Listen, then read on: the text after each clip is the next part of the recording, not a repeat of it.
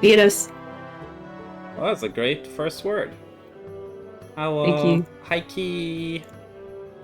Let's tune this music slowly out and get on whatever the fuck Salem's listening to right now. That way I don't have to worry about dealing with music. Anyways, welcome back. It's been a little while. I was being a responsible person. And, you know, doing my exams. Nerd. Yeah, I know. So yeah, it's been a hot minute. It's been a little bit of time. Some shit happened last episode. Was everyone here for last episode? Ates. Was everyone here? I know Brad fell asleep like basically halfway through. Yeah. But I don't think anyone was missing. Yeah. Well, in that case, I guess everyone with the exception of Brad, because Brad has EP privileges, can chuck in a neat little roll for recap. I'll do one as well. If I had to recap, I'm gonna shit myself. I'll allow you not to roll, actually, because, you know, COVID. Thank you. That is fair. Let's see these rolls. Got a 16, got a 14. Team safe. Pretty safe, yeah. Oh, no, Joel gets to choose. Jewel has power now. He has power. Yo, Tess is freed from COVID suffering. Yo, huge dub! Congrats.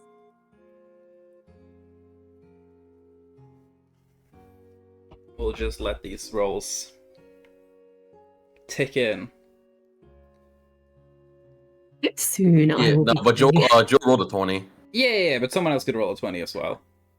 Oh, no, I was asking, yeah, if Joel didn't roll a 20, this could have been the first time where the lowest was like a 13 or something. Yeah, pretty high numbers Right. all around. Who needs to roll line? Right? Is no one else missing? I think it's just line. I think Lion's soon chores. Okay. Well, don't do too many chores. I'm gonna need you for the start of the session, buddy. You. I think I recapped last time.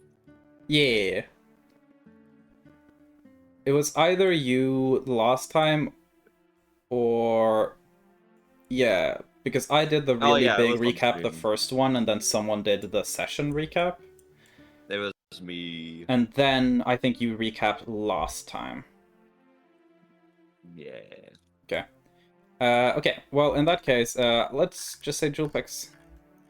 Who do you want the recap to come from? The only targets that Mel aren't did. allowed are Mel and Brad. Yeah. Mel did that one session recap after your big recap, and then I did the. Okay, the yeah, next makes time. sense.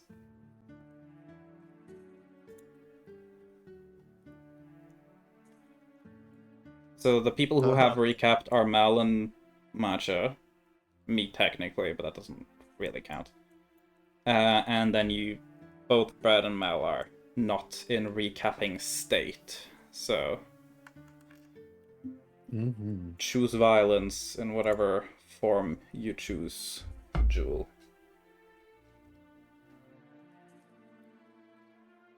Violence. Violent. Viola. Violin. Oh, heck yeah. I would definitely remember. Yeah. So there were 4 big things that happened, and I'm pretty sure Panda remembers one of them very well. Do I? I mean, I feel like you remember whatever the fuck happened in your hometown decently well, you know? Well, I know before we went there. Okay, so I know before we went there that Soras had a meeting about with I don't remember what the bartender's name is on top of my head. Gil. Yeah. And at the end of it, he got his heart. Yeah, he did just fucking rip out his heart, being like, hey, y'all going to Pleasant Valley. I don't remember the reason. Maybe it's like, but he got his heart for some reason. Then did the dream happen before or after everything happened? Pretty sure it happened after. I'm pretty sure it was the last thing we did. The dream was the very last thing. Yeah. And we haven't actually had the dream, just whatever the fuck happened before that. This little sub email. I know Gunther almost died Utinch because of a dream. But I'm pretty sure that was not the last session. But that might have been the start of that session, actually. Or was it? No, that was the end of session 1? I think we ended on that. It was like a dramatic end. I think?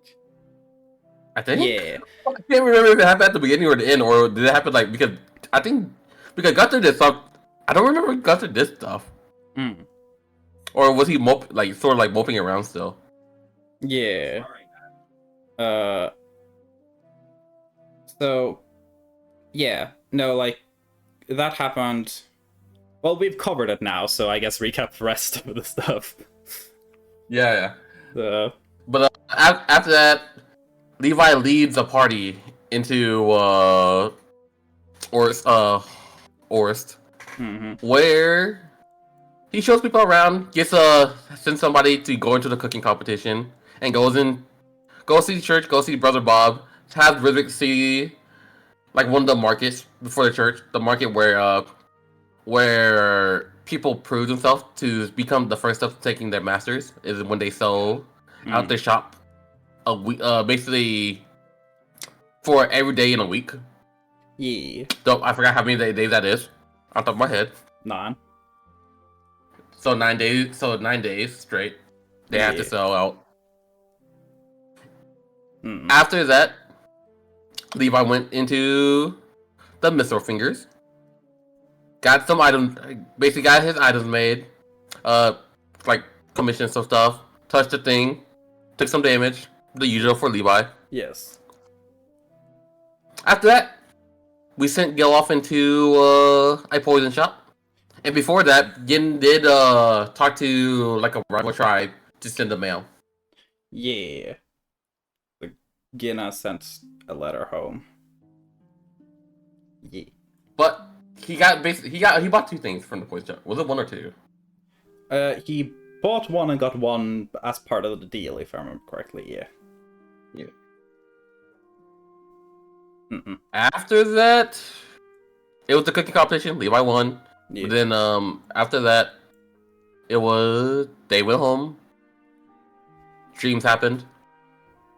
Yeah. And that's about it. Okay, cool. There were 1 smaller moment and 1 bigger moment that I have missed. I'll just bring them up quickly. Gunther did almost kill Sorath during a sparring match, so that was fun. Because Gunther is ludicrous.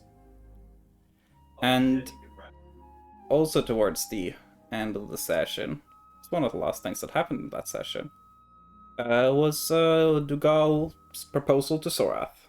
So that's also a thing that happened. So that happened kind of at the tail end while they were off on their own. So that'll probably come up during this session as well. So yeah, marriage. That's not fair. Levi wouldn't know that stuff. But yeah.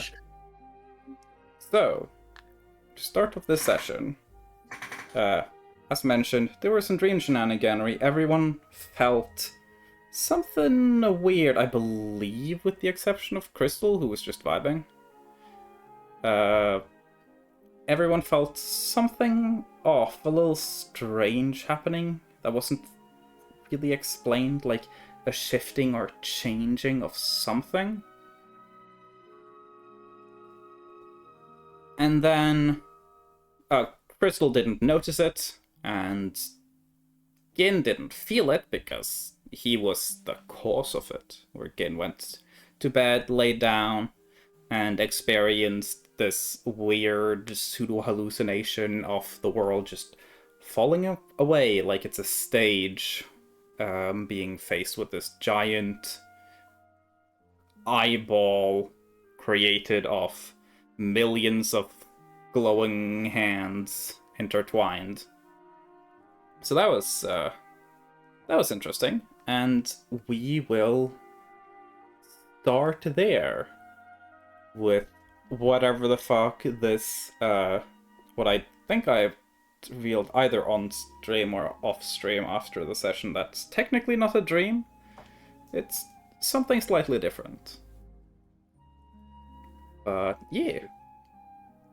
So, if you're all good to do that shit.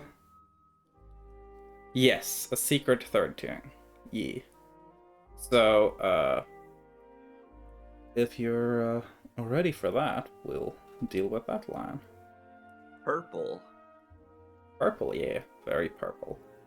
Denied the purple. I am now desktop line. Desktop worry, line, let's go! Desktop Lion. Don't worry, Ryuk was not one of the advances of this thing. So, What was he? you find yourself standing in this calm, beautiful starscape. You can see clearer than ever before. Stars and galaxies and great trails of cosmic dust, just illuminating this very beautiful, serene night skyscape that you're just kind of, you're standing on something, but below you is also night sky. It's just night sky all around. Like you're out in outer space, just existing. You also see, brighter than the other stars, there is a purple star. Clearly far off in the distance, not at all as close as when you literally touched it. But that purple light is the brightest light in this night sky. And it just feels very serenely calm and the space feels very empty. Big, vast, and empty. And I look around. Yeah, give me a perception check. Alright. It'd be very fun if you rolled really high. My character doesn't even roll high perception checks. True.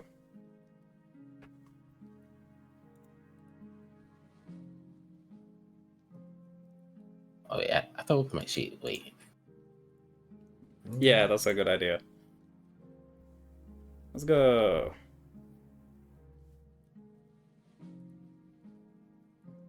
Give it to me. Oh, 17. 17. That's still good. Oh yeah, that's pretty good for me. Yeah. You kind of just gaze out. You, especially having spent a lot of time in the desert where there's virtually no light pollution, you are decently familiar with how the night sky looks, and you can tell that this isn't what the night sky looks like on wherever y'all are. On the planets, unlike Jarl's Earth, this is not what it looks like. You don't recognize any constellations or any stars. There are way too many big cloudy formations. So this is not the same sky as you look up at night. Other than that, I'll say 17 is enough that you notice that there is, from the direction of that purple star, there is a smaller purple glow that's kind of moving towards you at a seemingly gentle pace. Can I, like, even move? Yeah. Oh, I can? Yeah, you're standing on something. There's solid ground beneath you, but there's nothing there. It's like a large, just glass floor that you can see through almost. Oh, okay. Yeah. Well, I guess it feels very obvious something wants me over there. Hmm. I want to say go back, but I'm gonna go for it. Okay. Bratty instincts. You head towards the purple light, and as you get closer to the smaller purple light that's approaching, you notice that it's got a humanoid shape. It looks like a tall, kind of lanky, human-esque figure. Very smooth in their form, in a sense. Made of this gentle pinkish purple light. And as the two of you kind of get closer and closer, you notice that when the light is hitting you, unlike how sunlight feels warm, this feels cold. It's like whatever this light is casting light on feels slightly colder than what it normally does. Mm. Who the hell are you? Figure, still a little bit away, moves towards you. I should actually roll for that, and I want you to give me your choice of either you can pick Arcana with advantage, or you can pick an Insight check. Kana. What advantage?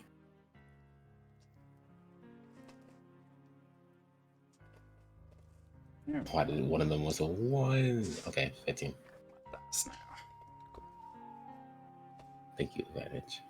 Yeah, the advantage definitely helped there. You talk to that creature, and it responds. At first, it doesn't make any sense, like it's gibberish. And then it's like the speaking slowly tunes towards Orst, towards that old tongue dialect of Orseverum, your mother tongue. So it's almost like it's a radio, and you're turning the dial to kind of line up with the wavelengths as the speech kind of goes slowly from just ethereal gibberish towards something that sounds more like your language until you fully understand it. Their voice is kind of reverberating slightly. It has this ethereal quality to it as it gently kind of goes self. I'm happy to have reached out to you. As the figure now, still at a couple of paces distance, has not fully approached you, probably still 10 or so feet between you. As it stops, you'd figure it's perhaps 8, 9 feet tall, slender. Looks perhaps a little alien in a sense. I push myself up to make myself taller. And you are? You can see as they kind of stand still, they fold two of their hands together, resting downwards. And you can see another set of arms extending from the another set of underarms extending from the elbow, like there's a split joint with arms extending doubled from there that then kind of hang loosely. And the creature responds, "We are the representative of that which guides. We have taken curious interest in you.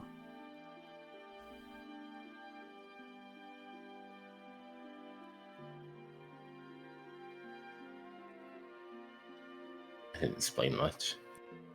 No, what you expect?" The being kind of just stands there. You're not sure if it's walking or hovering. It's hard to tell in this space. Okay, well, that's all good and all, but why am I here exactly? You are here because you accepted our invitation. Oh yeah.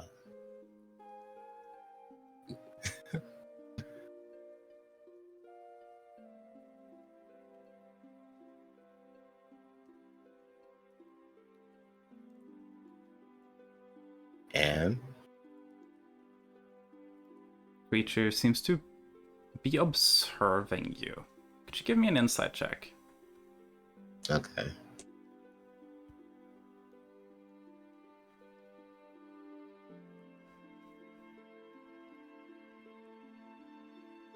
17. Okay. Oh, that's a real shit roll from this thing.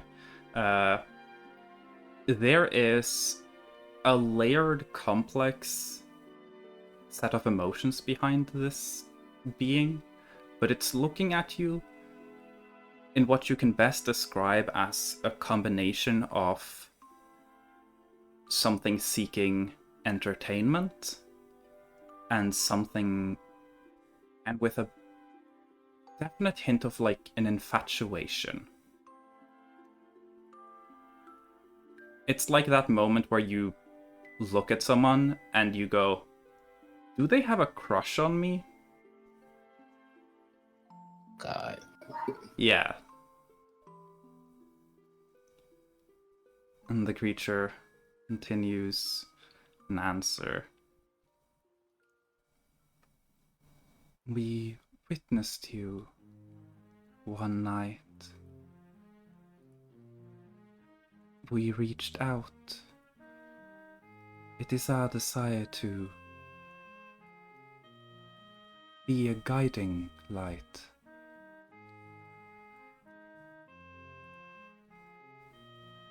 We desire to guide, to assist. Assist, huh? In what way? To all which you desire, there is a path. Our duty is to illuminate that path, to bring you to where you desire to go.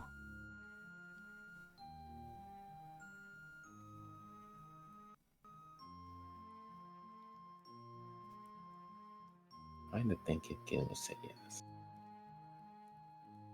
That's the reason I really wanted Gin to have this encounter, because dude's gonna be like, what the fuck are y'all about?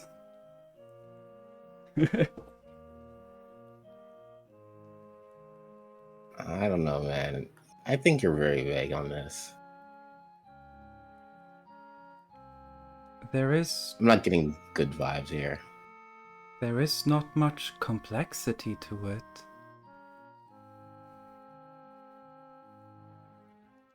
And why are you doing it?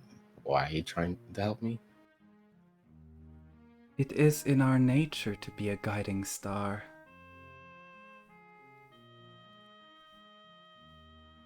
Looking at you with a slightly, like, obsessive smile,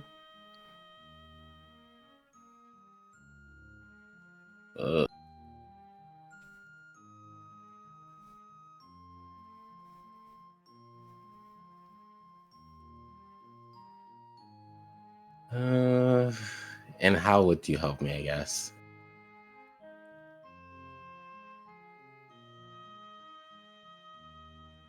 Have you ever found yourself unsure as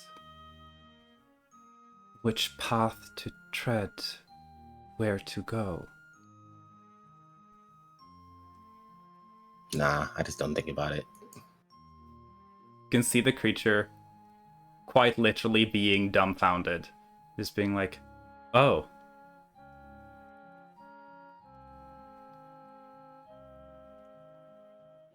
If there is something you seek, we could enlighten you as to the path needed to take to find those things.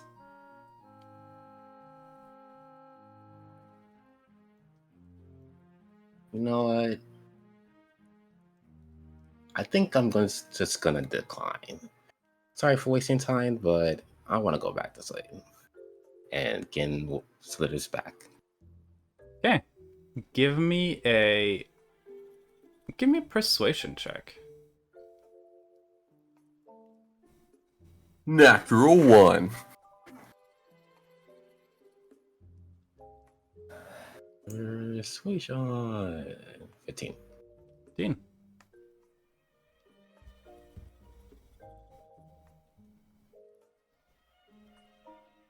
The being reaches out as you turn and start leaving. Goes, Wait. If you must go, please. and they reach kind of behind themselves and pull forwards a small, naturally grown purple crystal. As they kind of...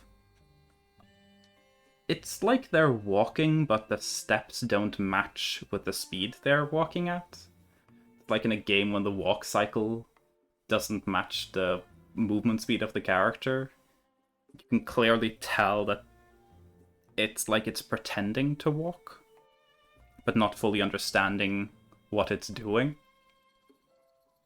And it kind of half walks, catching up to you, to your side, and reaches out, both hands cupped, handing you this gemstone. Take this with you. Should you ever change your mind? Alright. You take the gem? I take the gem. Cool. Pick it up, and the creature gives you a polite bow and goes, If you need to find anything, all you need to do is bury that crystal, and we shall give aid. We shall enlighten you as to the destination. We shall light your path.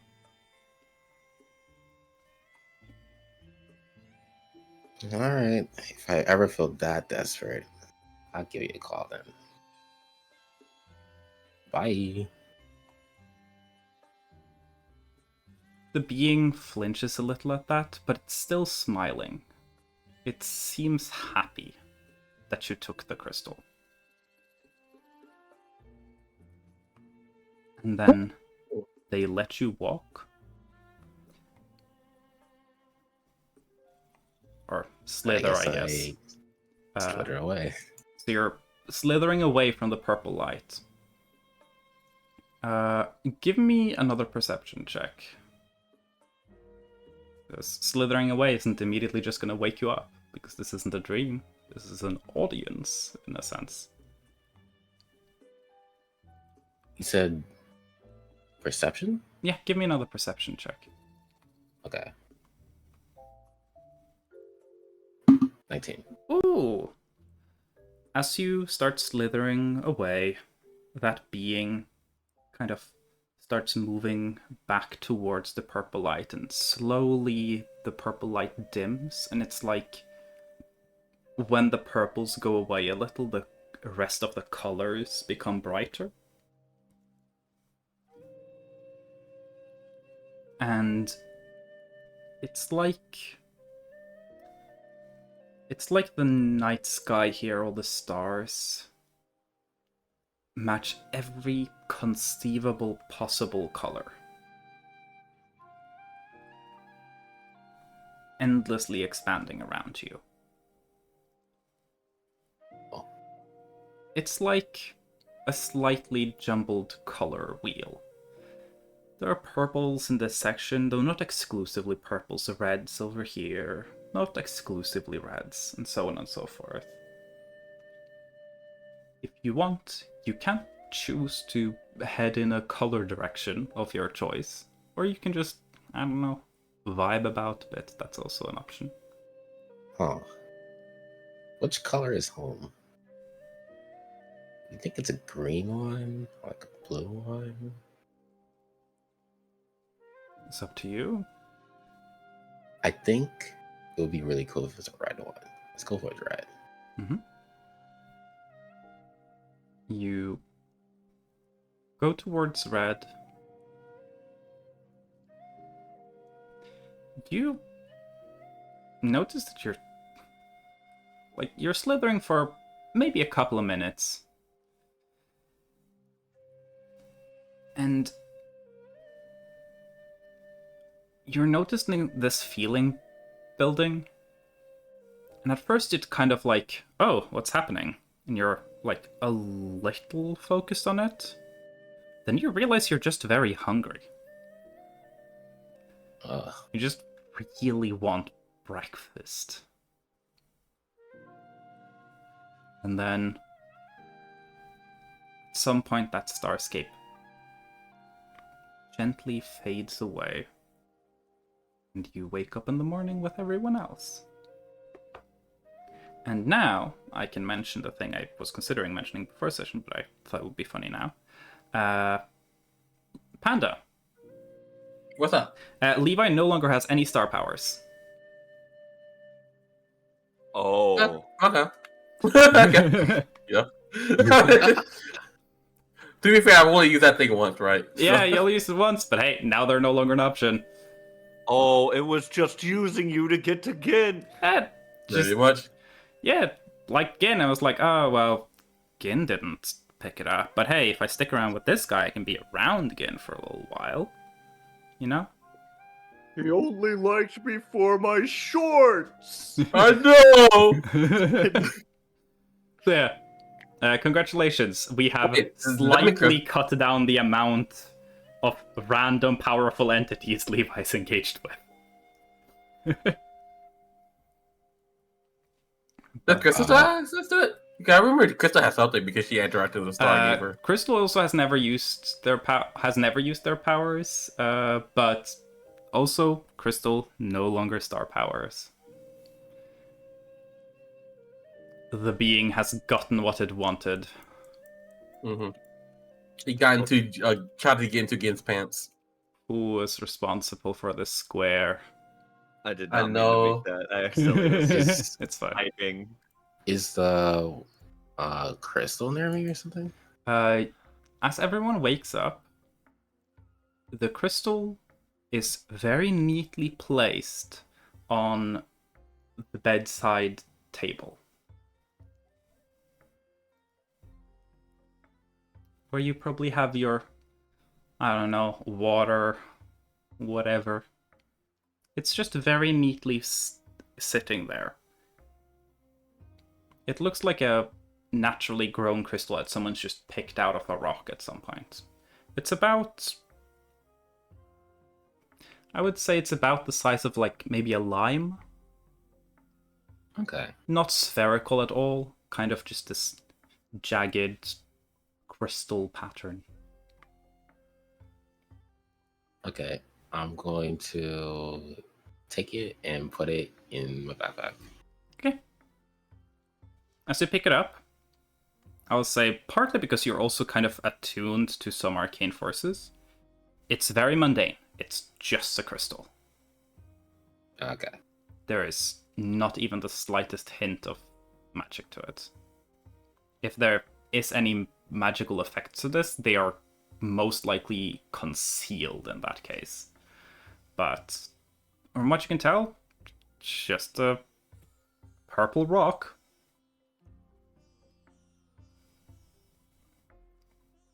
So yeah. Put it deep in my backpack, and since I'm hungry, I'm gonna go out and get something to eat. Yeah. I'll write it in the. I'll write it in here. You can add to your inventory.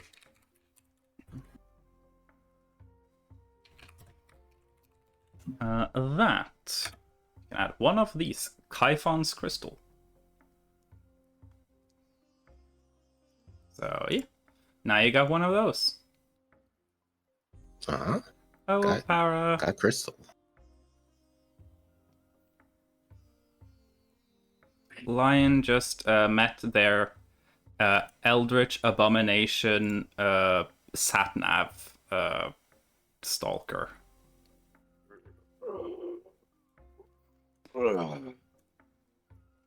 Yeah, congratulations. This is a thing now. Yes, they did give them drugs. That was definitely drugs. You will get very high if you just chow down on this rock. Oh, you so you Nah, better hide you gotta break it apart. You gotta break it apart and then. But yeah. If Crystal sniffs it out, that crystal's no longer gonna be there. Yeah. I can say also you can add to the notes the thing. Essentially, what you can do with it is, at any point, you can bury it in the ground to have Kaifon essentially give you directions somewhere to something. That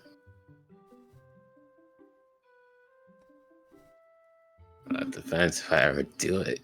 Yeah, you don't have to use it, but that's how you use it. And the more you use it, the less semen you have in the future. My semen. Yeah, don't use crystal, dude. It's bad for you. Mm-hmm. I actually did not read it that way. Now that I think about it, but...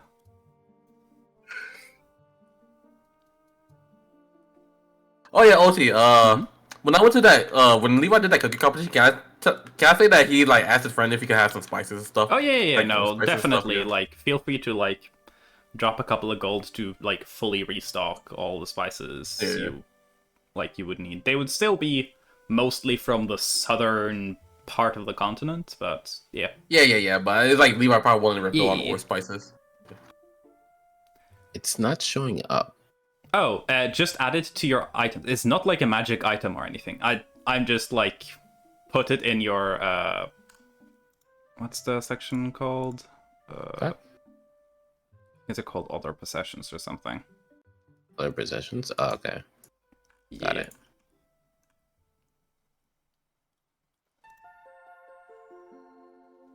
Just write Kaifon's crystal, parentheses, burying ground for GPS. Oops. Yeah. So yeah, welcome to a slight sneak peek into the really weird reality of Campaign 2 related stuff. You wouldn't say. I meant to say you don't say. So yeah, Gin is now acquainted with the Elder Star Kaifon, who is, yes, kind of an obsessive stalker Satnav. What a good friend. to have. Yes. Anyways, everyone else also wakes up. So, as Gin goes to get some food, just being served up. Breakfast is easily available in He got a jury that duty. manner. What's everyone else doing in their mornings?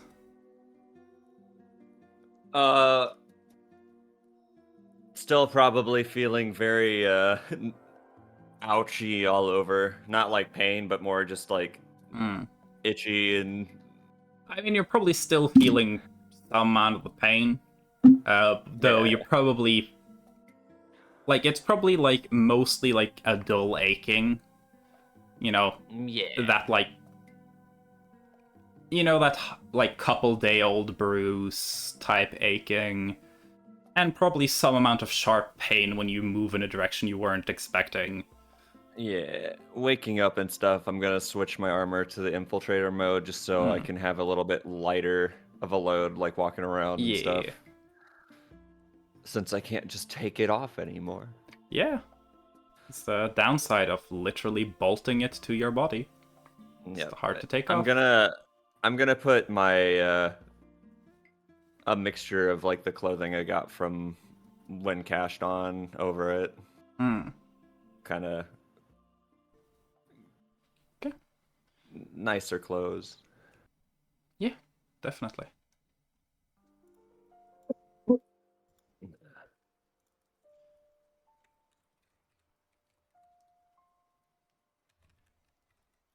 Or actually, I'll put the clothing that Crystal made for Ryzyuk on Oh, that's sweet. over it.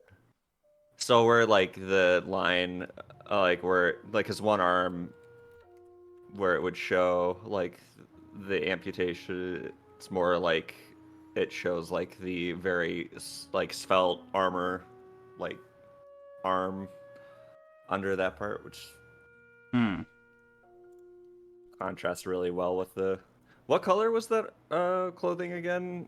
Did we go for Crystal? Did we go for like a contrast of like a yellow or an orange with it, or did we go like a purple? I forget. Probably is in Mel's notes somewhere, I would imagine. Yeah. But yeah, Paris in here. Oh yeah. How about different mornings for the others? Levi should be inspecting the shield that he got. Yeah. It's still the same old shield. Yeah. It doesn't look a lot different. Probably the main difference is that it's probably been shined, cleaned up, had some minor repairs to it, and that it now also bears the Mithril Finger Maker mark. So,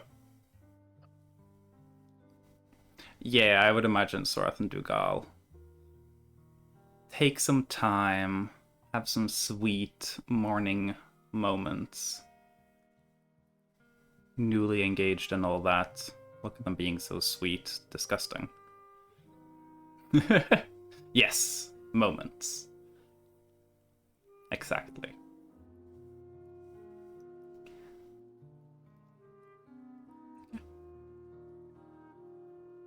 As for Gunther, Blinken, Crystal, if Mel wants to have any input on anything they're doing, if there's anything y'all feel your mornings are being spent on, that's something to mention, but if not, we'll just keep moving.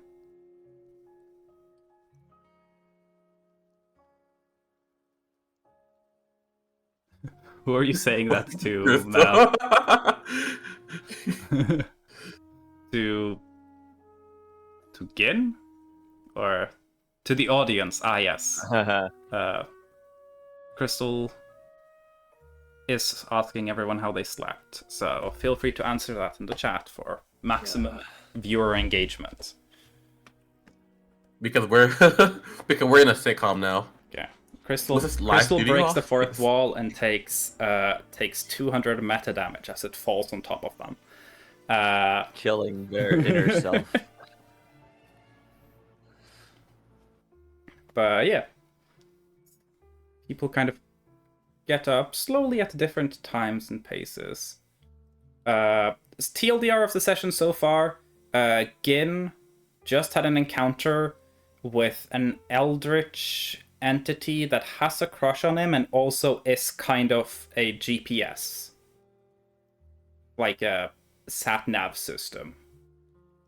And now we're waking up and eating breakfast. That's the TLDR of the session so far.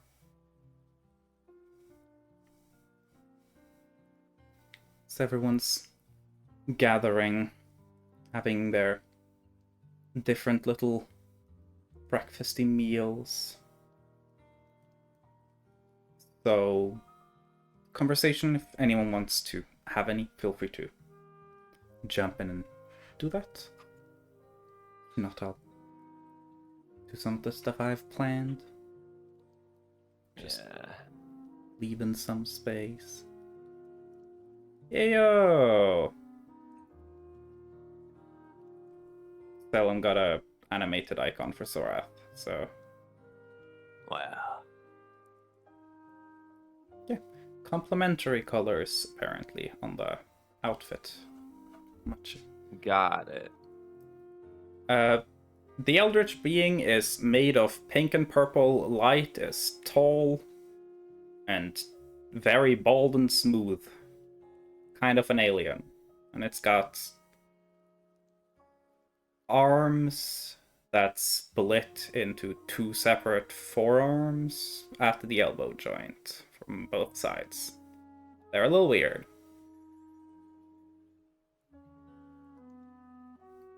Damn. I'm guessing, yeah, yellows, probably some oranges. Can imagine warm colors would contrast very well against with a warmer purple as well. So yeah.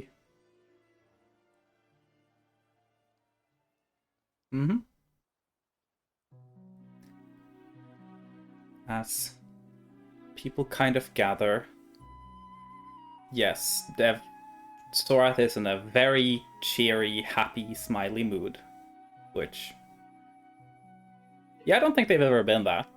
Man, that fight with Gunther must have really gone well. Dugal also seems to be in a very good mood, though that's not the most unusual. Hey, did anyone feel an earthquake last night? No. Lion. I'll say Dugal Lion. kind of pops in with like, not an earthquake necessarily. So I definitely picked up on something strange. Gin asks Sorath, who are you? Oh, I think Lion's on mobile. okay. Makes sense.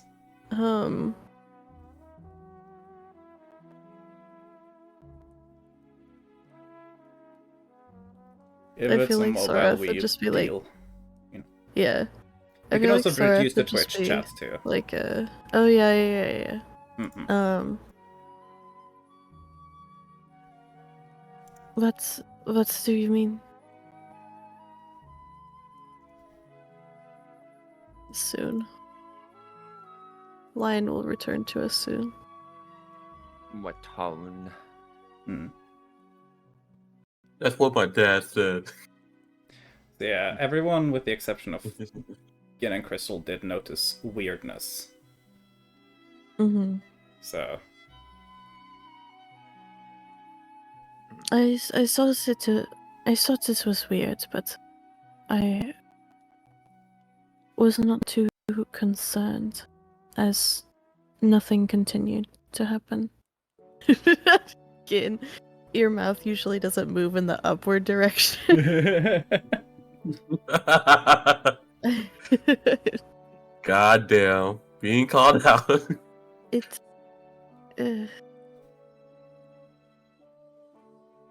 Dugal just I'm pretty sure we've seen Sora smiled at least once. smiles at this little conversation.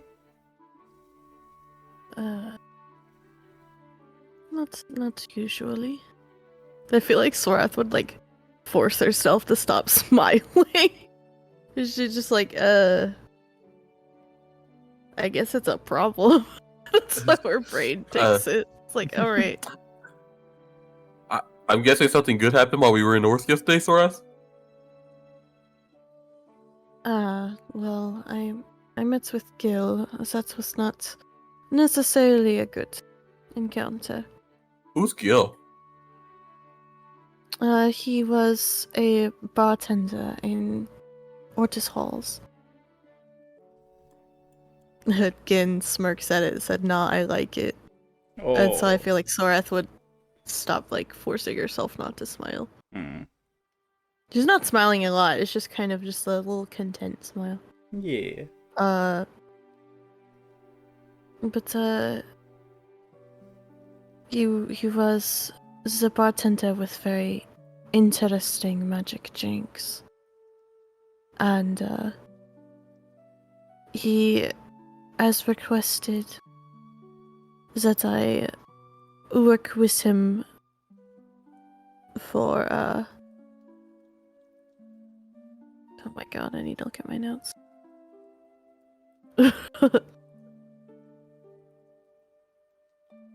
Go probably pipe in as well. Yeah. They seem to have shared interests in Pleasant Valley. Yes.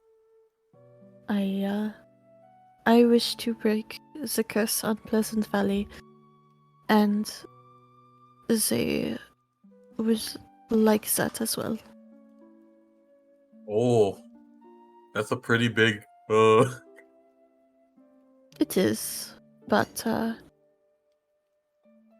we might have assistance in this matter. Do you know how you would go around about that? Not yet. But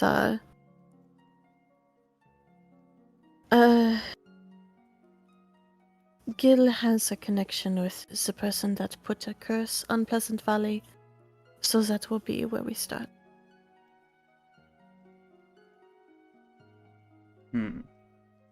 Tacklock's been there for a while. It seems. Throw some holy water on the ground. I do not believe that would work as you would think. If that was the solution, then I can assure you the curse would no longer be around. And I do believe that whatever holy water is produced in Pleasant Valley is by default in and of itself empowered by that very curse. So everything would be desecrated grounds then? Well, consecrated, really. It's still they are still well, it is a curse that is integral to Aubery as a being, and Aubery is the god of Pleasant Valley. Therefore, it is among the sacred.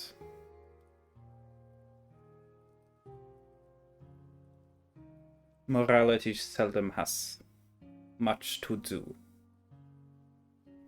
with matters of the sacred and profane.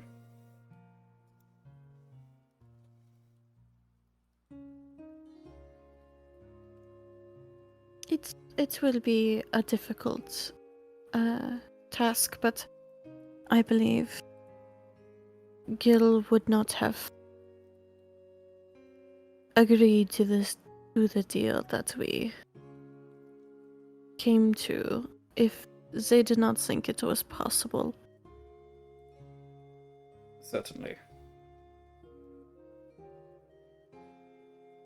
They seem rather convinced that this group of yours might have a good shot at things. Yes. They had a little bit of confidence. And that's before they found out about what we did down at Scar Canyon.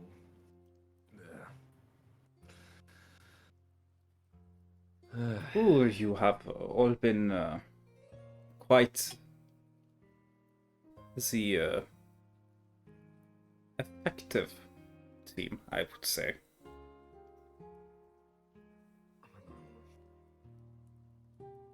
Yes, long rests. Long rests all round for everyone. Let's go, I can heal. Whoa. I can heal the last 10. Hmm.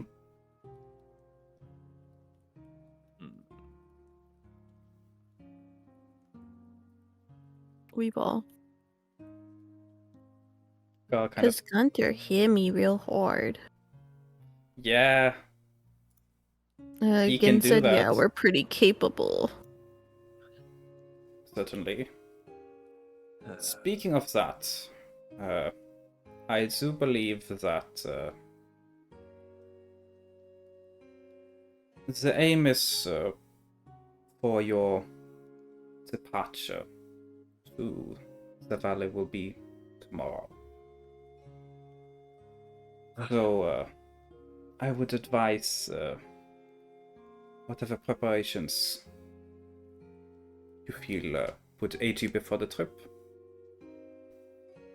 Today might be a good day to partake in those.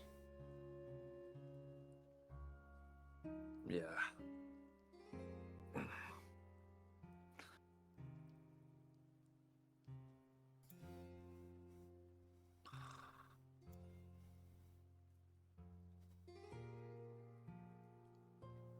Tugal does kind of glance towards Gunther at the end of saying that. Not very, like, visibly. Mostly just to catch Gunther's attention, have a little bit of that moment of connection. There's definitely a kind of expecting quality to it. They probably want an answer at some point as to whether or not Gunther wants to take them up on their offer to travel somewhere.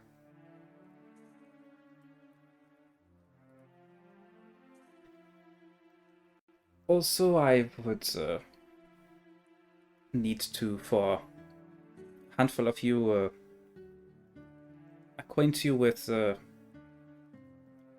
some gifts for the journey that might aid your endeavors. I did promise to part with what I can that would be helpful. So, I think for a handful of you, it would be nice to put some time off for that as well.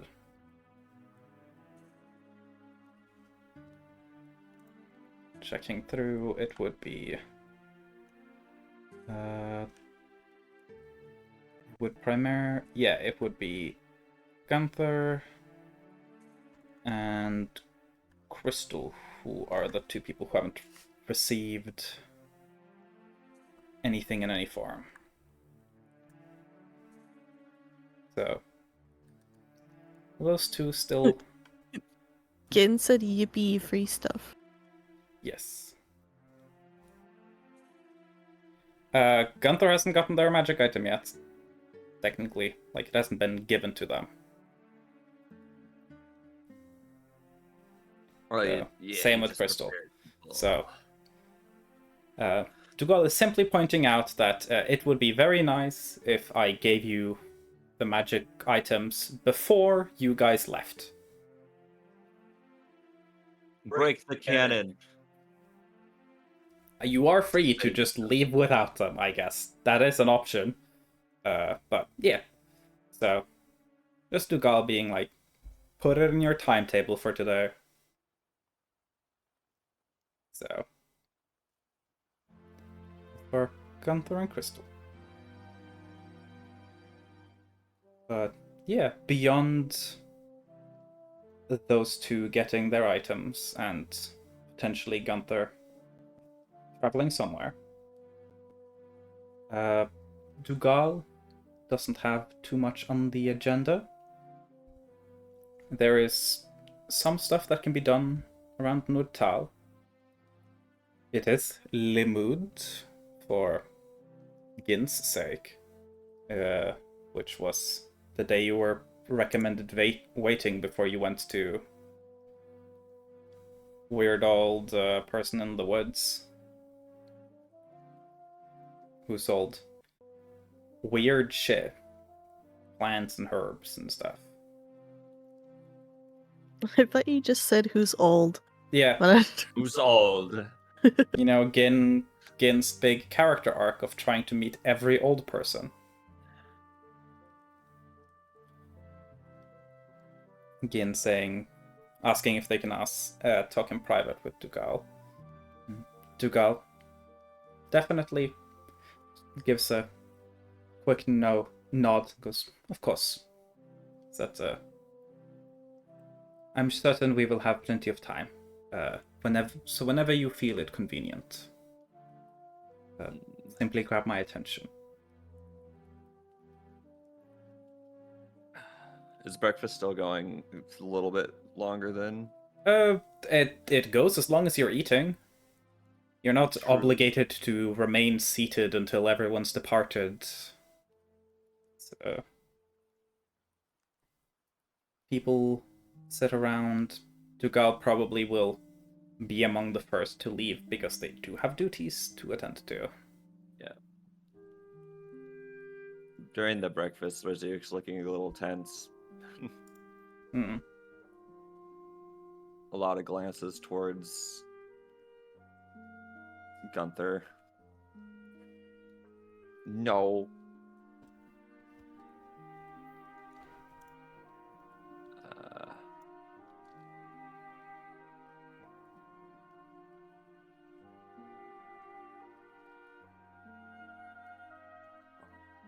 Does Risu push for anything more to happen? Are these glances that you think would be obviously visible, or It's is not, Risu like, trying to be subtle about it? It's not intentional. It's just kind of like can't help himself. can I but, roll like, for perception? It would be more insight, I feel. And say, Yeah. I want to roll. I love rolling dice. Give me, actually, if it's Fuck. not something you're actively, I'll say, what would it be? Probably like passive performance, which yeah, probably it'd be isn't. something like whenever he eventually does glance at, Yeah. like Gunther, the intention is to try to not be like. It's one of those kind of things where it's like you trying to keep your like self from doing it. Okay, yeah. I'll say, relatively obvious to those who look for it. Though if someone's not really in the headspace where they're paying attention to stuff like that, it would probably just naturally fall to the wayside. But yeah, Sorath would probably pick up on it then.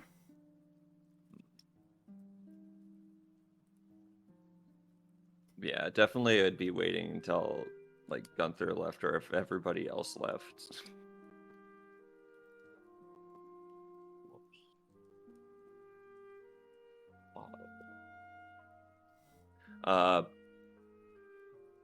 Dugal has not yet left, but they'll probably leave soon unless there's anything else people want to ask or discuss during the breakfast, they'll probably head to their solar, do some office work, probably see some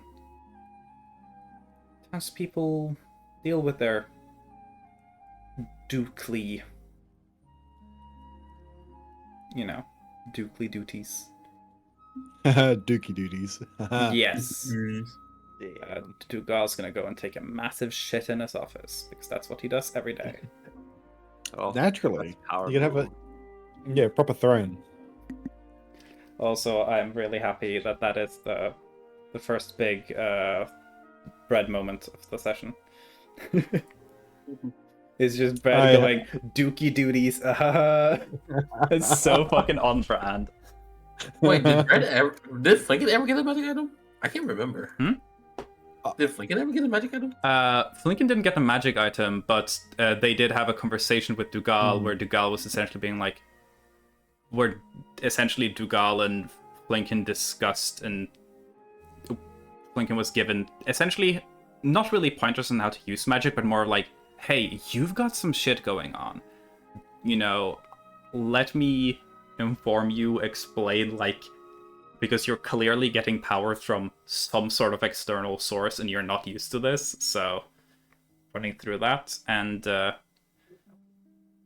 yeah. I chose to ignore that mostly. Yeah, you chose to ignore it, but it is essentially the counseling and the tips required for Flinken to be able to channel those powers, which means you can just bring out Timothy whenever you feel.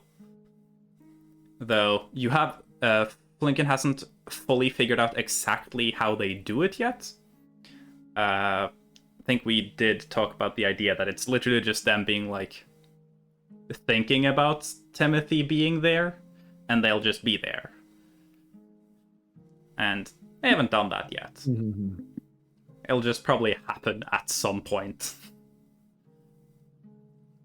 Just Flinken going like, I wonder where Timothy's at. And then just Timothy's like, oh, there they are. Yeah, something like that. Like the idea of like Flinken unknowingly summoning Timothy. Just not aware of it. He just tends to show up. Whenever I'm looking for him, he just tends to be there. That's it. Exactly. Yeah. There's no thoughts in his head. It's just that's it. I mean, they're still sitting. You can still definitely be able to tap their arm and stuff.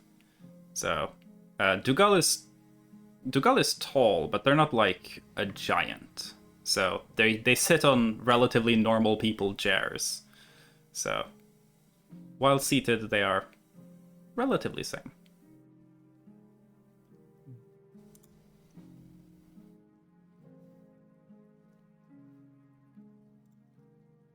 Yeah, but like, not that short. You can easily tap them on like arm, elbow, just aren't easily reaching their shoulders or anything, which I don't think you were expecting to anyways.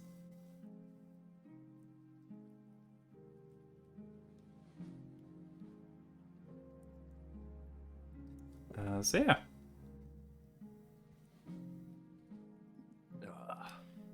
You tap Dugal on the arm and leave the room. They give you a little bit of an acknowledgement and wipes their mouth with a napkin, neatly places their cutlery back on their plate and goes, I'll be heading out and attending to my duties. If you wish to reach me, I will either be in my sala. If I am not, feel free to ask the staff. They will know where I am. And they leave, following after Gunther after half a minute or so. So yeah, Dugal leaves out with you Gunther. So you have them one-on-one for a little bit. Rizyuk is gonna, after a couple minutes, also stand up and slowly go towards that area and activate a dampening field. Oh, okay. What's the dampening field do specifically? It will neutralize my disadvantage on stealth. Okay. Wait, aren't you an infiltrator armor? It still has the disadvantage because it's heavy armor. Oh. It's because I made my heavy armor my arcane armor. Because I can I make see. other armors into arcane armor. I see. Yeah, that makes sense. It would give advantage, but since I already have a disadvantage. Okay. Yeah. Well, you create a dampening field, sure.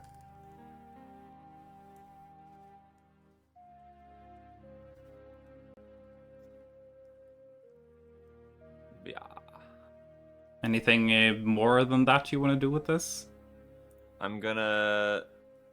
Like, what's your intention here? I want to try to listen in. Yeah. In that case, I'll ask Jewel.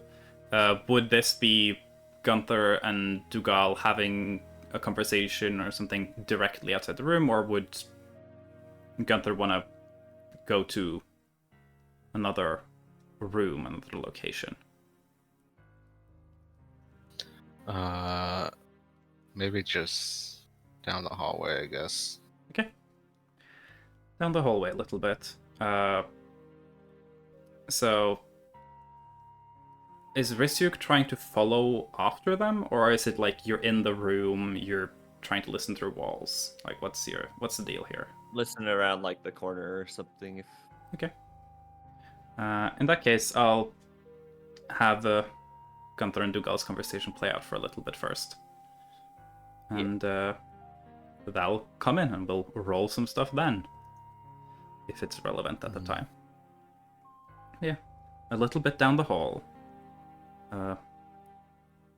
Gunther's walk down. Dougal follows after, stops.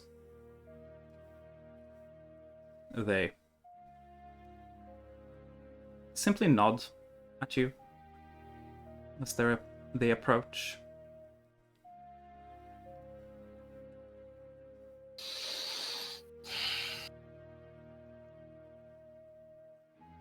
Fieldland. They I want. Fieldland. Which part of the world is that? I'm not. Actually,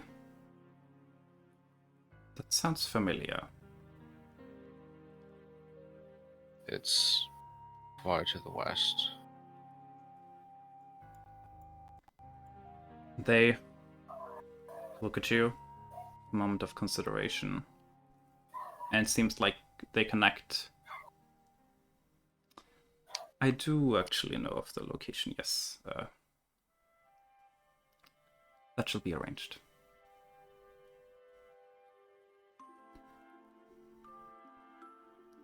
Whenever you decide to go there, the mansion door will take you there. They kind of, as they say that, they do a very subtle trailing of the glyph on their hand that they are used for magic tied to that mansion. So they have now changed the location for the mansion to be in Fieldland.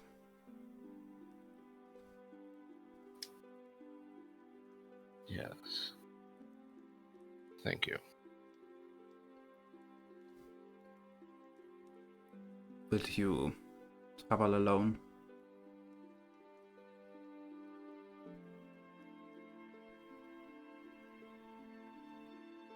I would prefer it, but I would not deny anyone to follow.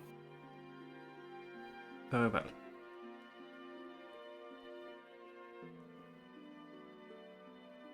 I won't make a matter of it to the others. But if anyone were to ask, I will inform them.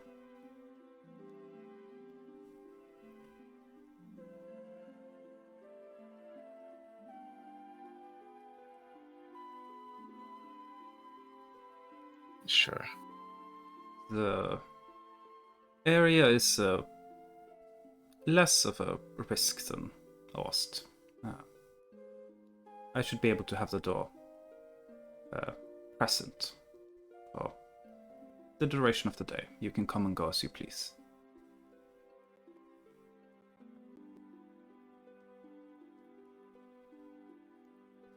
Very well.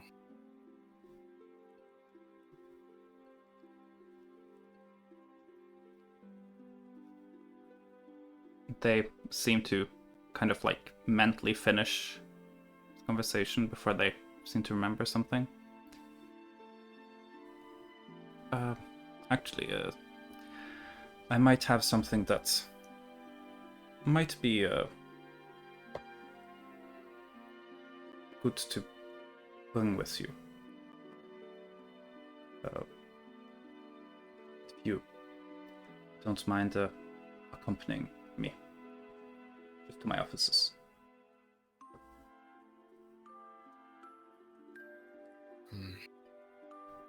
Which point, I will say, feel free to do your stealth check, Risu, because you're trying to sneak out into the hallway.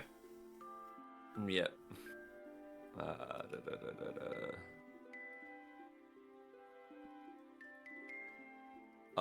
12.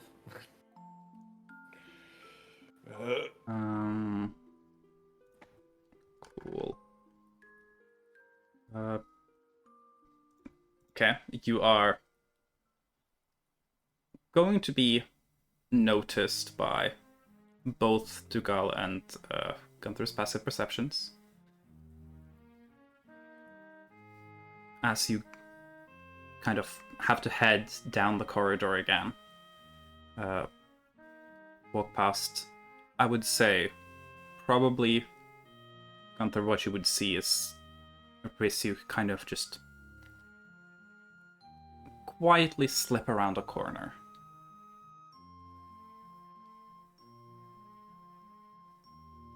Dugal doesn't seem to pay it much attention, but it's up to you, whatever you feel.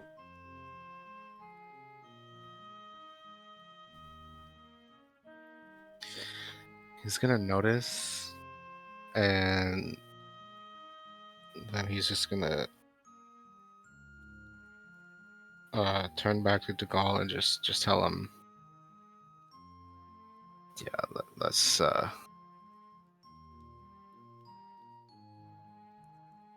go. Dugal notes, and you don't feel like you're aware that you were noticed. You don't feel like you've been like caught out in the open or anything, Risiuk. But they're definitely aware that you're there. So decide how you want to play from there. But Dugal and Gunther walk probably in silence towards Dugal's offices in the Solar.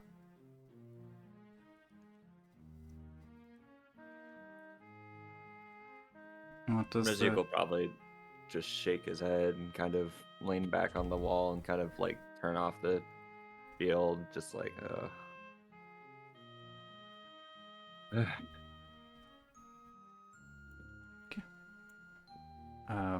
do you make any attempts to follow them? At this point, kind of like thinking and just like, nah, this isn't the way I should go about things. Okay. And I'll just kind of wait. As the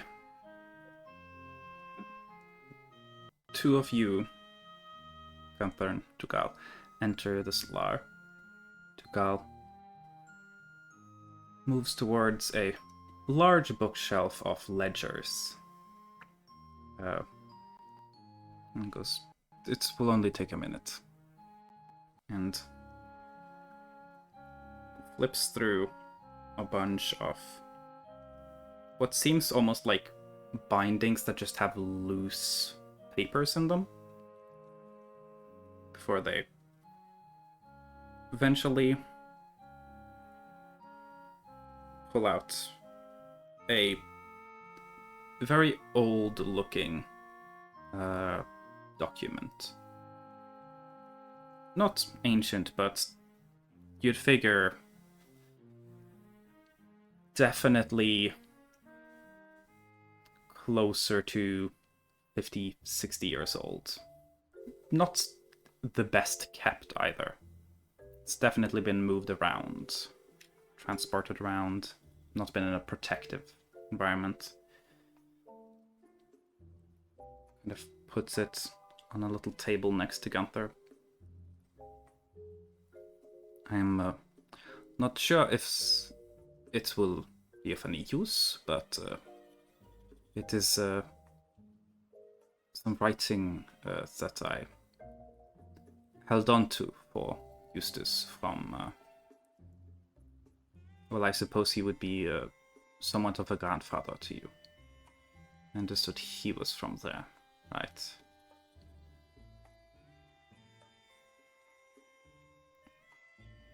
The simple handwritten letter.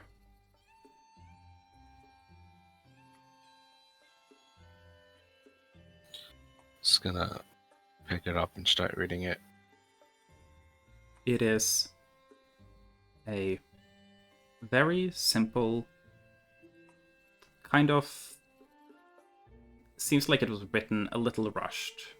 Not a lot of care was put into penning the letter, but it's very simple.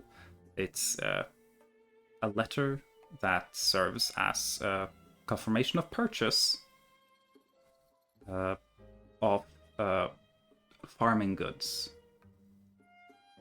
It seems like there's a request for seed, for spuds for planting, as well as some new farming equipment.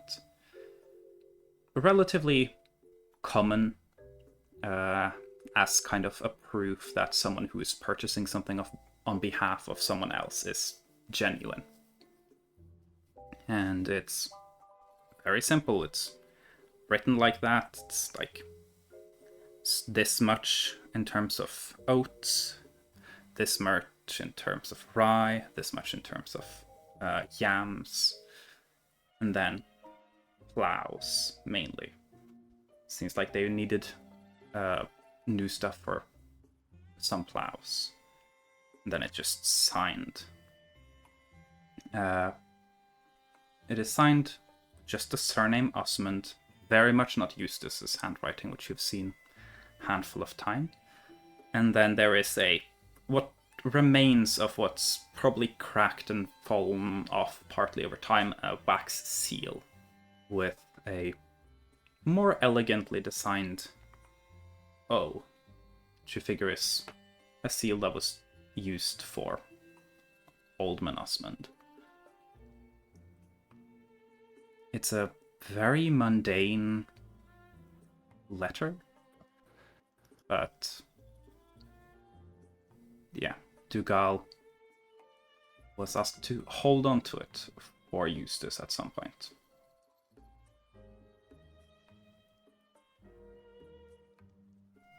I thought,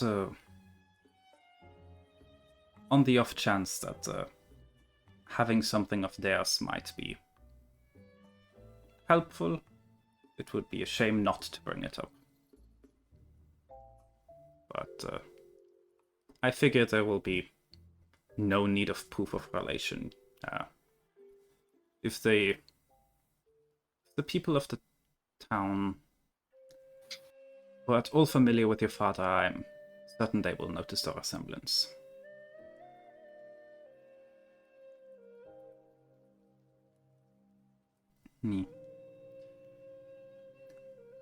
Goes to put the ledger back, leaving that letter to...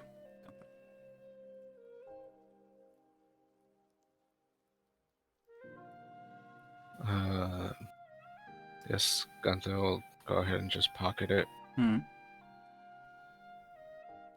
I'll say also, give me an investigation check. So you're kind of reading it closely.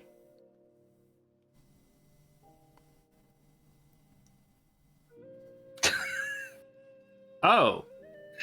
Well, fuck my subtle hints. There are very notable signs of wear and tear, and they seem to naturally land on kind of the sides up towards the top right, the bottom left. Essentially where you would probably hold the paper out if you were reading it. Natural 20, you can tell that this letter has been kind of over time damaged by probably being held, taken out, and read many times. And I'm assuming not by Jugal. No. There's no notable fingerprint markings or anything. But,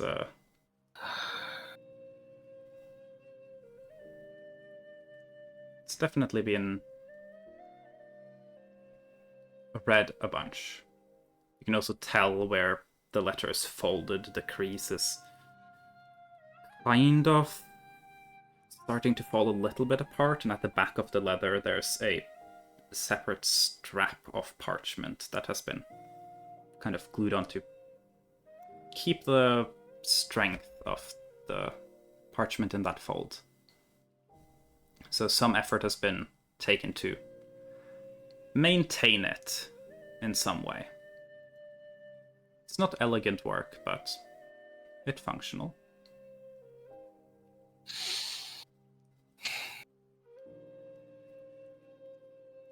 May I ask you something? Of course. Do you know what he chose to forget?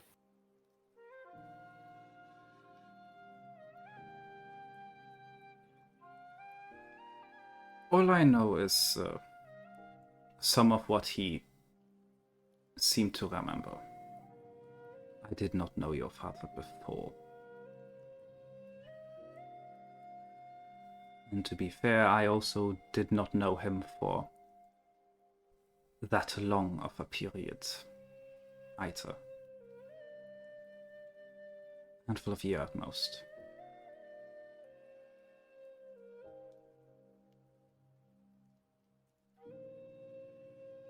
Have you seen him read this letter before?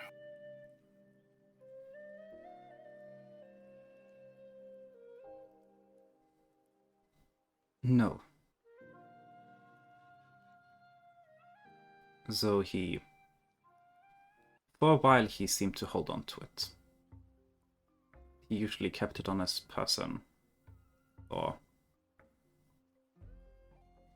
in his belongings, but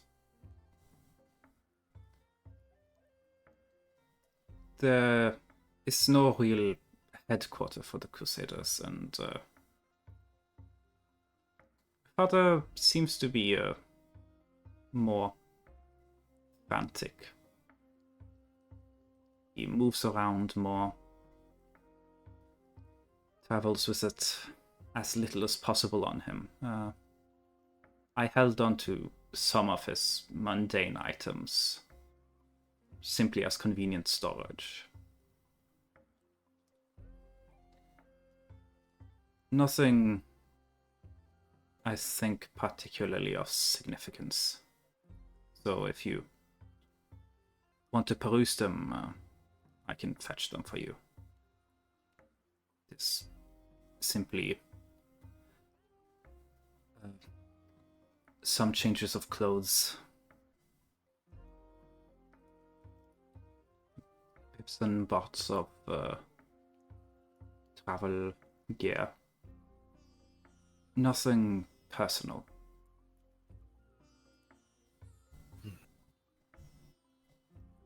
This letter, perhaps an exception, so I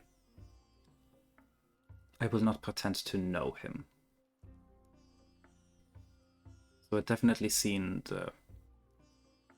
different from him asking me to look after a spare set of boots.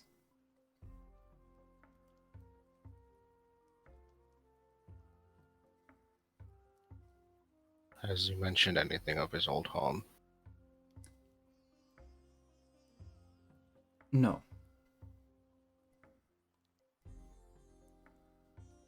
He did not talk much in general. I did not get the sense that he had a particular attachment to any place, if that is any help.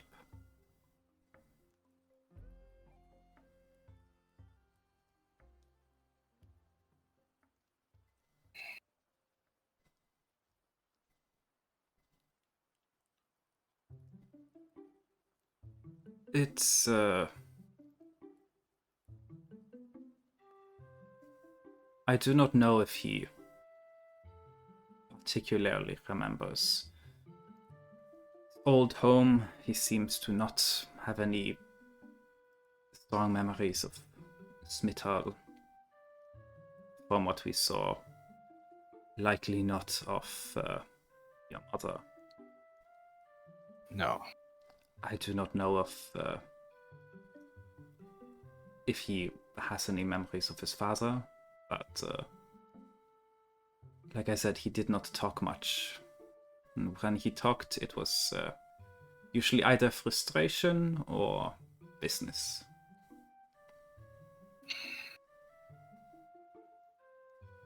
He was a very single-minded man. But no, I did not see him read the letter, though he seemed to keep a hold of it. He was at least willing to part with it enough to pass it on to me for safekeeping.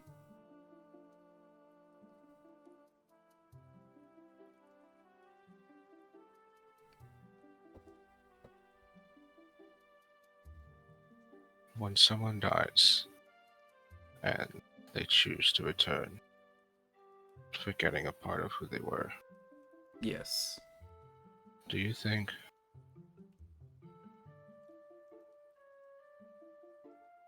they could ever get that memory back?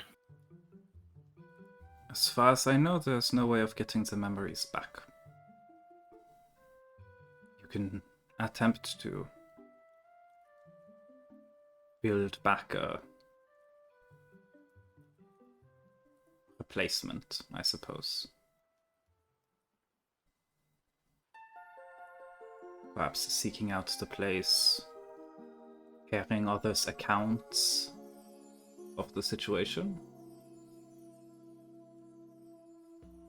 I'll say probably this is where there is little noises. The solar door is being opened. Sorap, seeing Dugal and Gunther there in some sort of contemplative discussion.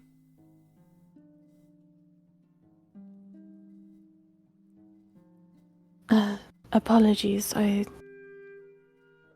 hope I was not interrupting anything. No. I was just leaving.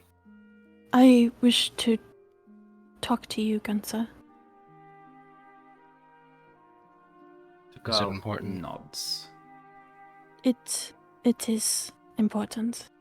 It is something I wish to discuss before we depart for Pleasant Valley. So it can wait till after your, I assume, journey today. But I would like to have it before we depart tomorrow.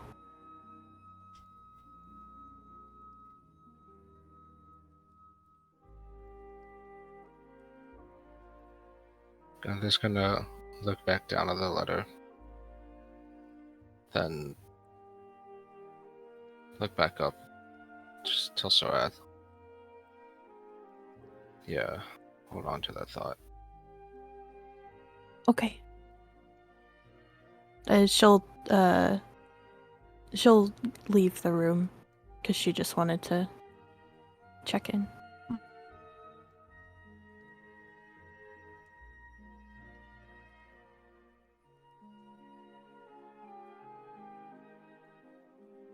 Gal and Gunther are left alone in the room again.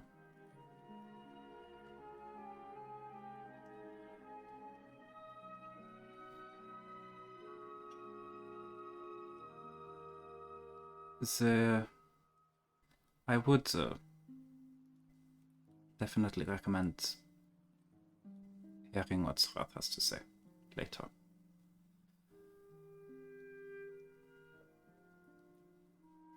Yeah.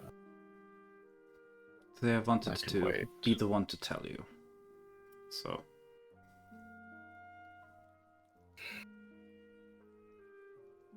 I can wait. Yes. Well, the mansion is yours to use for travel when you so desire. I believe that was all I needed to show you in this moment. And feel free to hold on to the letter if you so wish. I have a sneaking suspicion that I'm unlikely to ever return it. No, can't imagine you will.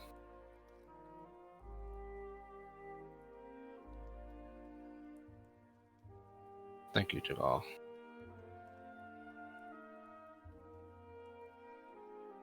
Says as he leaves the room. As Gunther is leaving, they go. I hope you at least find some peace there. Getting away from these dreadful mountains.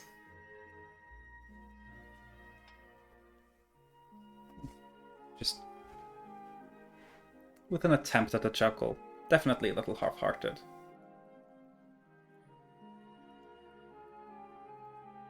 As Gunther leaves. Yeah. Okay. That's taken care of. I'm assuming that Gunther then probably goes to Fieldland. Yep. And before that, if anyone else wanted to do anything, I think we'll prioritize that so it's not the 3-hour Gunther show. Damn, there's just so many people that want to talk to Gunther. Yeah.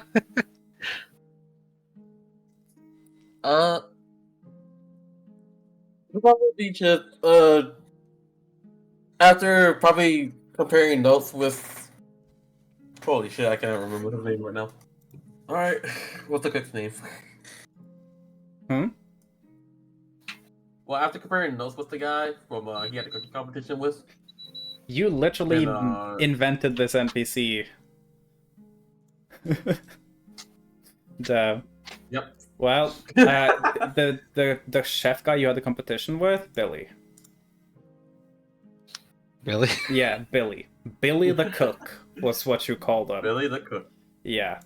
You're so good with names. You know, hey, at least I can't be blamed for this one.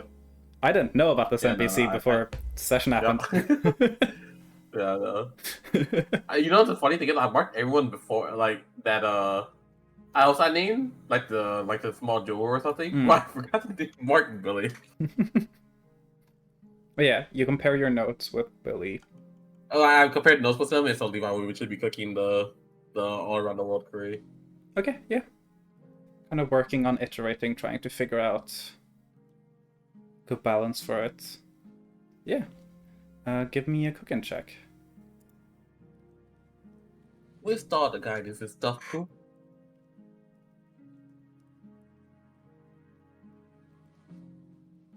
Yeah. But that's what he's doing in the afternoon. Okay. Also, yeah, Mal, don't worry about the... There's not no need for Crystal to do anything fancy.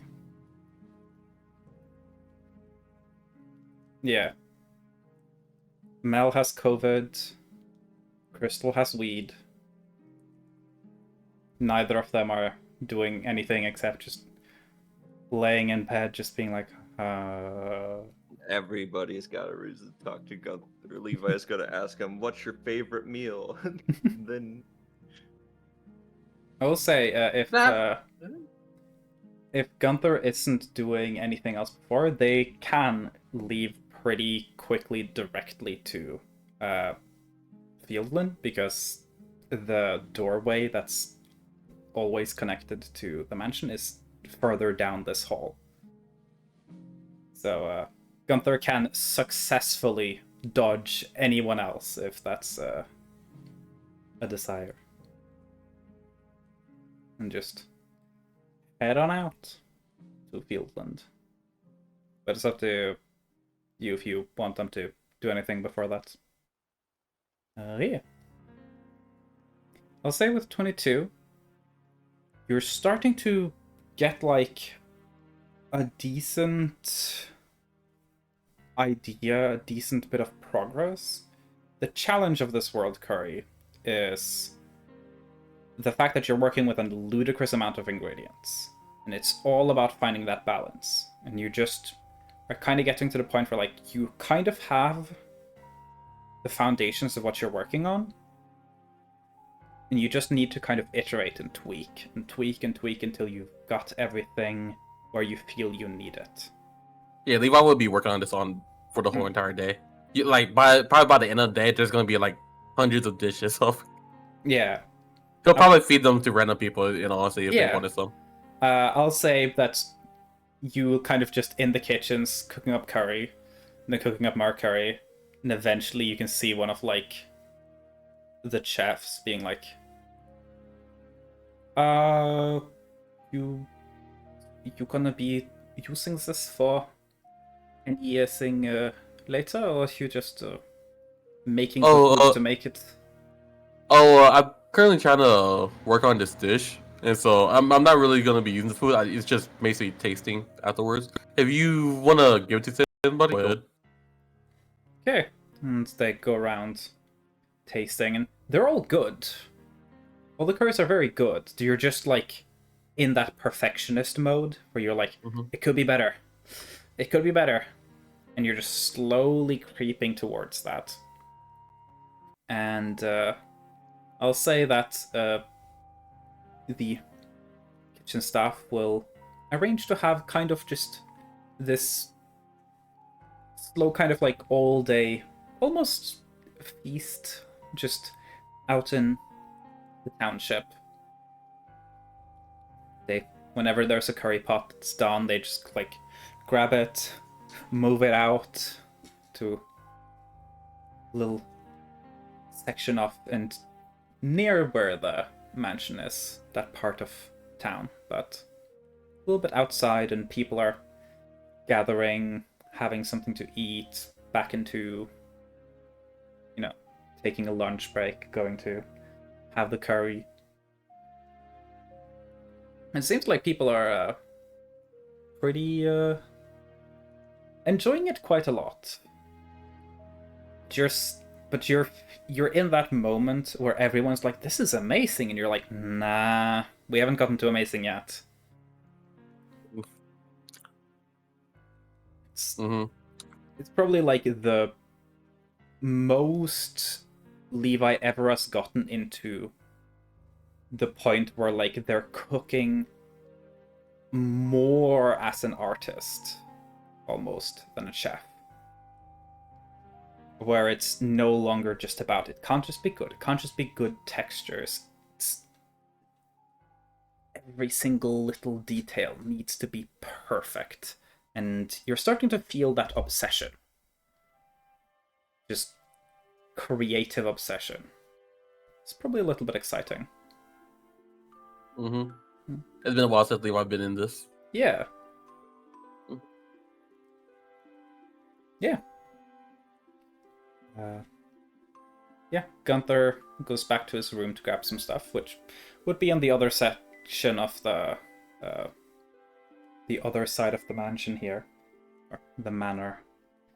So, if anyone wanted to talk to Gunther, they can probably bump into him along that, since our little bunny boy is so popular. If I was waiting in that hallway, would I have seen him pass? If I was Yeah. like just.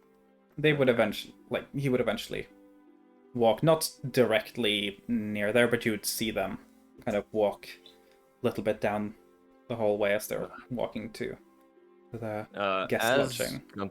Yeah, as Gunther's passing, if I see him, we'll telepathically say, if there's going to be ever a time to talk to you, it's going to be before that next step's taken.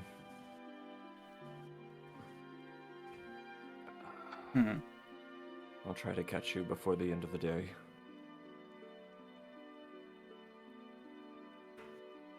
That's what Gunther hears telepathically. Rizyuk is just like looking down, or no, I have to look at them to do that, right? It's within. Let me see. I have to see if that's sight based. But yeah, that's basically what happened. So, can see is about possibility. Okay. So it's So I within could just be possible looking line of down. sight. It's not necessarily am looking at them currently. It's just more of a they aren't hidden from you. Yeah, Rizio could be looking down then, like leaning against the wall, just kind of. Yeah. As he could tell that Gunther's passing by.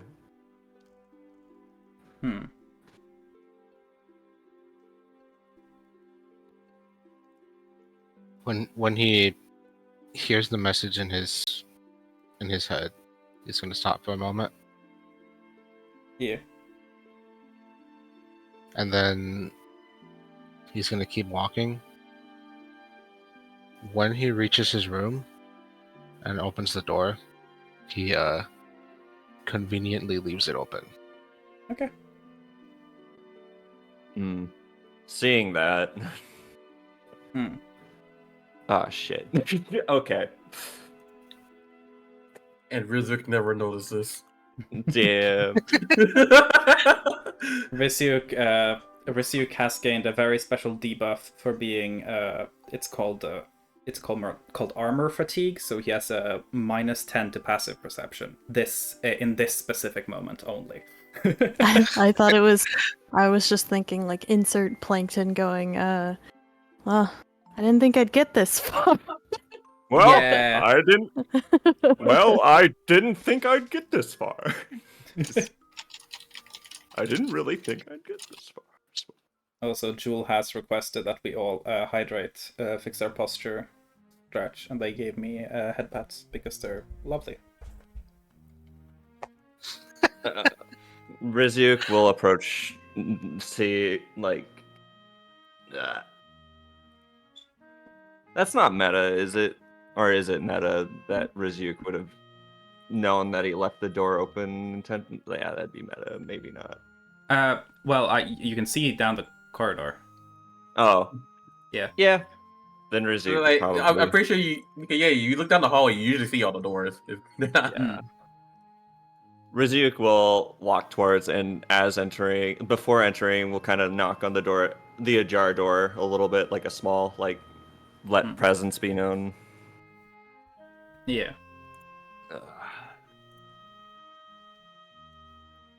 It's been a bit.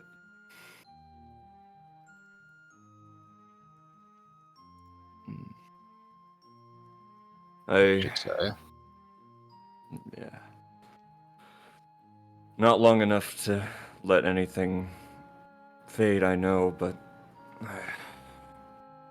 I just needed to talk about what happens next. It's not for me to decide, but this isn't to put pressure on you, it's just to let you know. Whatever you decide, if you come with us, that decision needs to be 100%. Because if you come with us to Pleasant Valley, we'll be relying on you. And if anything happens and you choose, then it will be too late.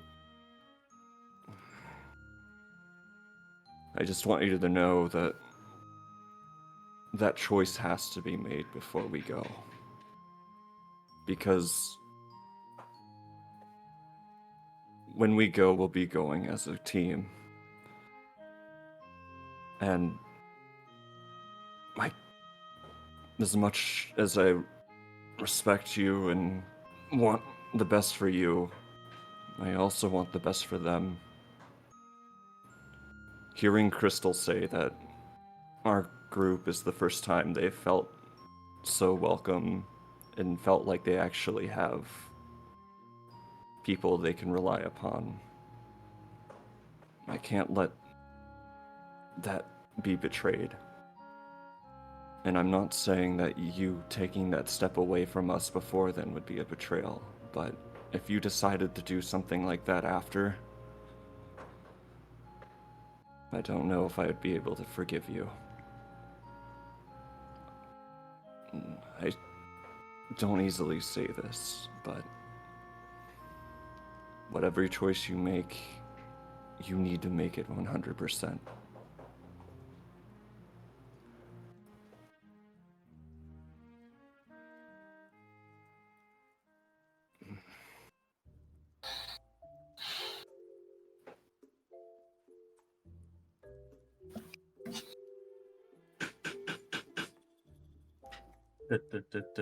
And that's not fair to put on you, I know. But this whole ordeal is anything but fair. I don't know how it would feel to have somebody that you've been looking for end up being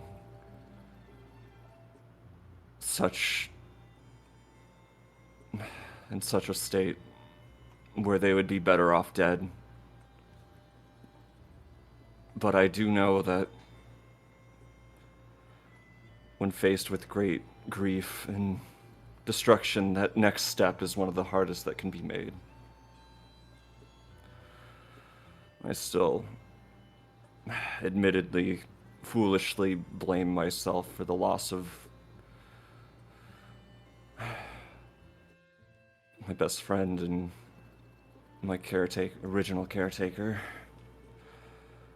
I know it's not my fault, but I still put that on myself. And I don't know, when I was looking at Satir's lifeless body, if you all weren't there, I don't know if I would have been able to leave that room.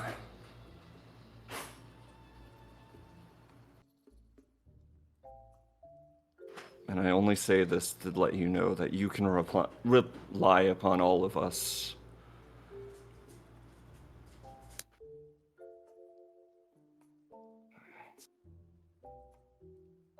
No matter what you decide.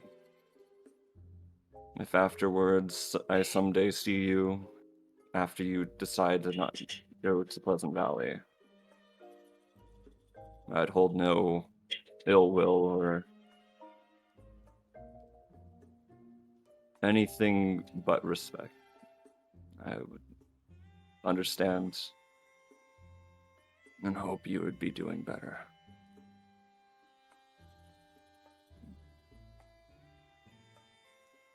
But if you do decide, let us to not go with us. Just promise me you'd give us a chance to bid farewell.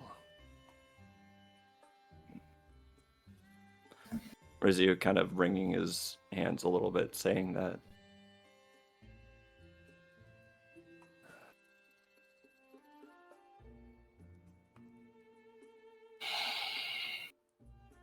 Rizuk, Yeah. I don't know what to tell you right now.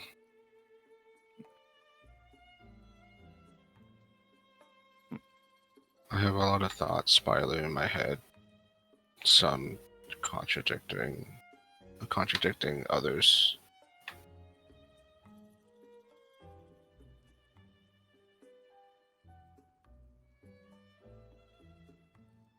That's to be expected. I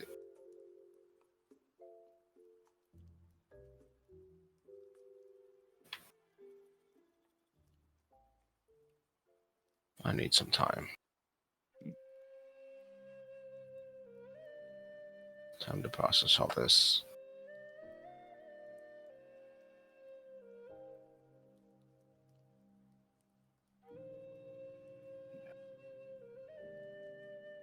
If you never see me again,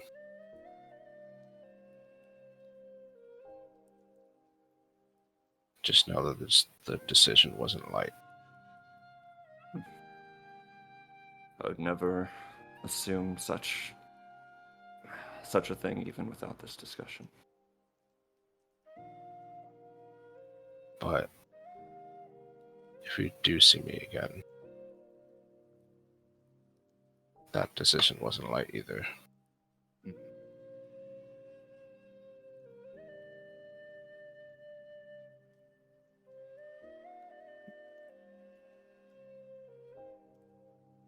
Such decisions seldom are.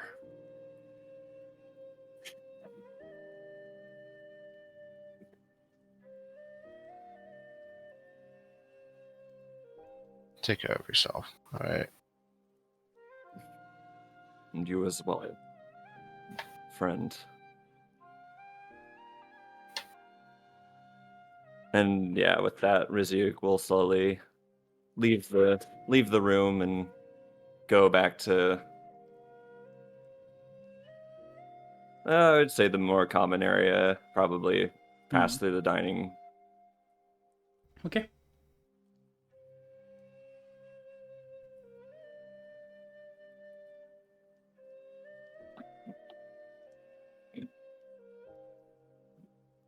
There's just Once Rizik leaves, Gunther's gonna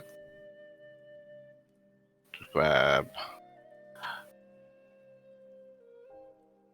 I think he's gonna leave his weapon and armor behind. He's just gonna bring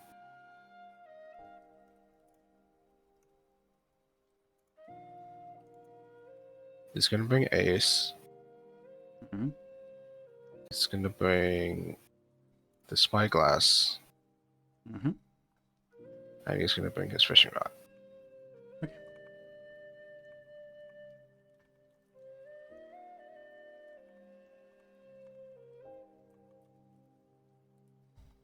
I'll say, unless anyone else also wanted to grab the popular boy.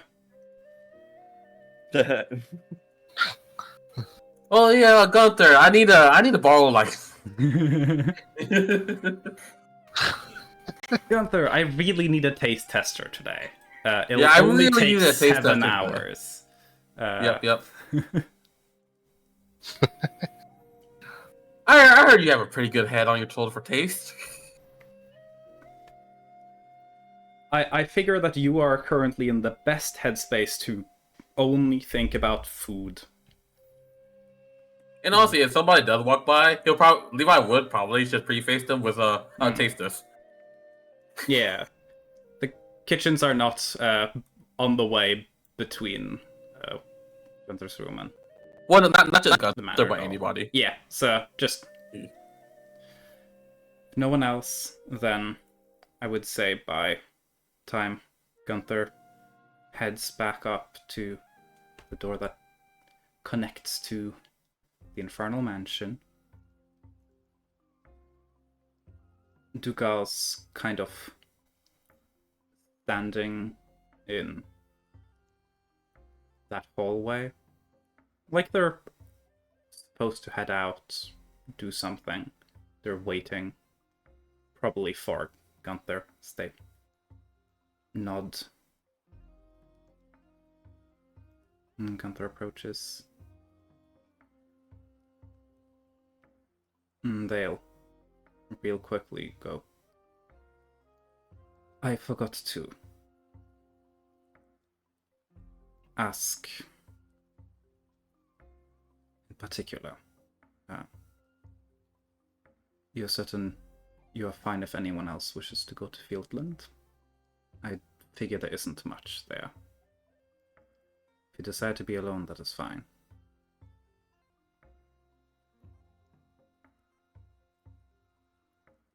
Or if perhaps there are. This group can get somewhat sentimental at times. I would not wish to deny them the opportunity to look for me. It's understood. I'm sorry. I just... I would lie if I said I hadn't noticed tensions. Yes, you could say that.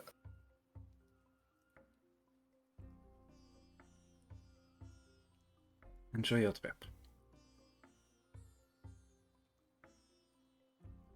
Of course.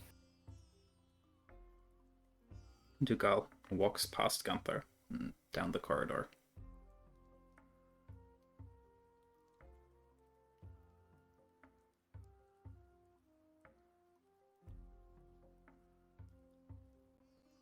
I figure Gunther probably goes. He's gonna hesitate a bit. Maybe look back behind him for a second. Then just go on through. Out of the manor, into the mansion, back out of the mansion. And we'll cut away to other people's activities again for a bit. Yeah. Now none of y'all can bring Gunther into this shit, unless you want to go over into the other area.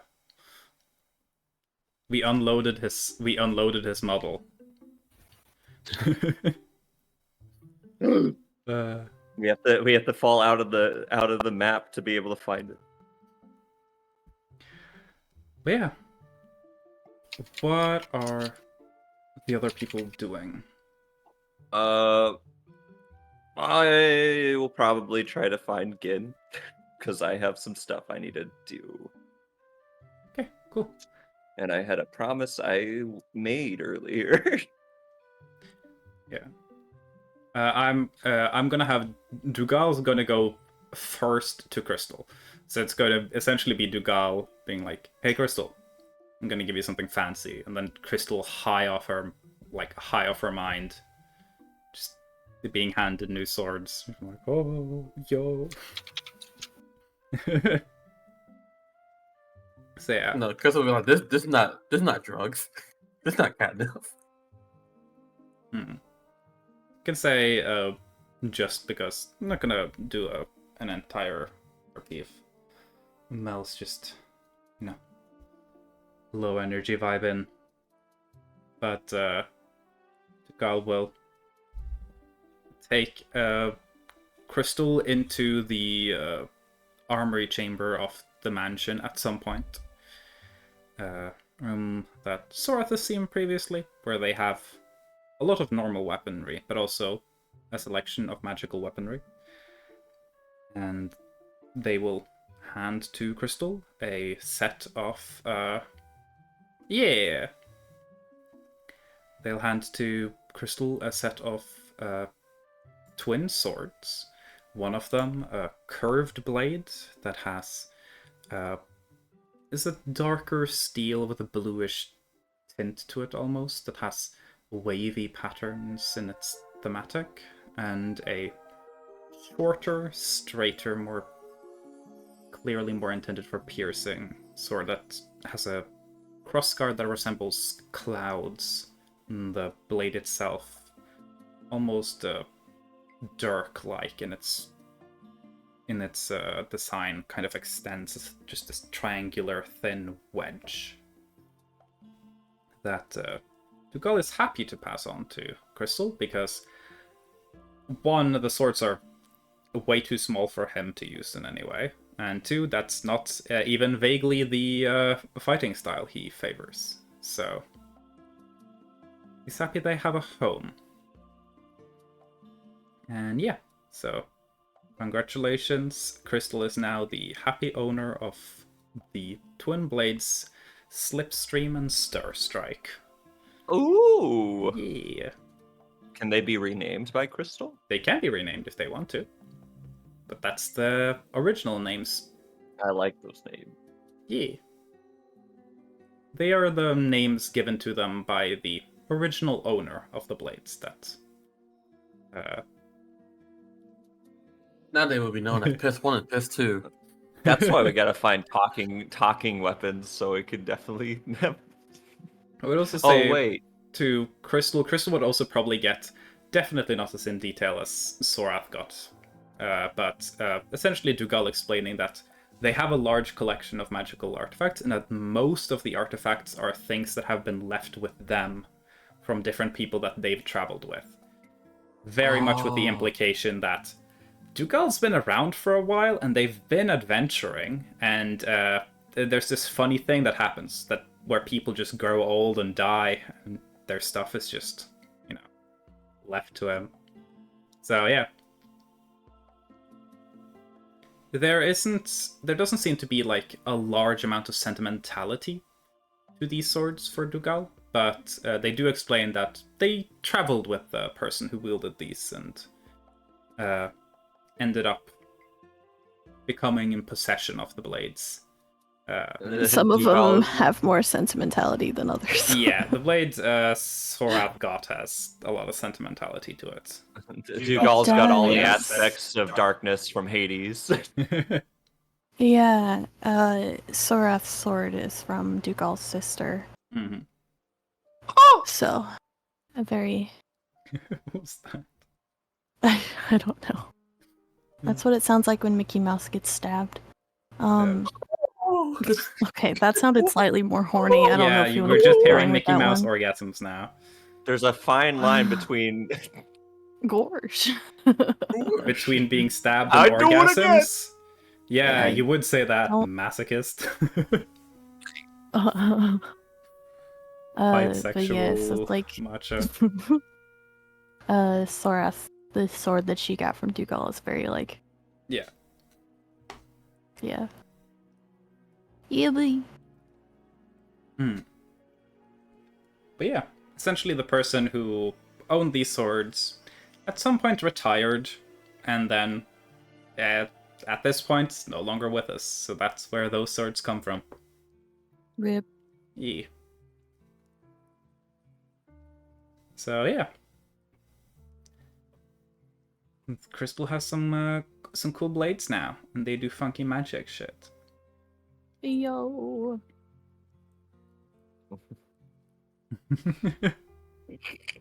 Wow. Oh god. This is where we end this campaign and just do Disney smut RP for the I next don't think couple of Twitch years. would like that.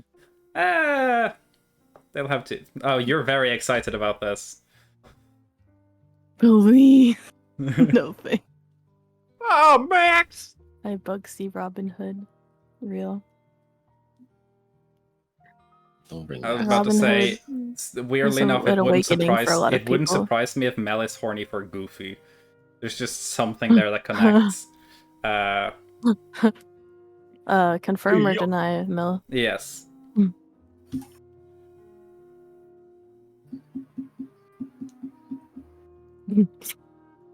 Alright. Oh, no, open road. Keep your secrets.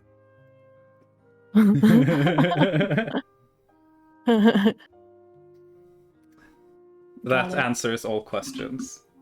Yeah, Anyways, while Crystal is being handed dangerous weapons while on the most amount of weed ever, Gin is being found. Huh? Right? Huh?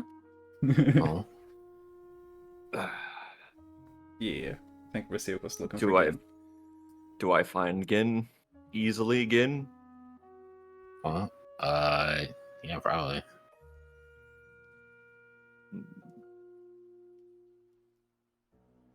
Can be found. Yeah. They're probably just vibing. Israel. They're gonna go shopping in the forest at some point, but other than that, I don't think they have any big plans. Okay.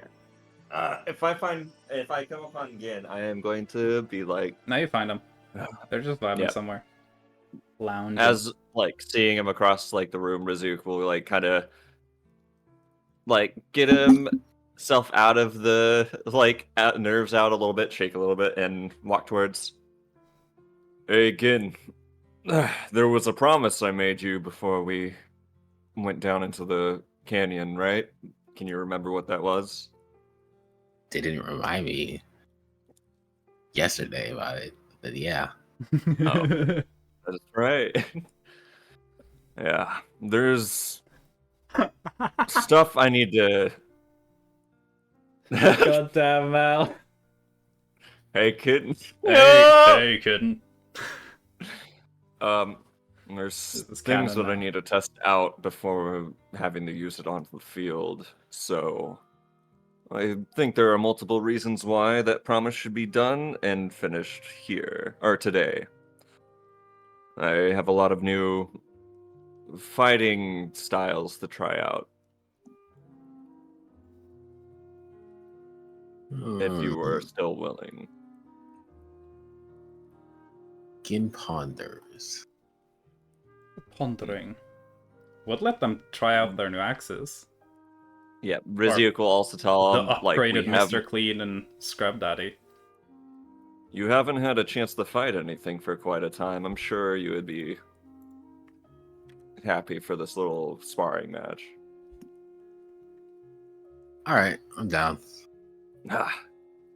Knew it wouldn't take that much convincing.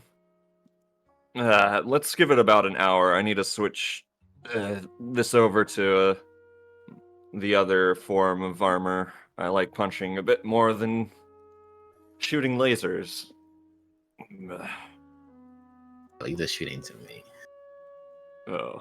Rizu kind of realizing, oh yeah, Gin, really good at pain, causing pain. Yeah.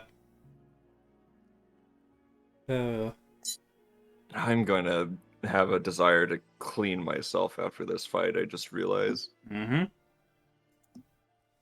That sounds really sus, but also valid. I mean, yeah. That's pretty accurate to everything about that, you know?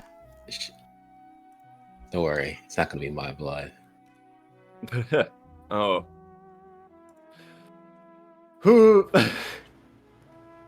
Also, you don't need that much time. I haven't put the magic item description in your inventory. You still technically have the magic item, so you do have the ability to spend a charge to switch the armor as an action. That is true. So if you want to, you can just be like, nah, fuck that, square up right now. True. Yeah. Okay. Rizuuk is going to, like...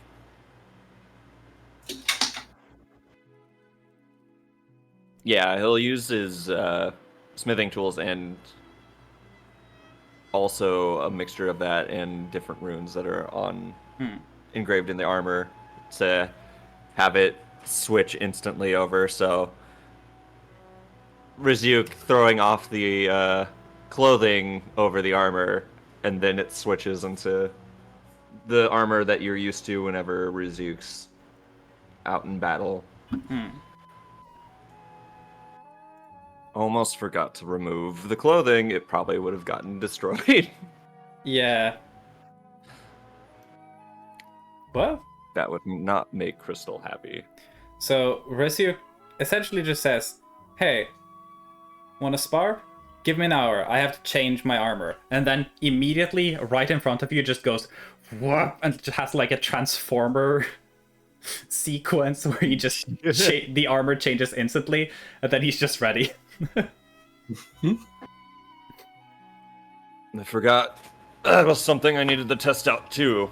None of the pieces moved out of place and stabbed into me though, so that's good. Let's just... this house, or the mansion, should also provide a place for sparring. If everything else has been... or if it... I forget. We just have to ask the Yeah. servant, right? If you're talking about the manor in Nutal, there's space you can spar. There's not sparring grounds, but for example, Gunther and Sorath sparred essentially in the snowed over back gardens.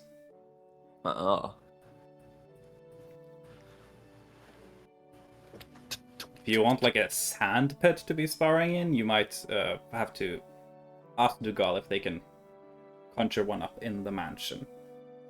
Yeah. Y'all can also just fight it out outside, you know? Yep. Do you need a warm-up, Gin, or should we go? Nah, I'm ready. I take up my stuff. If we had a proper fight pit to go into, that'd be pretty fun. I haven't been in one in a long time. Y'all gonna ask for a fight pit? Yeah. Yeah. And it'd probably be good for Dugal to know that there's this kind of fight going on.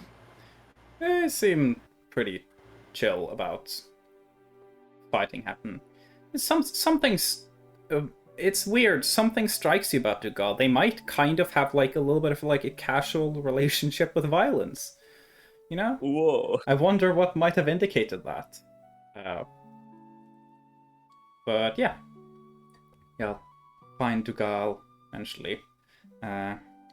Quest a sand pit for sparring. They oblige, and in the mansion, y'all find a very nice, almost like brawling pit. It's very pristine, but it definitely has the aesthetics of like an underground fighting ring. Dugal probably had like a little bit of fun with the idea. Whew.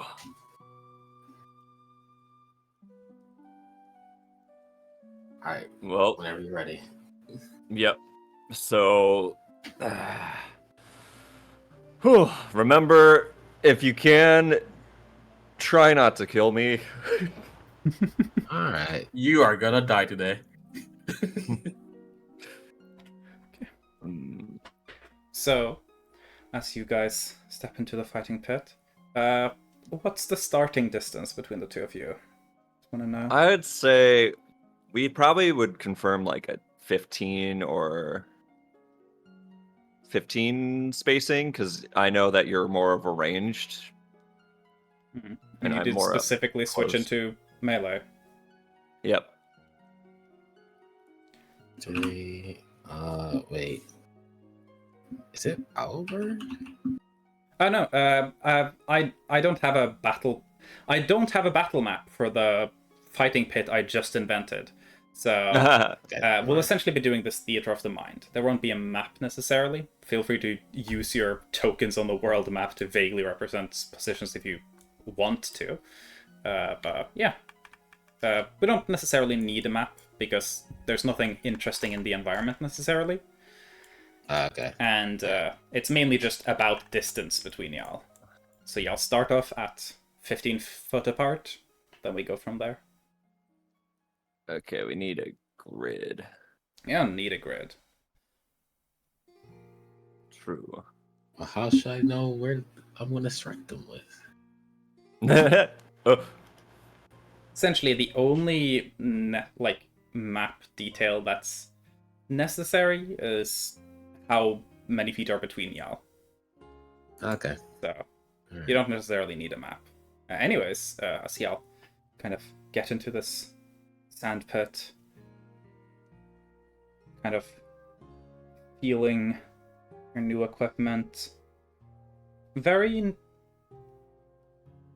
very nice, familiar feeling in Scrub Daddy and Mr. Clean. Again, even though they've been enchanted and empowered, they feel just like they used to. Just like you know they're better now. So, all of your muscle memory, all of that detailed knowledge of exactly how the axe is handled, nothing has changed there. So, yeah. And I assume you also have your gambler's dagger with you, too. Oh. In case you want to check that at them, too. Yeah. Yeah. So, in that case, you guys step 15 foot apart, roll initiative. Got it. Also, have y'all decided if like what the limit of this is? Is this until someone 15. taps? Yeah, it's until someone taps or gets knocked out. Okay. Because if it's to 15. first blood, I know who wins that. Yeah. Someone has the advantage on a fight for first blood. May or may not be the person who's ranged. I took 15, let's go! Okay, nice. So, in the quiet sandpit, y'all just stand there, kind of eyeing each other. It's kind of like Mexican standoff moment where you're just waiting. Are we starting yet? Are we starting yet? Rizuk's the one who pulls the trigger first. So, Yep. I'm assuming you're closing the gap. Yep. Rizuk's gonna rush forward, and in doing so also is going to basically slam his fist together like at the forearm, and you'll see runes glow, and as he's doing that, he's going to basically double in like size as I use Giant Smite. Okay. So, you're standing there again, you're like, damn, these axes are cool now. And then Rizuk just charges at you, mid-charge, becomes twice as big, and just is all up in your face immediately. You're like, oh. Yep. Oh. Okay. Well, this didn't immediately just explode me. That's good. Let's go. And then Rizuk's gonna swing with one of his arms, like close in and throw a haymaker. Okay, nice. So check that attack roll out. You're gonna fish tack him. Oh damn. Okay, let me use the right one. 20. Yeah, that is Soft 20. Okay, with that, let me see. So, rolling damage on that. Hits for 11 thunder, and then going to hit you. As it hits you again, you're gonna see like a rune kind of like look on one of the gauntlets start to glow with like a cyan light, and the armor looks like it frost over a little bit as I activate Strike of the Giants Frost Strike. And I'm gonna roll another 1d6 cold damage. Nice. So that's another 3, and now you have to do a Constitution saving throw. Okay. This is a spell? Nope, it's a rune feat. magic. It's from a it's rune feat. magic. Yeah. It's cool stuff. 25. Nice, it passes. So you do not have your speed reduced to 0. Oh damn. Okay, And then I'm going to attack with my other fist. So let me roll that. Oh, 16. That one doesn't it. Okay. You're able to deflect it. Ugh. Okay. Ow, that And hurt. that'll be my turn. So that's Ugh. 14. Not 14. It's 14? the 14. the total damage is 14. Yeah.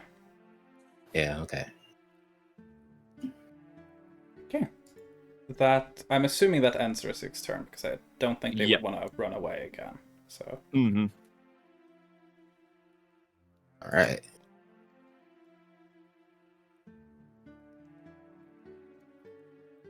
against turn. My Ugh. turn. Well, I don't feel like fighting in this range. So Gin is going to dash away. Third? Dash away or just like Oh, no, run away? okay. Yeah. Run away. Yeah. It's just like You're gonna move 15 feet. Okay. And then attack with. Do you take an opportunity attack on that? I will. Okay. Okay. I'll go for it. So opportunity attack with gauntlets. Oh, 26. Yep. Okay, and with that hit, let me check. Let's go ahead and do the damage before I look for the other. Question though. The big thing where you turn big, that was using your action? Bonus action. Bonus action. Okay. And opportunity is every time. Opportunity of the reaction. reaction. Yeah. Okay. So they used their action to hit you. Bonus action was to turn themselves big. Reaction is to hit you as you run away. Yeah. Okay. Can I use my fire rune? It says when you hit a creature using a weapon, you can invoke rune. Yeah. I can use that off of this too. Okay, so I'm gonna activate. You're gonna see with this fist hitting you, Lion. You're gonna see red rune start to form, and it kind of like heating the metals, turning orange a little bit as I activate the fire rune. So I'm going to hit for 6 extra fire damage. 18. And Alright. now you have to make a strength saving throw as the hit hits you and runes kind of shoot off from it and start forming chains from the runes. Okay. Strength. And this 20. Yep, that passes. You break the chains before they can form. This was another effect that would have Jeez. made you be stuck in place. So, 18. Ow. you do take the damage, but beyond that, you're just able to run off.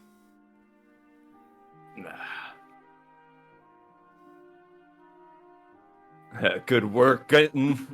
I knew rooting you in place would be a lot harder than any other person here. Wait, it's just you and me. I'm an idiot. I feel like Rizik's just like so in the zone. He's just talking. Not all of it's gonna make sense. He's just he's just vibing with himself right now. Alright. Yeah. You still have action, bonus action.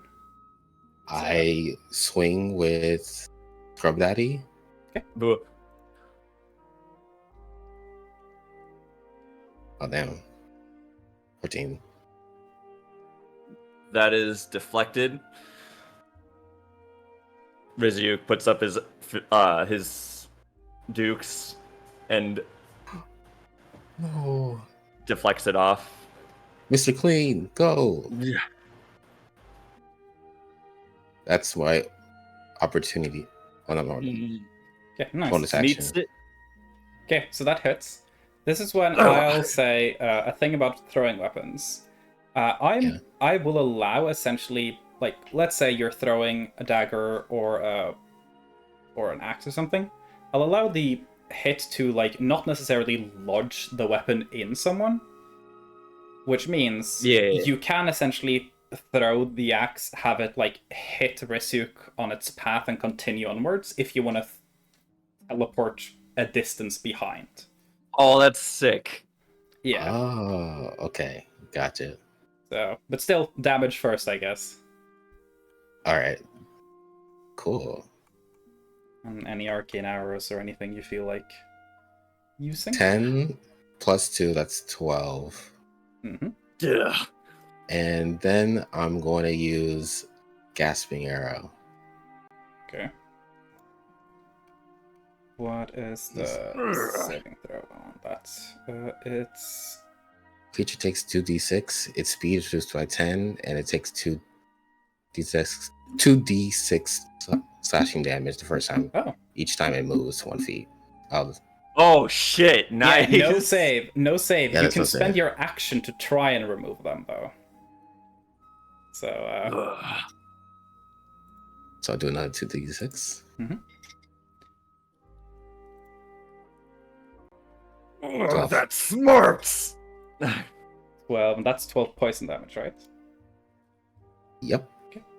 And then, if you want to, that axe can go up to 45 feet behind Risuk. If you wanted to teleport and be far away from him. Oh, that's sick. Yeah. Okay, I'm not gonna do that now. Wait, are you So are you teleporting now? not now. Okay. Because I'm gonna use my extra attack. Yeah, nice. One attack. So I can attack twice again. Oh yeah, you're doing your action surge thingy? No, I'm talking about the second attack. Oh yeah, this was just the first... No, so you missed with the first attack. Then you This hit was the the first second attack. attack. Then the second attack. Then I can attack again because of my extra attack. Oh, do you have 3 attacks already? I thought with the... Oh, you have bonus action thing. Is Yeah, that bonus true? action. Oh yeah, true.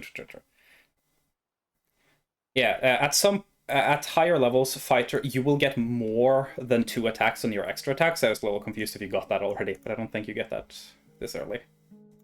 Oh, yeah. Then I'm going to use Scrub Daddy again. No, 15. Oh. Din like is able to again deflect the oncoming, but feeling the pain on his side where the last one hit. Dinks off. Kind of feel the pulsing of the poison. Now Does that I use poison feel action familiar? Yeah. Yeah, it is the same kind of poison that you've experienced before. Very like quick a acting. good old friend. No, imagine watch it that we never said, like me and Yin never said anything, and you found out, wait, what is this familiar poison feeling? Damn. That's when I activate my rage and you find out I've like triple classed into barbarian. Okay, Now I use my action surge. yeah. Ah, shit. To coat my axe with poison, do I have to use my Let me see the poisoner. Apply poison is a bonus action. I have to use my bonus action, right? Yeah. Okay. It's something you cannot, but you can do it ahead of time as well. But you didn't do that this time. Yeah. I get. So. I guess use my bonus action to coat my You did use Gambler's bonus action to dagger. attack, so... Yeah. Hmm. I can't use it after action surge? No, action surge just gives you another action, not another bonus action as well. No. Okay. All right. Yeah. Use Gambler's Dagger. Okay. No. I'm rolling Oh. so high. You're rolling low. 1. Yeah. Final attack, I Guess. guess. Final attack. Gambler's Dagger again. 21. Ugh, that hits. The fact that a 9 is the highest you've rolled so far. Yeah, only for like saving throws. Yeah, for like hitting. One again. Oh, well, damn. 9 plus 2, so that's 11. Yeah. And 11 damage. okay, cool. Is that And the end of your then- turn, or are you doing something else? I move 15 more back. Yeah. Remember, if you wanted So that's to tell... 30. Oh, no, true, you can't do it with dagger. You can only do it with the axes. True. Never mind. Moving 15 feet more back. Yeah, so that's 30. Okay, nice. That ends Gin's turn. Back to Risyuk's time. Let's go. And if I move, I take damage unless Yep. I try to remove these? Yeah, you can try Okay. to remove them. It's a DC 12 athletics check, but it does take your action to remove them. So you might just have to Athletics, deal with it. Would I get advantage on it since it's a strength check, strength based one with my giant's might? This giant might give advantage on strength checks generally. Strength, yep. Yeah, then you have And advantage saving on it. throws. So you have Okay. advantage. It would be athletics DC 12 to remove them, but it takes your action to do that. I'm gonna do something else entirely. I'm gonna use my action to cast Vortex Warp, and you're gonna see like Rizuk's going to do what he usually does for casting. Focuses on you. I need you to do a con saving throw, Constitution saving throw. Constitution saving throw. Wait, is this it? The DC is 17.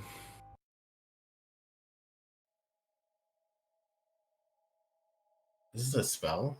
Yeah, this is a spell. Yes. Okay, so I have advantage on this one. Oh shit. Yeah, Nice. you on t-shirt. This? No, saving throws are in the box beneath the stat. Oh, Yeah, okay, yeah. my fault. So we'll have some different modifiers.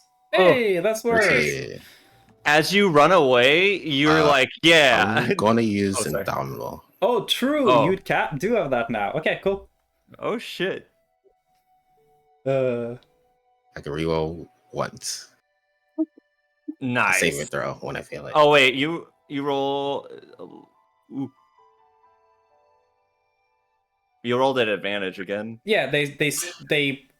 Oh. They get to roll the check again with Indomitable. It's essentially a duel. Oh, nice. I believe. Mhm. Yeah. I So I mixed feel it a up safe with and another throw. one. Nice. You stay in place, like you feel space try to like displace you, but you're able to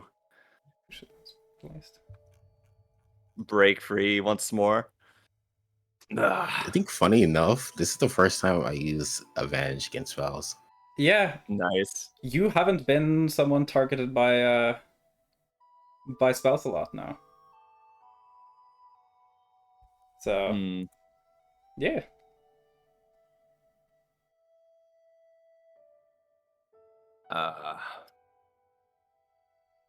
So with that spell using my action.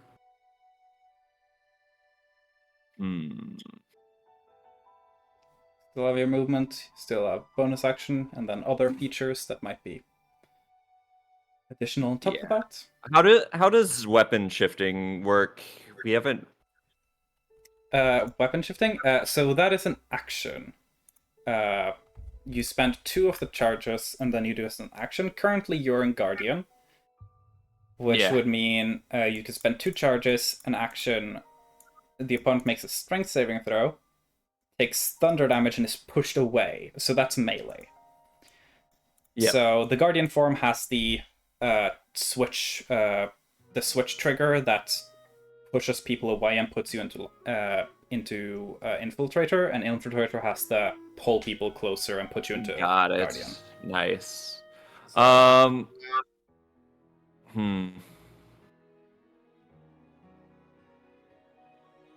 Let me see.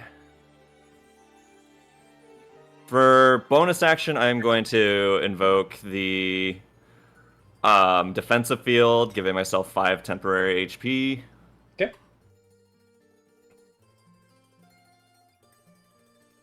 And then I'm going to also invoke my action surge.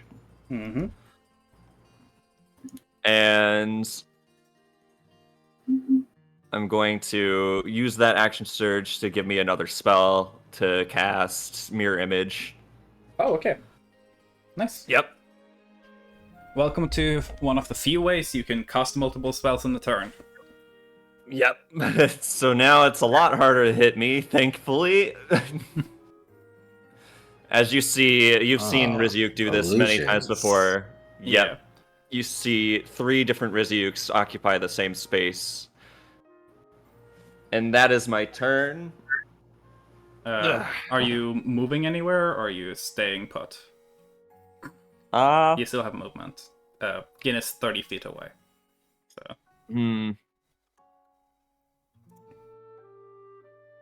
I'll hunker down and stay put. Okay. For now.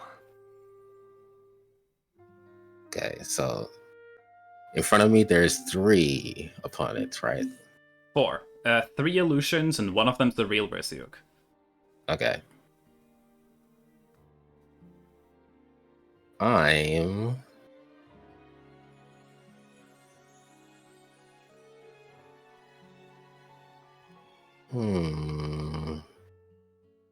I have to take out all of them at once. The only way to get rid of them is by hitting them. And if you hit one of them, they Rizyuk doesn't take damage. However, stuff that doesn't target Rizyuk, like AoEs and stuff, that will still hit them. So essentially, whenever you roll a targeted attack roll against Rizyuk, you roll and see if it'll hit Rizyuk or if it'll hit a duplicate. Alright, I'm gonna keep chucking, see if I hit. Yeah. I'm gonna use Mr. Clean, this swing at one of them. Okay. 18. Okay, roll a d20. D20. 8. 8. So. Oh no, it's technically Matcha that's gonna roll the d20. Oh, okay. Sorry. 12. Okay, doesn't change the outcome. But you hit a duplicate because the duplicate's ACs are also specifically they're 9 in AC. Yeah. So they get hit easily. You hit one of the duplicates, it vanishes. I'll get you this time. And I throw Scrub Daddy. Okay. For my opportunity attack. I mean, that's opportunity attack. Second attack. Second attack. Another d20. Yep. Ideally, this is low. 6. Ew! That hits the real Rizyuk, which the AC is too high. Boinks off. Yeah, Mirror Image with high AC is very interesting. Weird. Yeah. Disgusting shit is high-level mages with shield and mirror image. Yeah.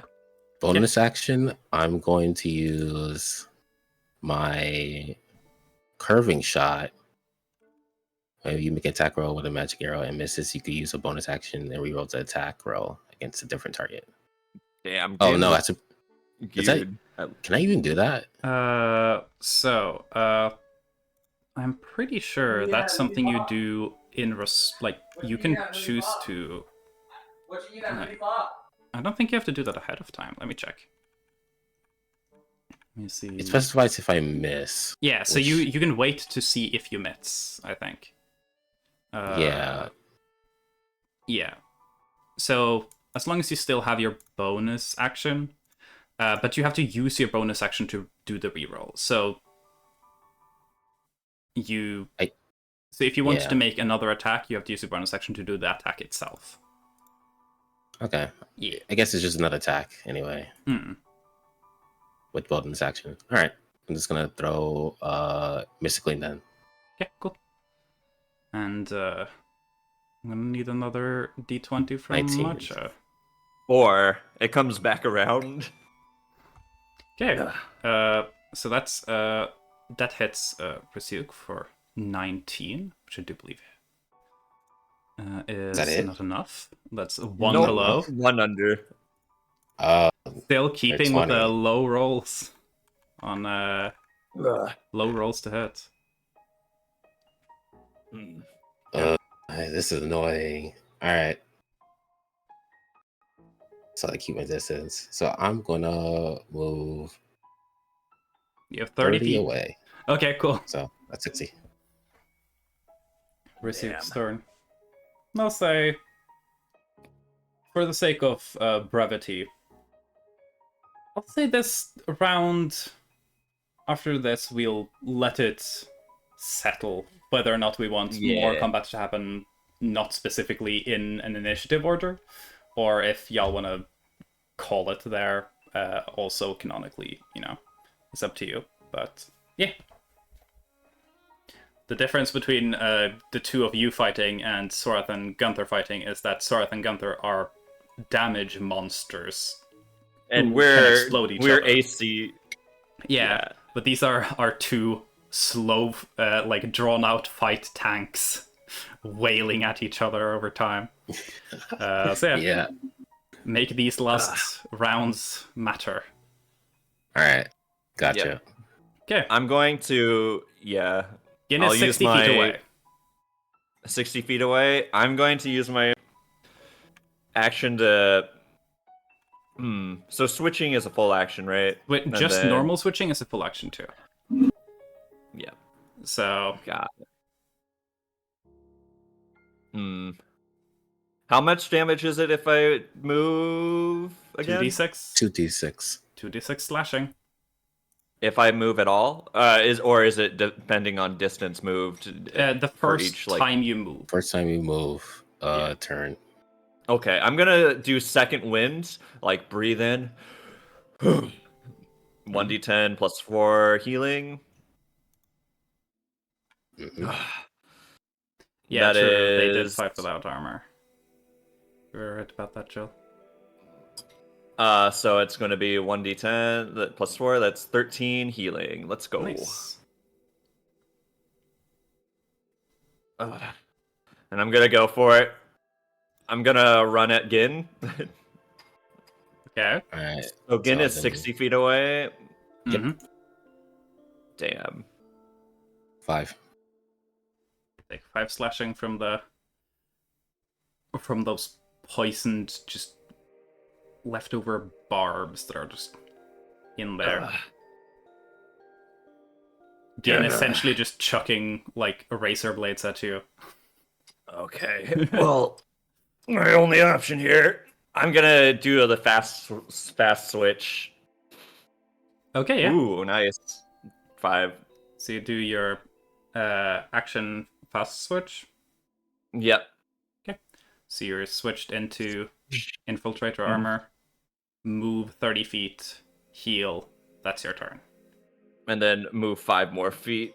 Oh, true, because you get another bit of it. So you're Oh. 25 feet away now. Yep. Damn, this is with the minus 10. Oh, true, Oh. you have minus 10 movement speed from the... Ah, never mind. You're 35 feet away now. Yep. Enjoy. Well, Okay. that passes the turn back to Gin. Rysuk definitely having more of an explosive start, Gin having more of the consistent presence. Yep, consistent damage. Yeah. Mr. Clean. But hey, you're giving reasons for Rizik to test out his healing stuff. That's good. Okay, cool. 25 is big. Give Oh, me the definite. 20. Yep. Let's see. Whoops. Still have 1 sec. Still have 2 duplicates going. Yep. 1d20 roll. 13. Okay, so one of the So, duplicates is duplicate? gone. All right, one more. Bonus action attack. Okay, cool. Scrub Daddy. Now the bigger numbers are coming in. 18. Okay, last duplicate gone. Just Risyuk. 21 left. Now I throw Gambler's Dagger Okay. for my second attack. No! Nah. Damn. It just Oh. flies up and just sinks into the sand. You're not getting me a with little that this while off. time. Not even like it's not. It wouldn't Oh. have a chance. It's just like a couple of feet to the side. You're like, oh, and it's just. I'm guessing seeing a giant Rizyuk charge at you probably is like, oh. I imagine Gambler's that like Dagger. when your ring brings your thrown weapon back, it just kind of it's dragged through the sand back to you, kind of just a very depressed dagger. You're off your game, Dagger. Okay. Would y'all continue sparring after this, or is this like where y'all call it?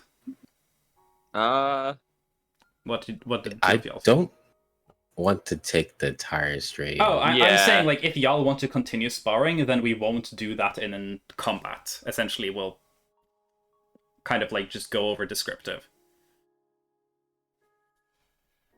Well, Don't apologize for being They- unmuted. We love hearing your voice, and you didn't make a single noise. there's 'Cause- one more thing Rizyuk wants to test out. Yeah, okay. Okay. In that case, we just leave initiative, and Who's 60? And Yeah. Okay. Rizyuk's gonna try the attack with the switch armor. Where it pulls them in. show me. That's In that case, you need to make. Let me see what the save on that was. Make a strength saving throw against Strength saving Risyuk's throw. spell save DC, which is 17. So it's a DC 17 strength saving throw. Alright. And it's technically not a spell because it's an attack. Yeah, Oh, wait. yeah, it's not a spell. So Hey. roll One without roll again. advantage. But I mean, both of the numbers were high enough to pass, so you can kind of just ignore the advantage, I guess. So,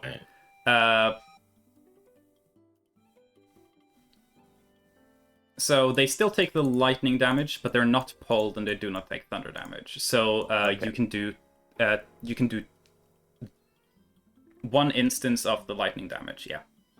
Yep. 17. And then Okay. was that? Yeah. And then 8 lightning damage. And then 8 lightning damage. Yep.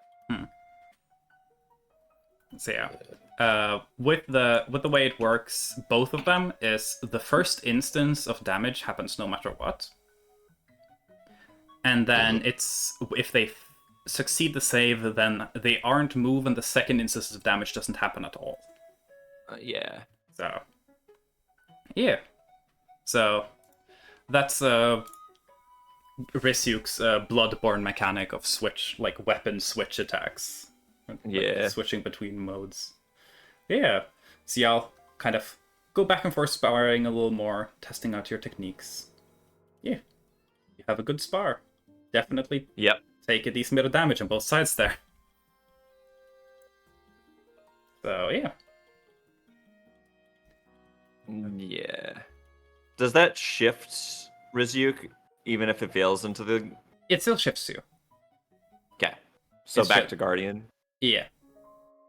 Ah. Okay, and that, yeah, probably go a while. I think Gin would probably win by the end. Yeah. Essentially, I don't know. I'm pretty low. Gin has more range damage output and probably slowly wears Risyuk down. Yeah, if we were gonna go, because I have Expeditious Retreat prepared too. Yeah.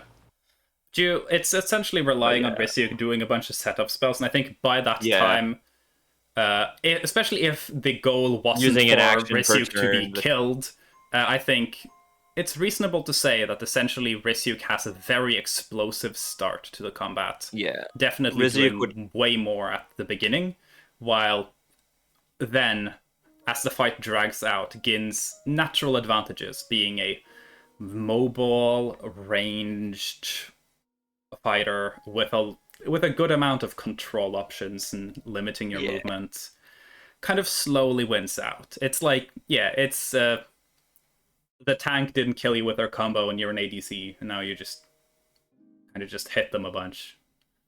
Like when it's a Malphite who ults a Vayne, and then the Vayne didn't die, and now she just stands there auto-attacking, and he dies.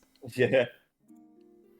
So I know everyone appreciated the league metaphors. I did. Yeah. Yeah. Y'all do your sparring.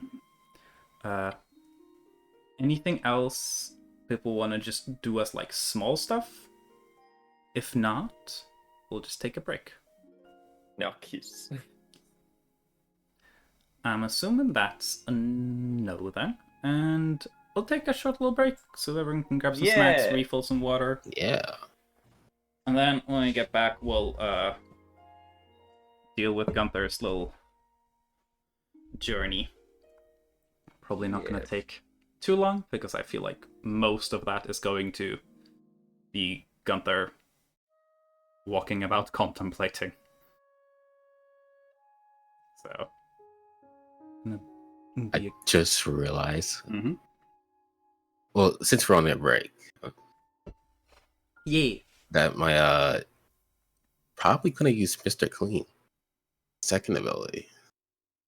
Yeah, you can like the AoE thing. Yeah, you can use that. For example, when the mirror images come up, you could have used that to hit them. So yeah, I didn't read the each creature between those points part. I was like, oh, it's really neat. It's like oh man, think of it like Aurelia stun. Yeah. Bap bap, and then everything between gets hit. Man, Gin, you're the perfect person to also resist Rizuk's like strategy of I'll let you get as far as you want away. I'm gonna get you right back to me in a second. Oh yeah. Like if you failed that vortex resist, you would have just been right in front of Rizuk again. Yeah. And he would have action surged into fighting more. Yeah. Because they have proficiency in both strength and constitution saving throws, and advantage against the spells, and they have their two highest stats are strength and constitution. You also I have another effect that I could have used on you, but it wouldn't have been good against you because it's a charm effect. Yeah. So I didn't even like Rizuk being smart enough, he didn't even test that out, but yeah, it's not the ideal situation for it was a very fun fight. Yeah. You got me low. Yeah, I'm surprised. Like the armor, like I would love to fight you again without armor, but sadly about Rizuk, can't really change that anymore. Yeah, there is no armorless version of that dude that can do anything in combat. Probably could have. I should have cast my shield off, honestly, though. Probably should have, like, in the like, probably should have not have had a shield for the like respective sport. On like now I'm thinking about it. Yeah, you can. But to be fair, Gin did have their whole armor stuff too. Yeah. And plate mail on a ranged fighter is mean. It's really fun because we got two of the opposite, like ranged fighter or the opposite fighters going against each other. Mm-hmm. You're definitely a mage killer. Yeah. Time to finally kill that damn Gideon. Mm-hmm. Get in line. I'm cutting in line. At some point, it would be really fun to do like combat 1v1s against. Like, it's not D&D combat's not made for PvP, but it would be fun to see how it has they to be would tweaked go. a lot for PvP. Hello, welcome back, Des. doing It's a not little like breaky. I would say like the funnest. It's like fights can happen differently a lot. It could just be like a one shot thingy where like one Yeah, person. the fun part of fight, like making the fight fun flavor-wise, is what you need to do, which is fun. Yeah, I used to run a D&D 1v1 PvP tournament back when I did association work, and we had to do a lot of work to make that function. Where it was one of the big things was having the maps be very interesting. Kind of in the same way, like imagine a game like Smash, but it's just one. Like there's only one stage, and the stage is one long flat line. No ledge, no platforms, no nothing. Probably would get One boring line. pretty quickly. Yeah. Yeah. Also, Lion, I'm guessing it would be like the one trailer to Ultimate Marvel vs. Capcom where Wolverine reaches his hand out to pick Ryu back up off the ground at the end, like to like pull him up. Yeah. The slowly fade in handshake. Yeah. Yeah. Also, if you ever run PvP, like PvP stuff, there's a lot of. We had a very extensive ban list. I can figure. Yeah. Yeah. There's some shit that's just not okay in PvP. One of the first things we banned was Fly. Yeah. Well, that would do me no good if I use my gem flight. Yeah, the thing that's specifically, not specifically flight, but the spell Fly, because it gives you a movement speed of 60. Which is not, like, it gives you so much of an advantage. That was the problem. We had to ban a very specific build that essentially became like a play a mage or I win, which was you play Kensei monk with Polar Master Sentinel. Oh god. So if you're melee, they stop you, and if you're a ranged weapons user, they have a deflect missiles. And because they're a monk, they are good at catching up to you. So it became a very oppressive build that lost very hard to mages, because they couldn't really deal with magic well. But essentially, it became kind of like the tournament's version of a noob stomp character, because a lot of people were like, "Oh, I'm gonna bring my fighter. I'm gonna play as Legolas," because there's always someone who's playing as Legolas. You know? Yeah. Those I'm really happy. Oh my god, yeah. The fact that Gin was able to resist both rune effects was perfect for you, because both of them would have prevented you from running away. Yeah. You have a lot of shit that just says you aren't moving anymore.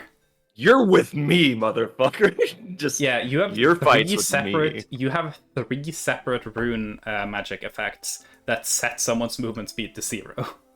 Yeah, it makes sense that Ryuk would want to cash in the spar before they go to Pleasant Valley, because it's like, I need to test the shit out, not on the battlefield, because this stuff could probably kill me if it goes wrong. Like that being like, oh, this rune didn't cause me to explode when I wanted it to make me turn. Yeah, and large. also having like this more advanced mechanized armor, you don't want to get like. You don't want to turn into a Five Nights at Freddy villain.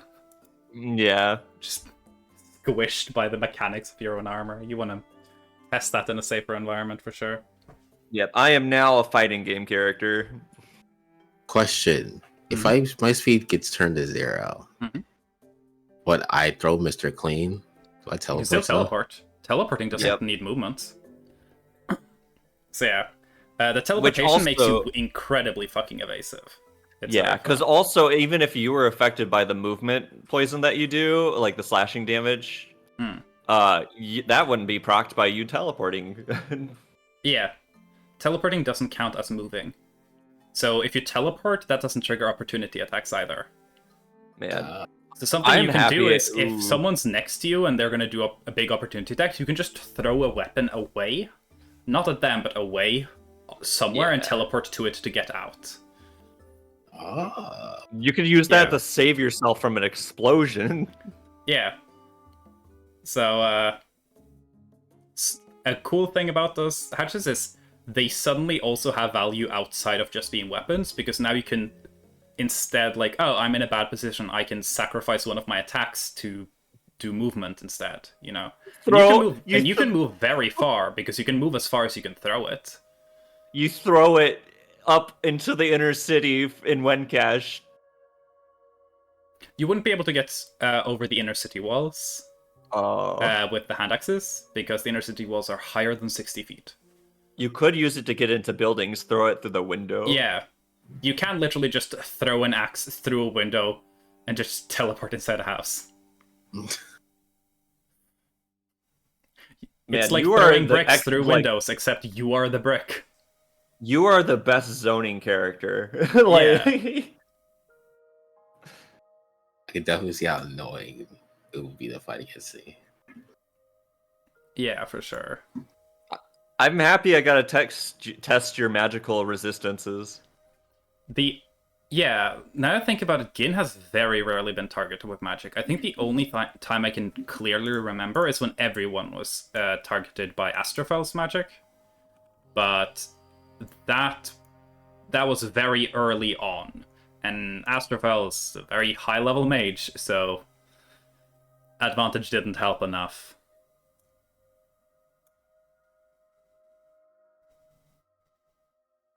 I will say, though, the cloud the frost giant strike feat that reduces speed to 0, the first, like the one that did cold damage.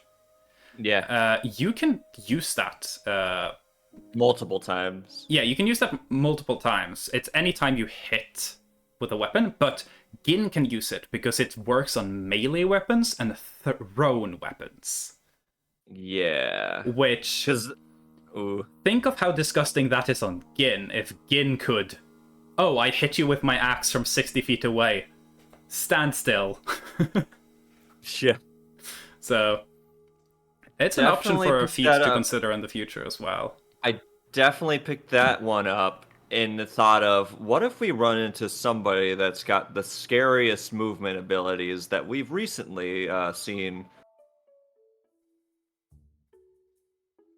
Wait, which movement abilities?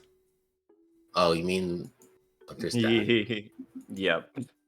Yeah. Rizyuk thought, like, definitely, like, was like, okay, this is the type of rune I want to etch into this one. Yeah. Because if that was something we were able to do, Kaisha might be still alive. Yeah. Rizyuk would have died. You know, a worthy trade. But Rizyuk, everybody else is like a worthy trade for his own life, sadly, right? Yeah, self-destructive in that way. But yeah, See, let's he's start up and definitely- let's start up at 25, let's say. Does that sound good? Yeah. You can tell Rizyuk's fighting style is like, it's you and me going right now. It's me and you. None of these other people are gonna be hit by you. God, I have some characters that I'm like, I really hope they end up getting into combat with Rizyuk. Because I have some very weird builds that I think would piss Rizyuk fuck off. Yep. Look forward when we get to Lincoln's dumbass arc. Man, Flinken would be an interesting fight. Just... Oh yeah, Lincoln's a bard now? Yeah, mostly Half bard, bard. a little bit. Warlock bard. Mostly bard, a little bit of cleric. Here, Lion, this is the part I was referencing of the intro.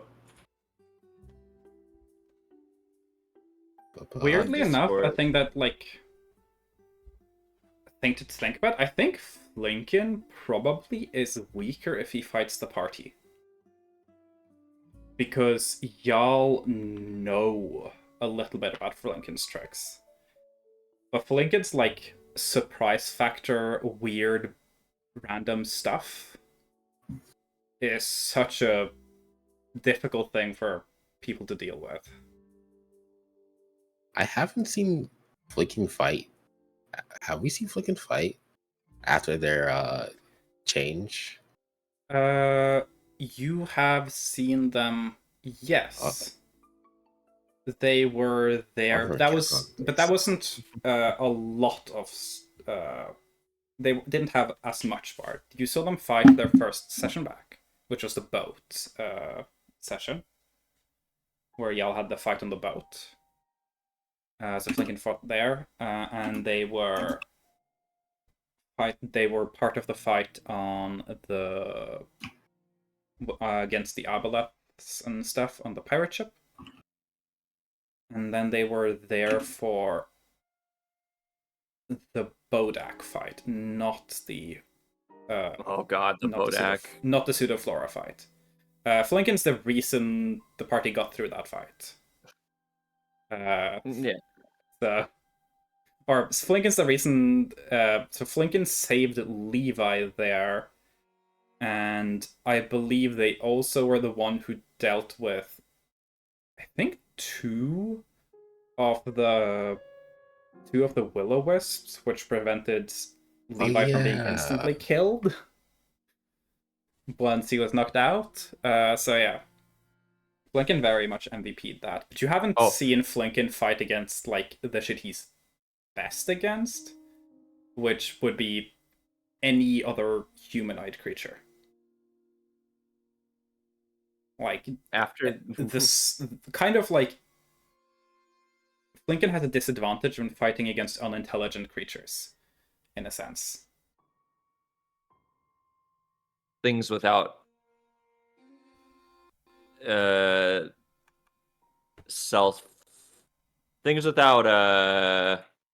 is that? Self-awareness. Yeah. And yeah, it's true. He roasted ghosts to double death. I remember that. Flinken roasted a ghost so hard it died a second time. Yeah. Anyways. And then he was captured by pirates. Well, that was before that. I want you to join my crew.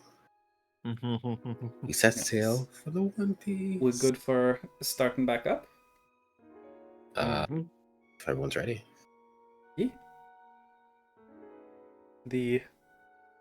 I think the only two remaining things on like the agenda, so to say, is of course Gunther's trip. Technically three things: Gunther's trip, Gunther Swart and Dugal need to have a conversation, and then Gin wanted to talk to Dugal too. You said you wanted to talk to Dugal at some point. Yeah. And also today was the day if you wanted to check out the weird old person in the woods who sells weird plants. So, some of which probably are poisonous. So, those were the things I think we've talked about like ahead of time. And then if other people want to do their stuff, then yeah. Then after this session, we'll get to the real shit. So yeah. Moving back into the session, I'm assuming at least since Jewel was chatting about that they're available for some Gunther content. Mayhaps.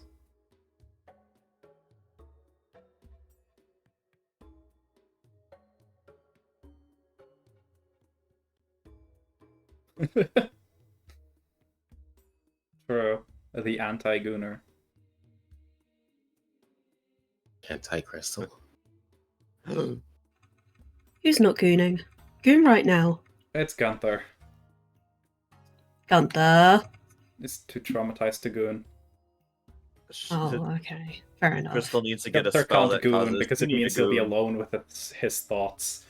I feel like Alright, gooning is a he good doesn't way have to to. get away from your thoughts.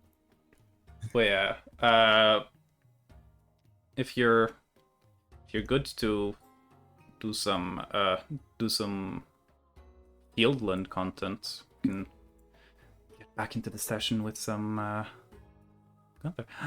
Hi, Graves. Hello. You just missed the 2 fight sexual people in the crew beating the shit out of each other for fun. I need to go take a bath. I don't know why. The vibe. Yeah, so immediately, like during the fight, your mind is like very slightly like, oh, this is a very dusty sand pit. Oh, and you got hit a couple of times with Mr. Clean and Scrub Daddy, so you're going to for a while be like bordering on a bit of a germaphobe.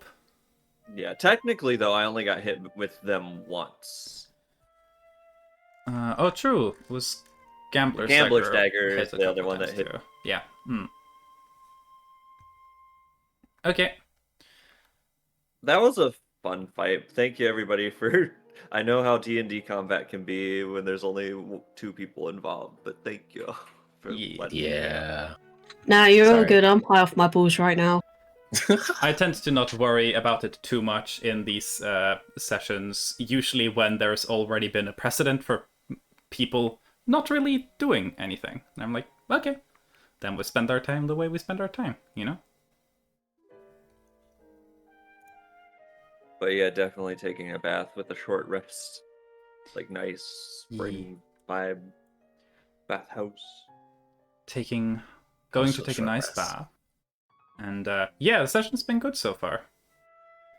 And that leaves people at liberty to do what they want. Yin wants to talk to Dugal or go shopping, they can do that. If anyone wants to do anything, they can say so. So we can do that at least one bit before we do Gunther stuff. Who's since- Who's all the spellcasters in the group? Yes. Who's all the spellcasters in the group? So, Me. Again. Blanken's a spellcaster, Levi's a spellcaster, and Sorath, Risuk, Gunther are kind of like half casters or weird casters. Like, I would say that, in my opinion, Warlocks fall somewhere in between half caster and full caster. They're closer to half caster. And then you have Gin and Crystal as the more mundane fighters, I suppose. But both of them have access to some sort of magic in some way. Use spells in my belt. I just don't ever use them a lot. Your spells aren't like the ones that come up the most, so it does make sense. Because like poison spray, most of the time is going to be worse than just chucking a bunch of steel at someone. See, I poison spray someone for BM. Yeah. And then suggestion and animal friendship. But I believe animal friendship can only target snakes. Only for snakes. I've never seen a snake. I've actually seen a snake or two. So If Brad's awake, Levi would go to Flinken, but if not, he will go to Soras. But to in the middle, like one of his cooking when we're something like boiling or something, and he has to like 10 minutes to wait. He'd probably go up to like one of them. Yeah. Okay. Bread. Bread. Bread.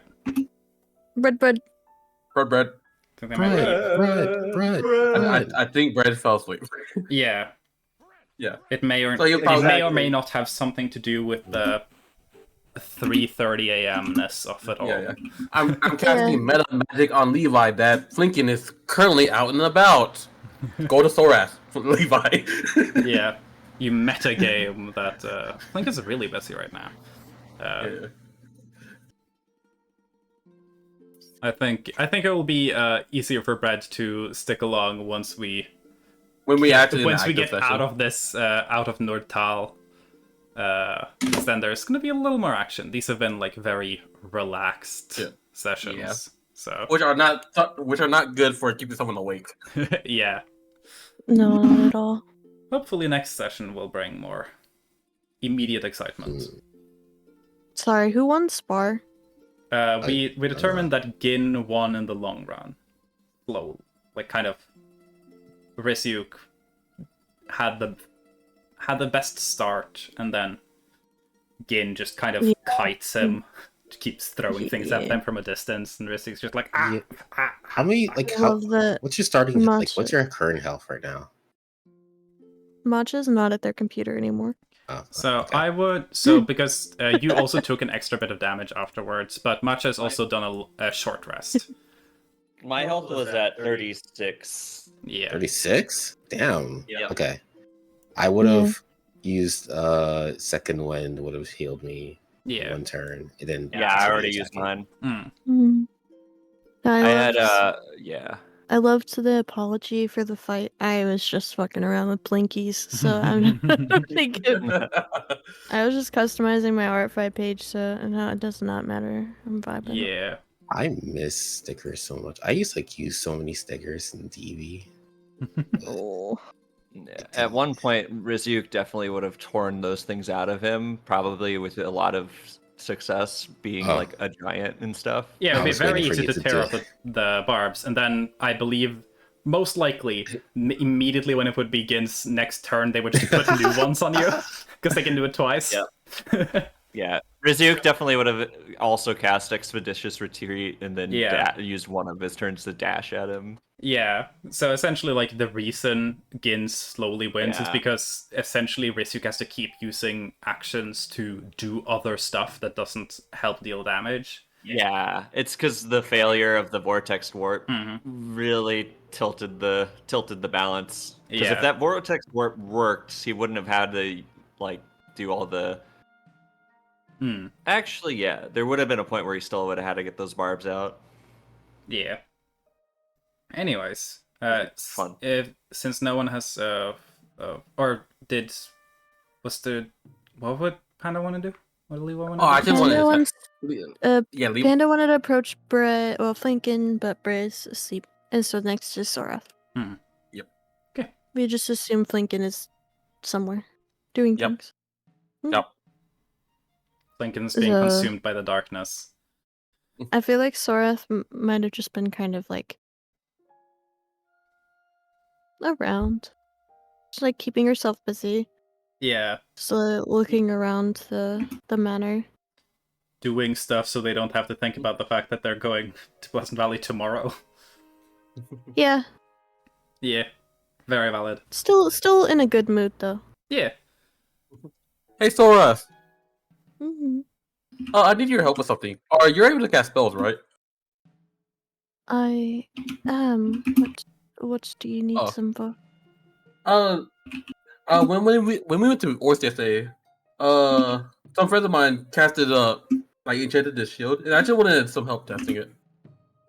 Just testing the future. I see. Sure. Just go and you should see Levi just activate Twilight Child. With the shield out. Alright, go ahead and cast any spell at me.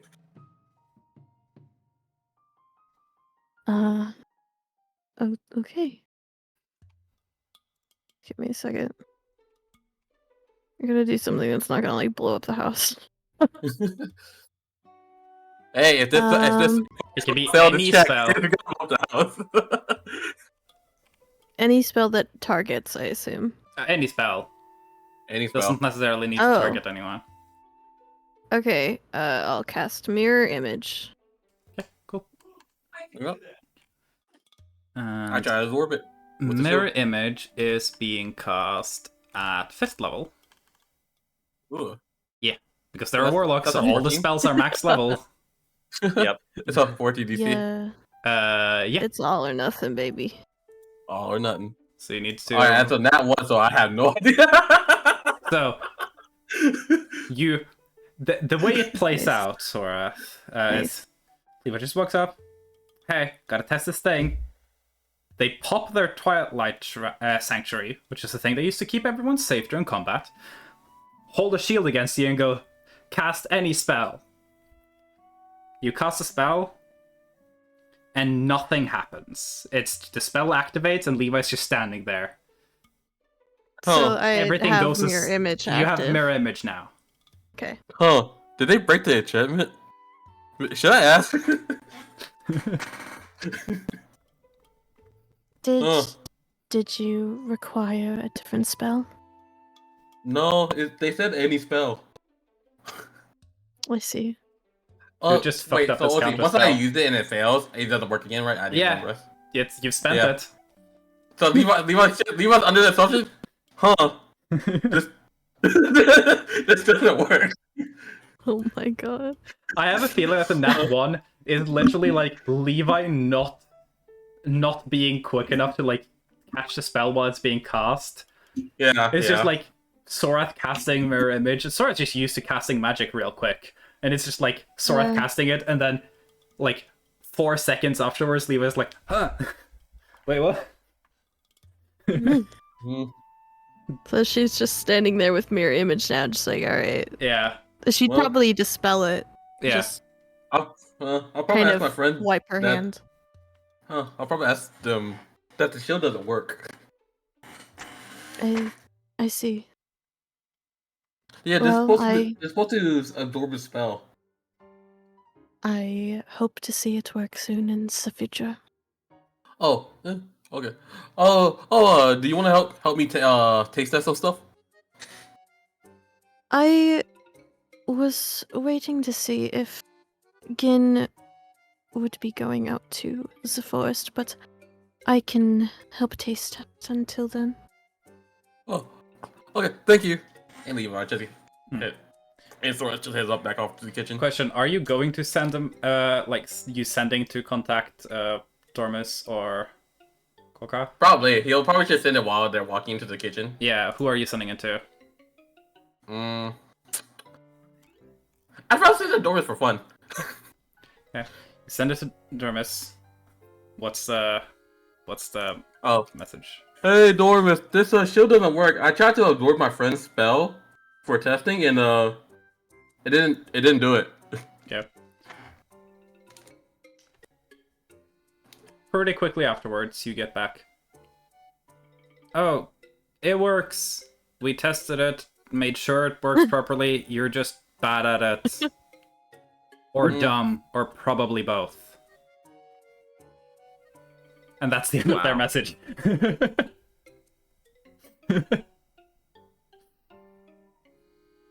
Yeah. I mean, Levi just shrugs and like, Yeah. because it's not gonna be the first time you heard Yeah. Dormus call him dumb. You know? Yeah. Dormus and Levi are two flavors of dumbasses. Mhm. We love to see it. Yeah. So yeah. One day Levi will see that work. Yeah, one day. Mm-hmm. One day I will run that one shut up Dormus spell. Yeah. Yeah. Hey, at least it happened in practice, right? And not in a real thing. Yeah, exactly. And hey, it's you still had more than a 50% chance.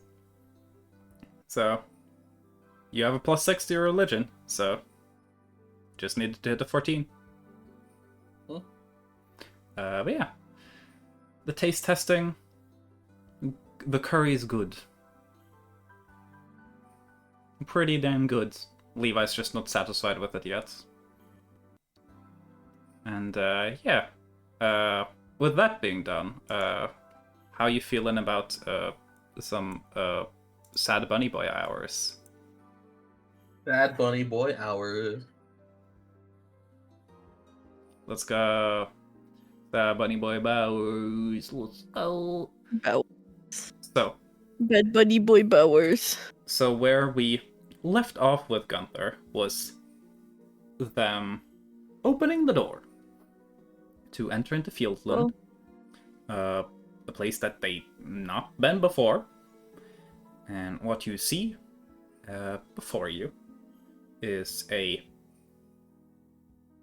very lightly snow-covered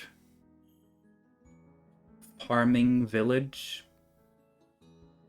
You, just from where you are, on a little bit of a kind of just shallow hilltop, probably not more than 20 feet higher than whatever low-lying points there are. I think you can maybe spot 6 farmhouses or so. It's a small town. And there's a loose network of not really roads, but treaded paths where the grass is gone, and you can see the snow tamped back like hard into the quite light brown dirt.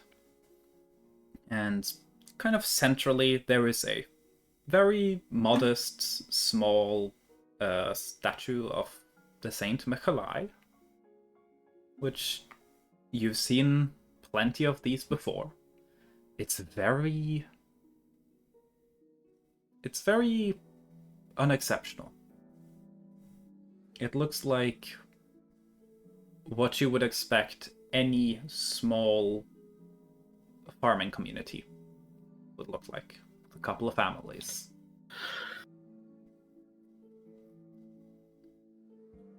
You're kind of off onto the side, not really in the middle of all of it, but doesn't seem like anyone has immediately noticed that you walked through the door yet. The door just stays behind where you walked out of it, ready for if you are heading back into it at some point. But yeah.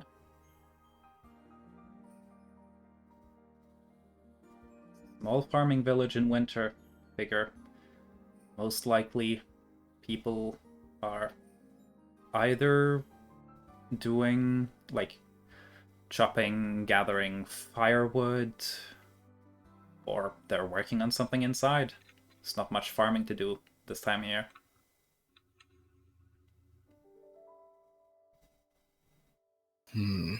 For the most part, it's just this quiet countryside, handful of trees dotted around.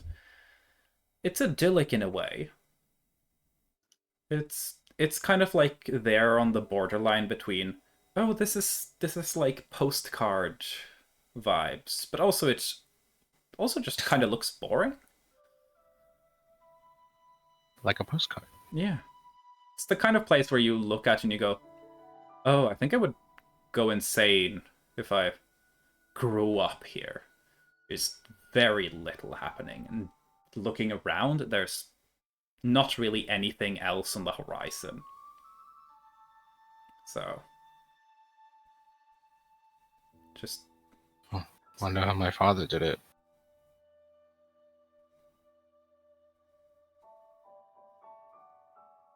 So what do you do in this town? No, I keep saying town, it's a village.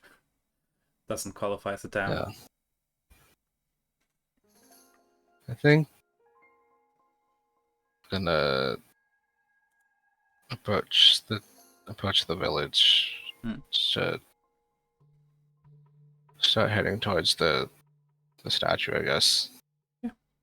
The different farms kind of all share a side where you figure they have their farm plots out, and then the farmhouses more towards gathered closer to each other, and the farm plots kind of radiate out from that. Give me a perception check.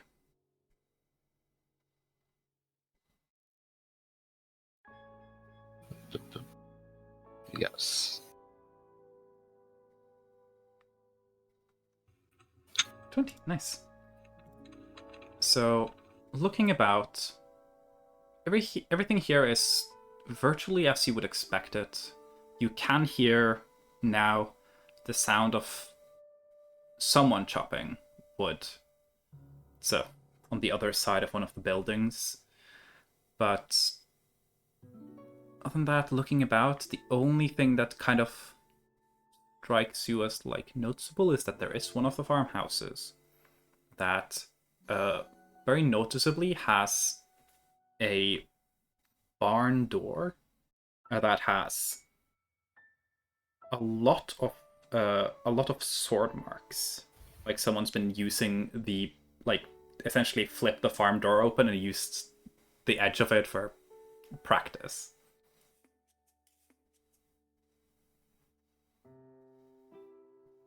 And that's, I would say, the only thing that you're like, huh. It's the only real detail about the place. I'm assuming the sword marks don't look recent. Not at all. They've been painted over probably multiple times, but you know what that looks like. Yeah. They're a little below what you would expect if you were to strike the door. They're lower than that. Not by a lot, but...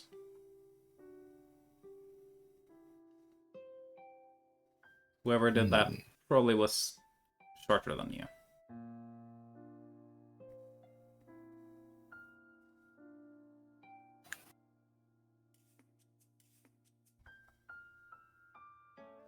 Suppose I'll approach that building. Mm-hmm. Maybe look for like the front door. Yeah. There's no glass pane windows. Figure the people who live here probably can't really afford and also probably don't care that much about importing glass all the way out here.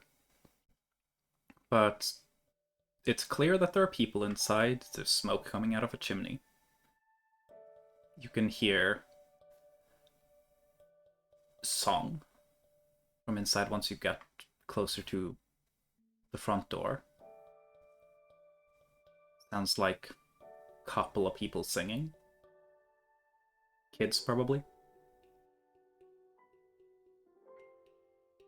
It's not very orderly. It doesn't feel like choir. It sounds like they're probably singing and running and probably doing a couple of other things at the same time. Yeah.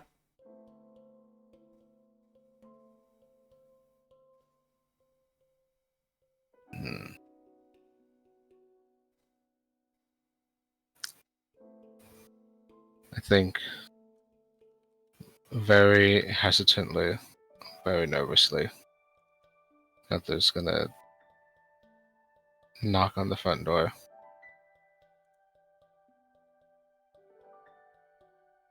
Knock on the front door, and it's not any reply immediately. I'm not sure if they noticed.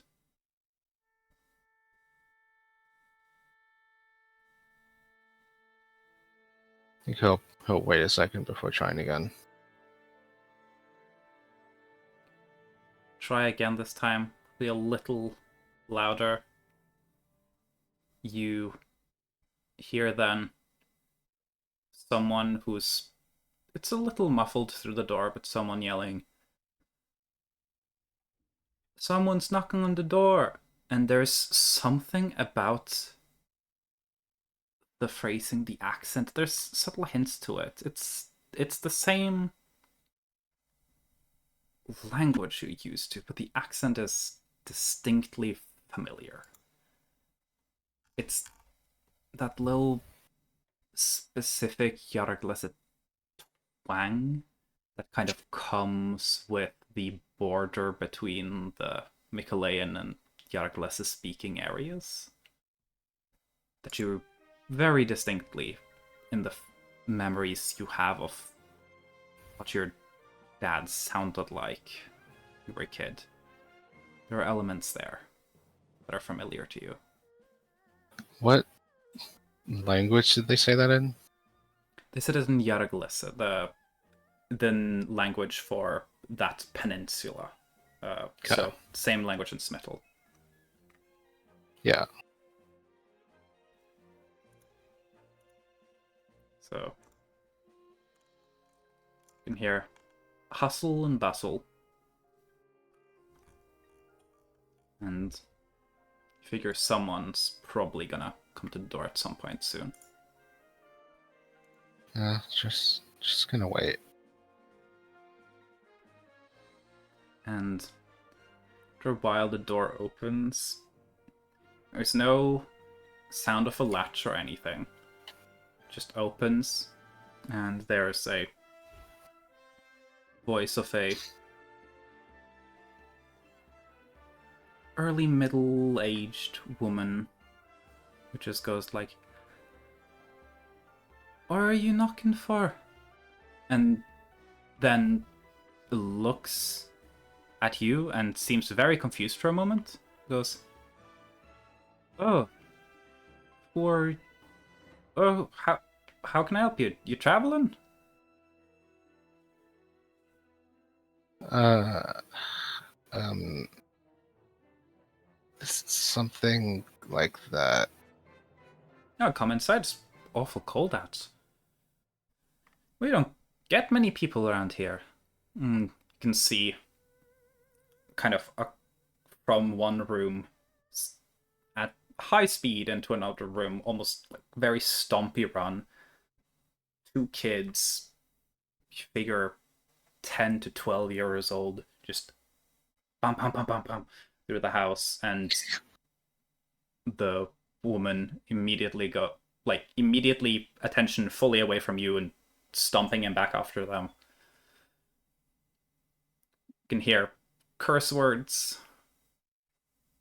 probably asking them to quiet down. You can hear kind of as she's talking a little more hushed in a serious tone to the kids.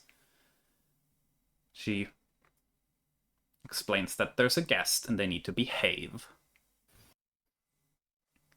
And does not come back to fetch you or anything, but it seems you're just free to enter, sit down. Very casual.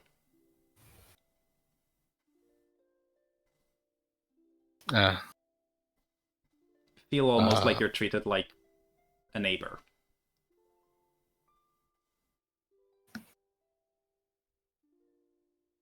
Again, very nervously and very hesitantly.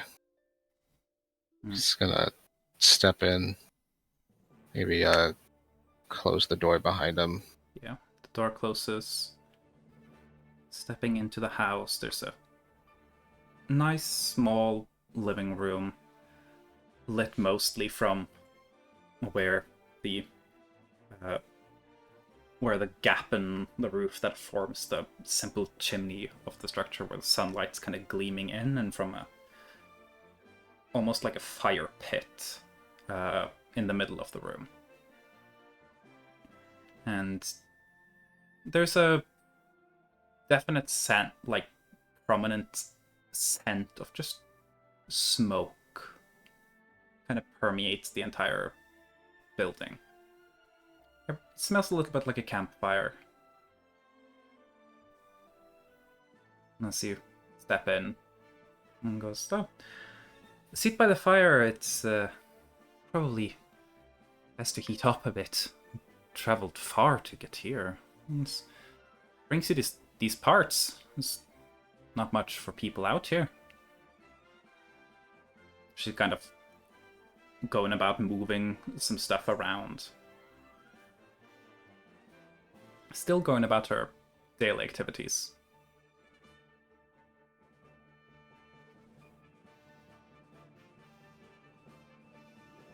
Would she have noticed that Gunther's probably not really shivering all that much? Give me an insight check.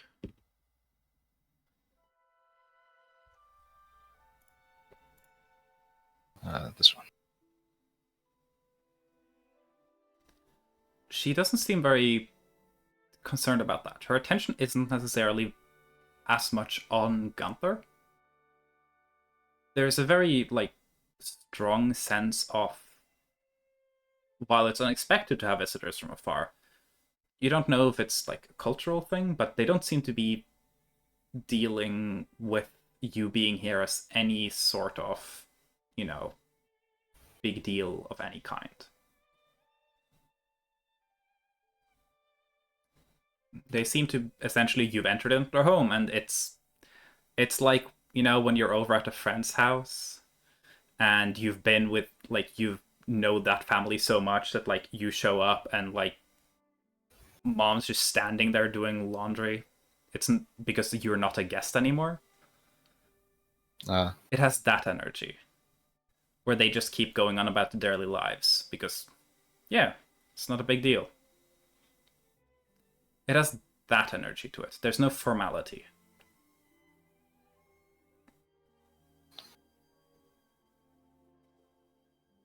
That might make Gunther feel more nervous, actually. Mm-hmm. Welcome to countryside hospitality. Gunther's biggest weakness. He's very much out of his element right now. Mm-hmm.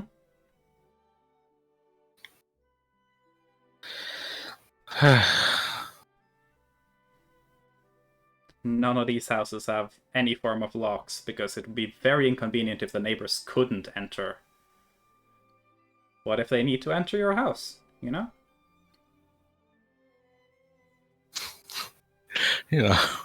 Just casually. Yeah, like if the neighbor needs, I don't know, if the neighbor needs a cup of sugar, why wouldn't they just come in and be like, hey, you have some sugar? And then you'll be like, yeah.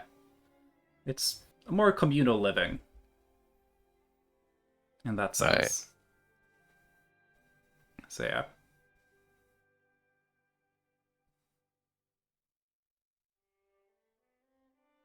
I guess Gunther will come over to the fire and just sit down for a second. Mm-hmm. It's nice and warm.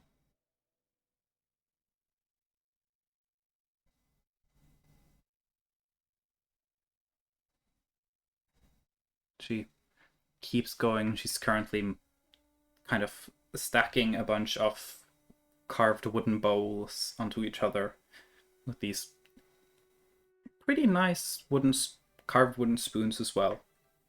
She's stacking, moving over to a side.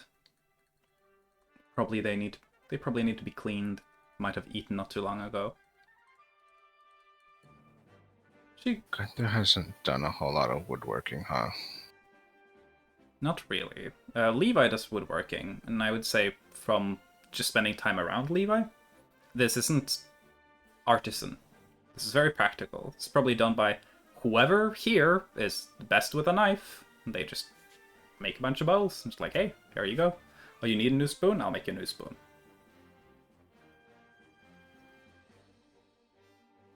Not really any detailing or patterning or anything.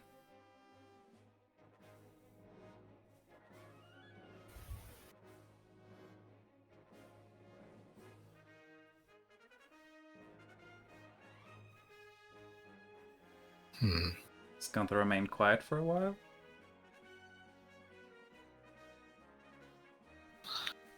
For a little bit, but at some point he'll speak up.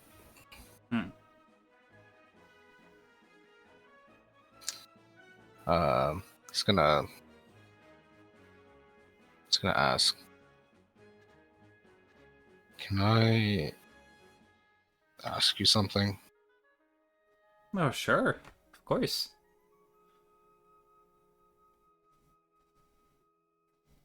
I'm sorry if this is confusing, but does the name Osmond mean anything to you? And goes like, oh yeah. Osmond's on this farm before we did.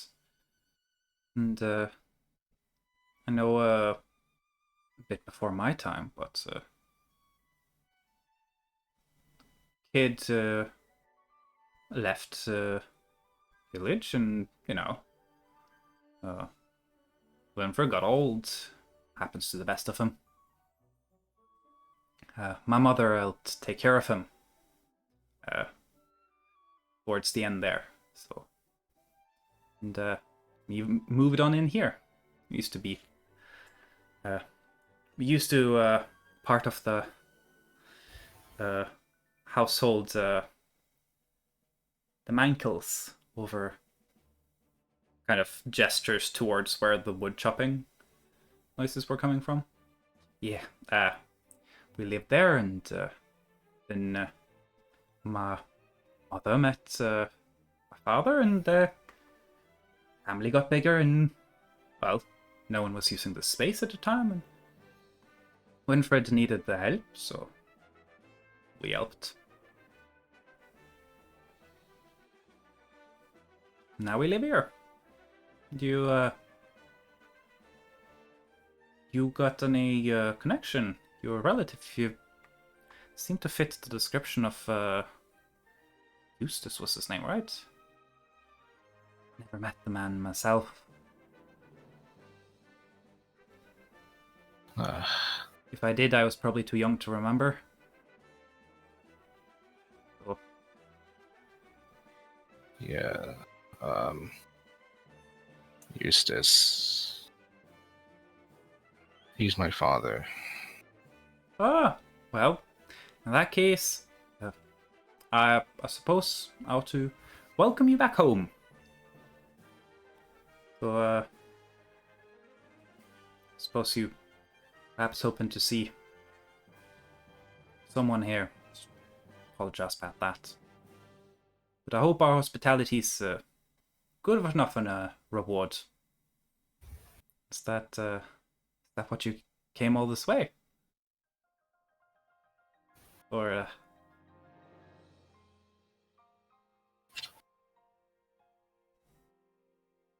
I'm afraid we don't do much business during winter times. Oh, yeah. That's quite alright. I'm not looking for business. I guess I just wished for some peace of mind. Well, I certainly hope you found it. If you want, I can take you over to some of the older folks. Maybe they might be more help. So might remember it's just a thing or two.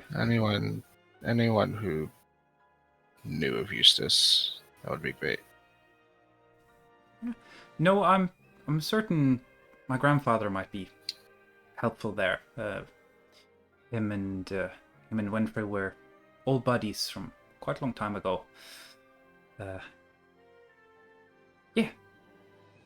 Oh, do you want to head over right now, or like if you want to, still got some porridge. If you are hungry. Oh, I've already eaten. I'm okay. Oh, well packed then. Didn't see you with any particular gear. That's impressive. Suppose you must be one of them career travelers then.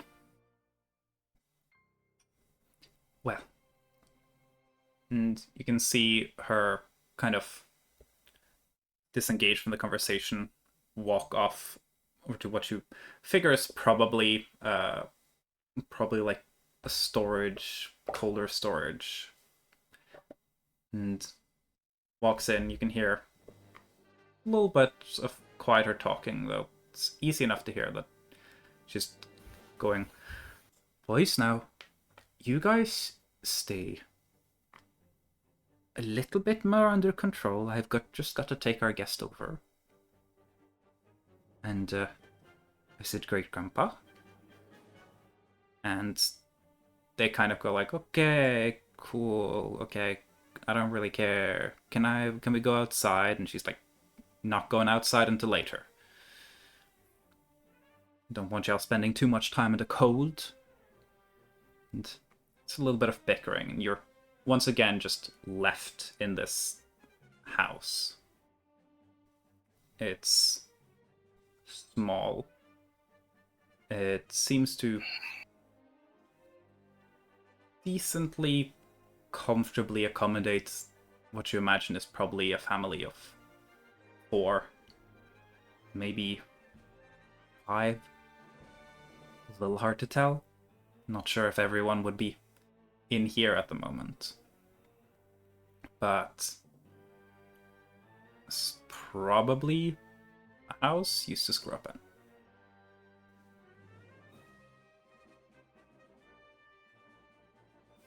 It's meager, but warm, comfortable.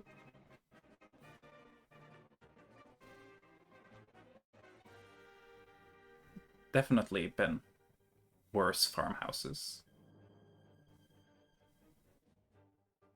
The house itself is in lafted log, almost like log cabin style. Definitely a little bigger than that.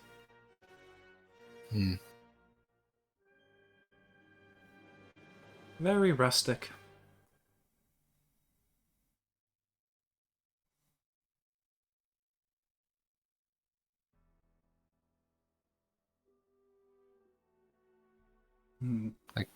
It's just gonna wait patiently for the lady. Mm-hmm.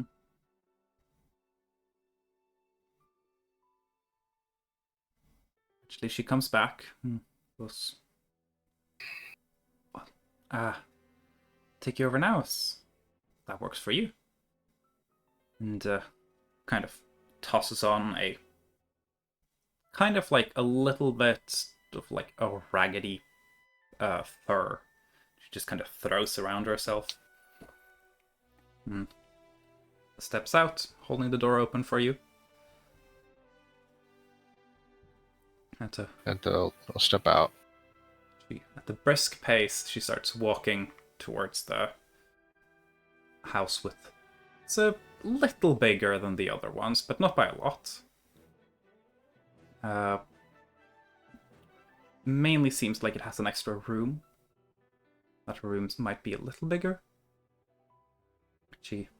As she's walking with you, kind of just going, well, yeah, during time of year, it's very common for a lot of us to gather up in Meckle House and sit there, especially the older ones, enjoy the company there, and you know, it's a nice way to spend time when the fields are barren at this time.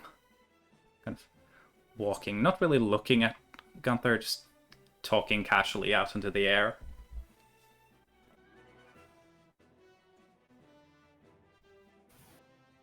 I can see you must be a pretty close-knit community. I suppose so, yeah. I'll be honest, I don't have the most knowledge about most other communities, but it's comfortable. It's nice we'll get along here. Sounds nice. Sure is. It's, some people, I suppose, might need some more excitement. She's kind of gotten to house and opens the door and gestures for you to step in, entirely without announcing anything or you at all. Just walk in. You can immediately, as the doors open, you can just see people sitting around inside. She just keeps talking. Yeah, no, I suppose other people might need a bit more excitement than you get out here, but it's not too bad, really. It's calm, comfortable life. Good harvests, and or being as far north as we are, it's usually mild winters like this one. And door just closes behind you. Nah. People have definitely noticed that you've stepped in, and there's like a little bit of curiosity. But again, no one is being like, oh, who's this? Or anything. Feels very relaxed. And she tosses her fur off her and just kind of half hand on your shoulder, half pushing you further in, goes like, Eustace Osborne's kid. Come visit him. And is really only for that reason, I suppose. And there's a couple of be like, oh, Osborne, yeah. I haven't heard of them, thought about them in a while. Yeah, some good people. It's a bit like murmuring. Couple of questions directed at you, mostly just like how travel went, stuff like that. But a lot of the conversation is just in between them. There is something in it that makes it feel like you're just supposed to partake in the communal discussion.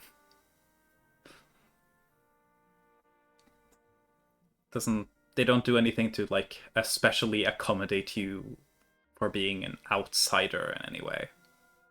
So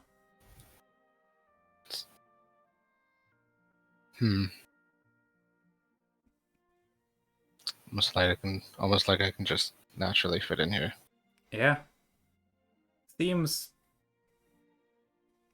they are quick to just accept people into the fold. Couple questions, how travel went, up to how you answer that. Couple of questions about how long you're planning on staying.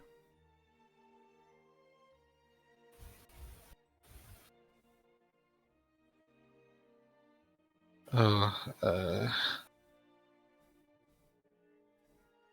might only just be visiting for the day.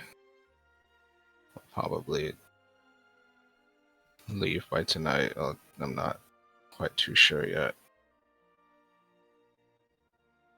Couple of I'm like, just traveling too, passing by. Okay, that makes sense.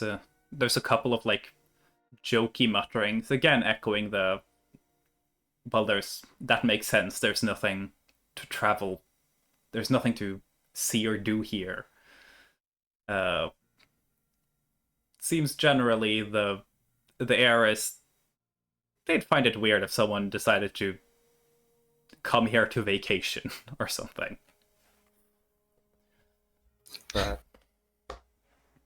The woman goes, so is he awake at the moment? And there's a couple of them like, oh, I'll go check. And one of the other people kind of slinks off into another room. And you're just kind of left, and they just go back to their conversations. You can see a couple of them are knitting. There's a loom off in the corner that one of them is currently working on making some sort of fabric on. One of them's kind of working on spinning wool. Probably they left some of the wool just in batches to take care of during the winter when they have more time.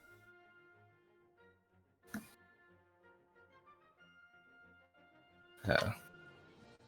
I'm just not all too familiar with looming, but she'd seen it before.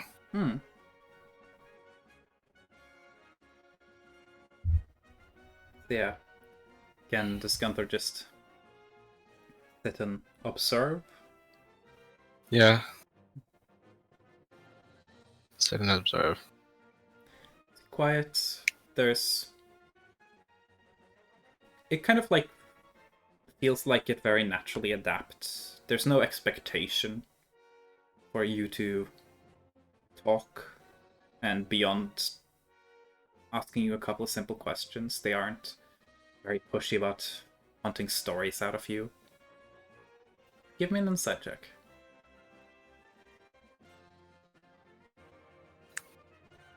Insight. There we go. 18. Kind of picking up on the dynamic, it seems people here definitely have a bit of like, there's family here. That's what you're picking up on the most. Get the sense that, especially with a village this small, this is probably, everyone here is probably, you know, related in some way or another. And people come and go. Some people travel in to settle farm, get work. Then other people leave, like Eustace. But figure that's kind of the vibe. You're noticing kind of a familial bond that you've primarily experienced with other families. Not as much your own. This is a big multi-generational family. Figure in this house, immediately you can see what you figure is 4 generations. Given someone, the person they were going to check on seemed to be sleeping in the middle of the day in a separate room, maybe 5 generations. So, It's a lot of generations. a lot of generations. Yeah. They're keeping healthy, I guess. Yeah. It's a form of bond that does not really Yeah. hasn't really been a part of. Hasn't really felt for himself. You've been very, like, you've seen and experienced and, like, had that from others of having that, like, close family relationship, but in a city like Smithville, you don't have this kind of the entire community as a family vibe. You figure that most likely there's a handful of other people off somewhere else in the other houses doing their things. But probably just because this house happens to be the largest, they gather here, doing their work together socially.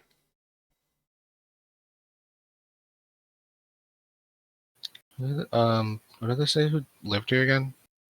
The Meckles. And technically they are the ones who also live in the old Osman house after there weren't any Osmans left in town. So I can put it in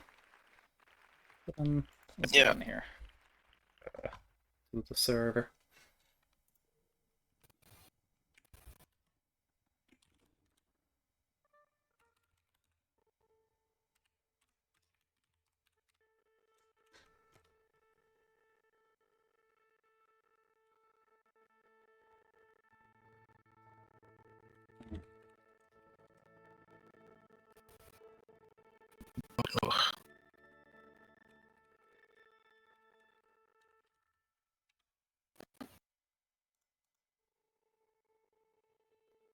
I had a different spelling in mind. Yeah.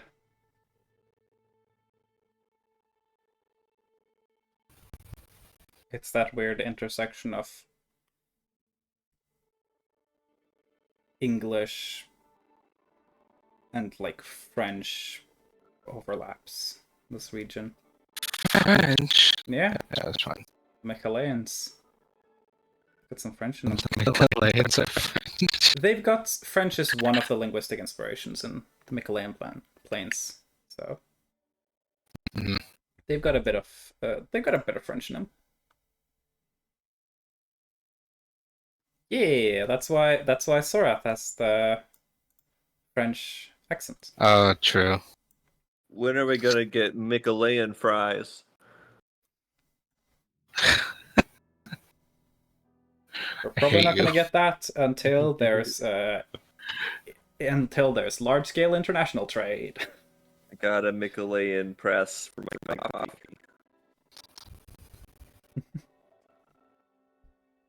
It's also very much not the Michelin area is not just France, so there's a lot of other stuff in there, but French is one of them.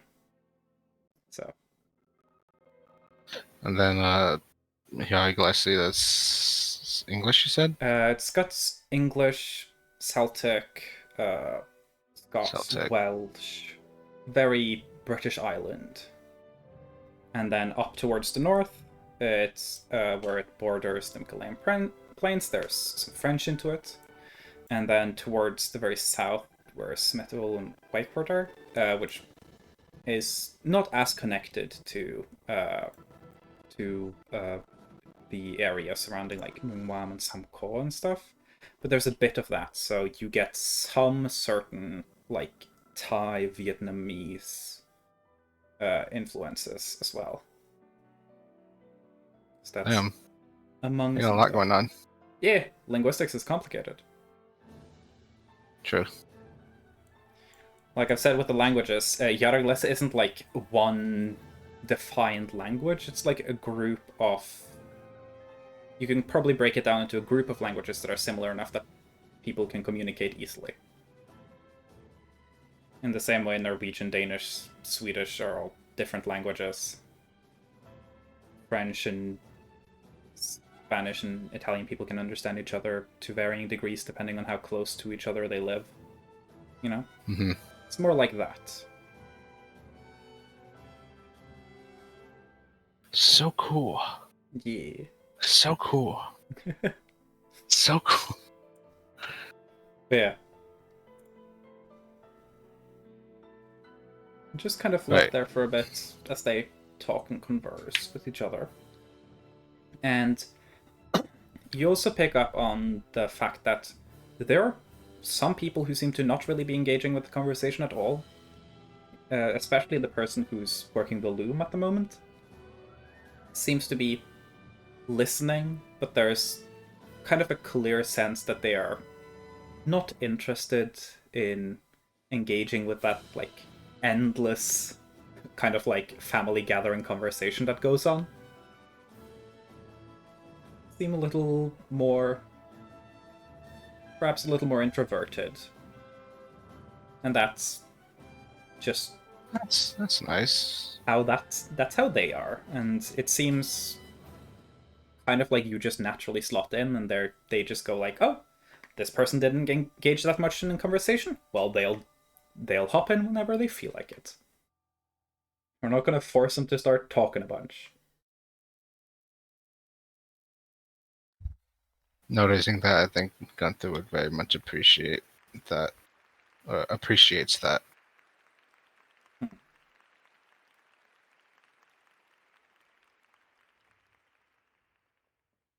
Sure, a little bit. Go. Person comes back in and goes like, hey, didn't catch your name.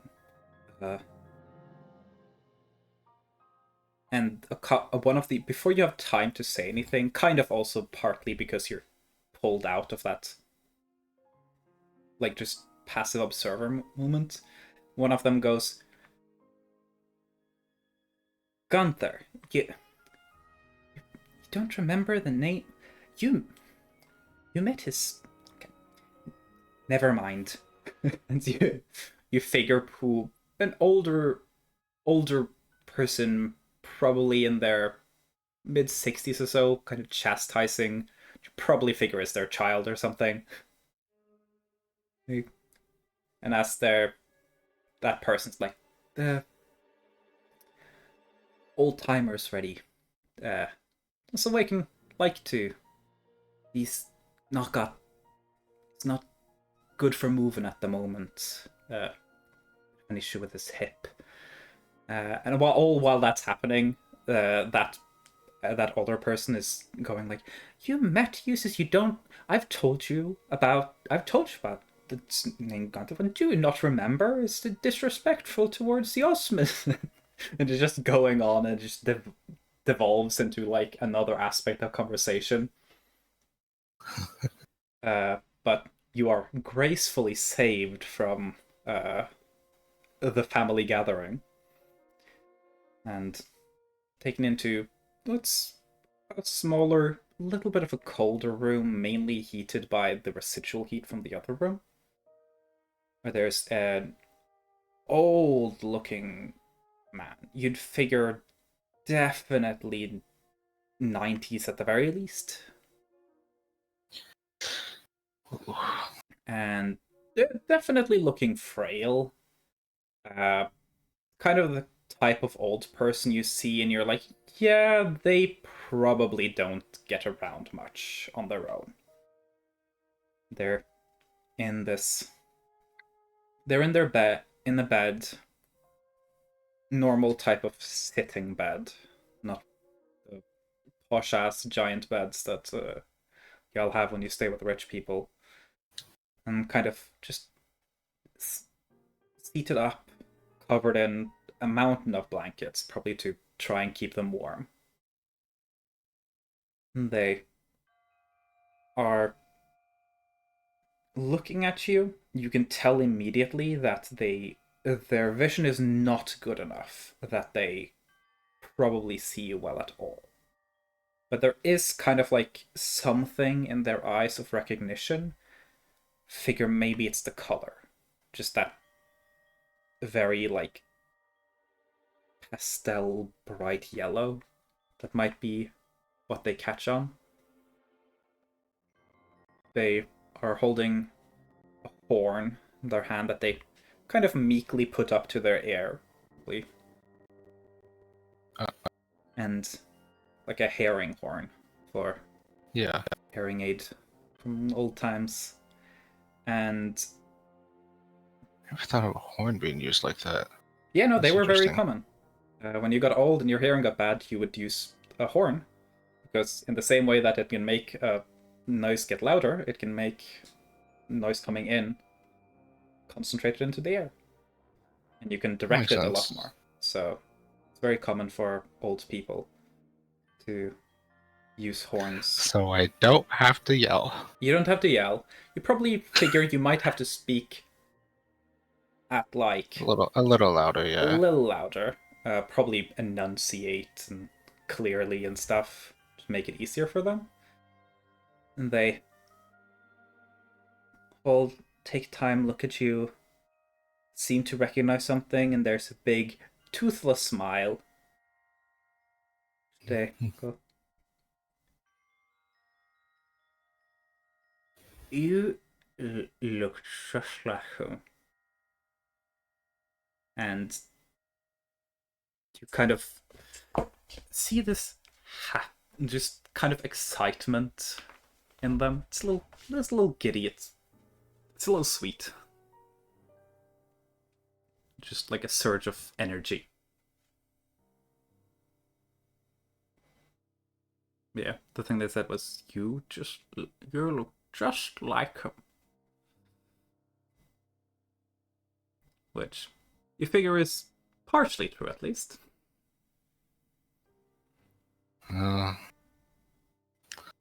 Definitely not as much anymore. Yeah. Anyways.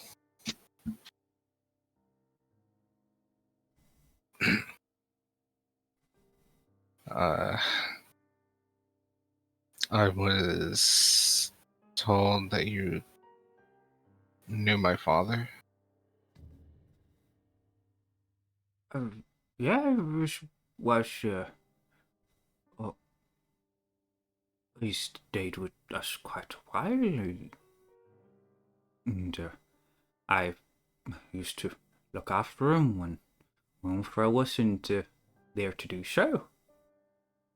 This point being quite clear that Winfred is Old Man Osman's name. You've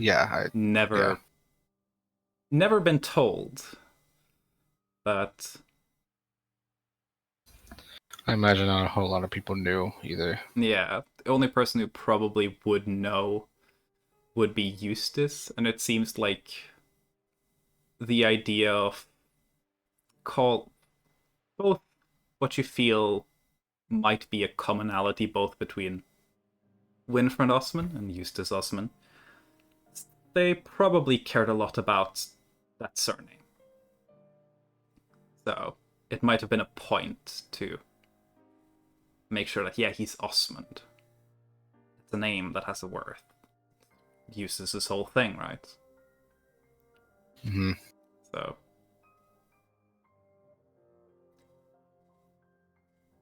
And yeah, the man continues to, yeah, when Fred took him in, and I ended up watching over him quite a lot.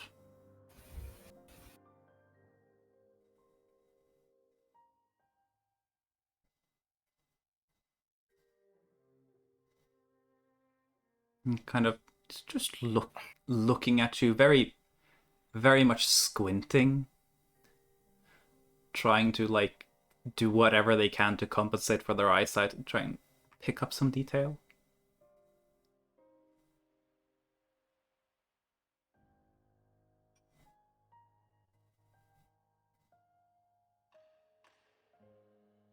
Yeah.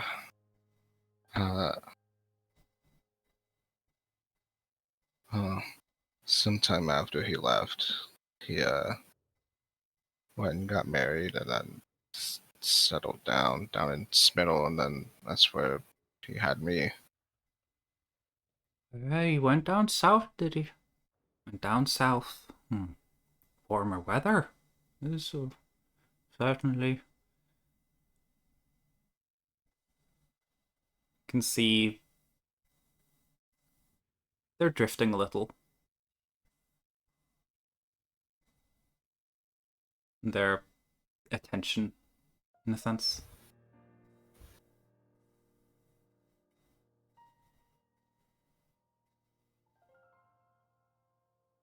Yeah. After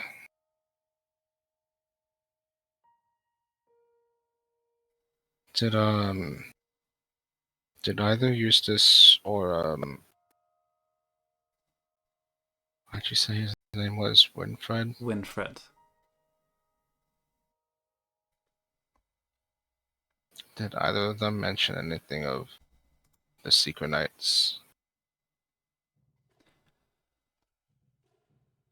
He thinks a little, goes, yes, Winfred was a secret knight, and Eustace was too. You look quite a lot like him, actually.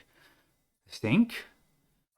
They lean closer stiff to take a look at you. And there's like a moment of you see the same realization and excitement and happiness.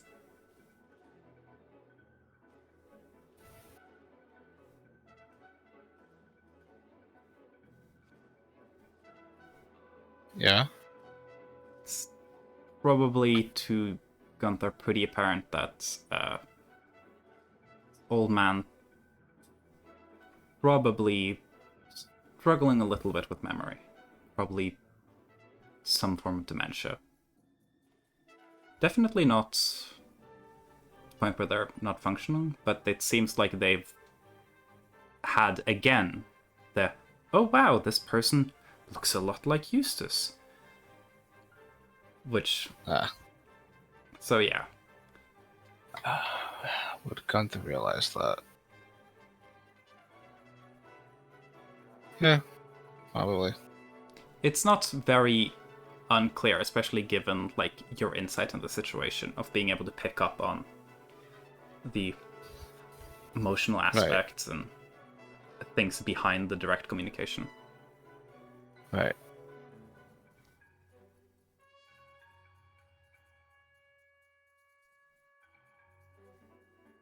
Yeah. From from what my father told me after he left, he joined up with the Seeker Knights.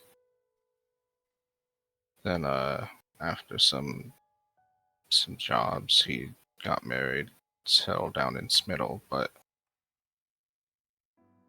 it wasn't long after that he was summoned back to the Seekers, and he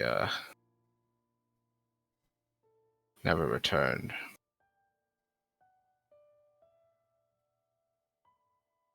The moment of pause. And go. Oh well. Was sad to hear. Well, I hope you went on some nice adventures. I was always very excited about our whole seeking business. And yeah. And then he kind of just drifts away again. Like he's lost in his thoughts a bit. When he mentioned having nice adventures, Gunther kind of just clutches on his pants very tightly, just trying to hold back any further emotions.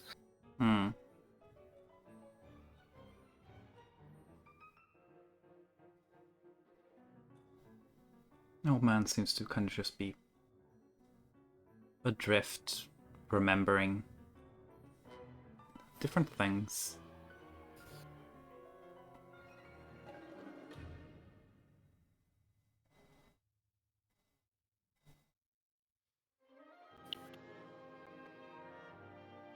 Do you remember what he was like as a child?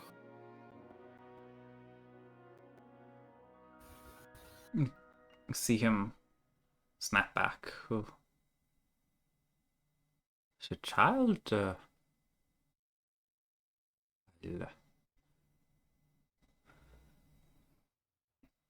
kind of seems to. It's a bit of like uncomfortable confusion for them if they're trying to like figure out what's happening. And go, my son was always a bit of a troublemaker, and I've like to think I put a good head on the shoulder. Nods to themselves.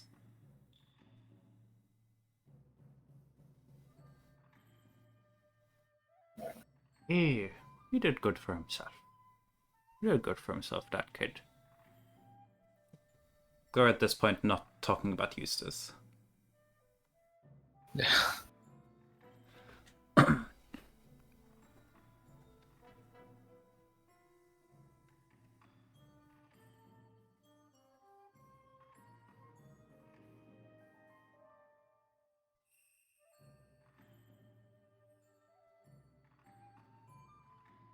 Do you remember what Eustace was like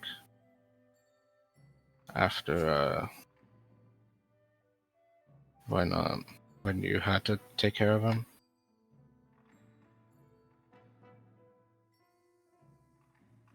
Kind of thinks back. Eustace, yeah, was a troublemaker for sure too. This is a kind of a soft, reminiscent smile. Used to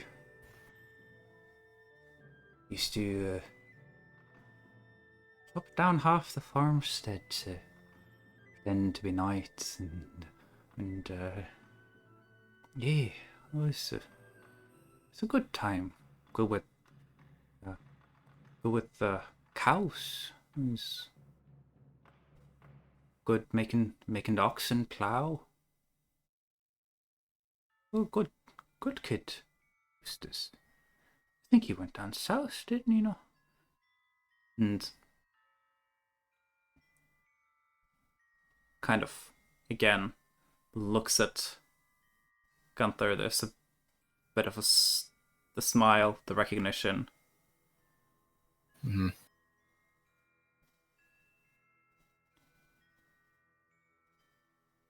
You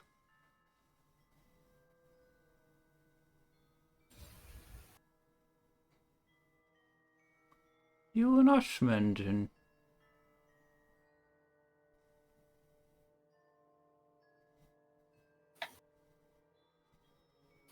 Wait, sorry, one more time. you and Ashmond then?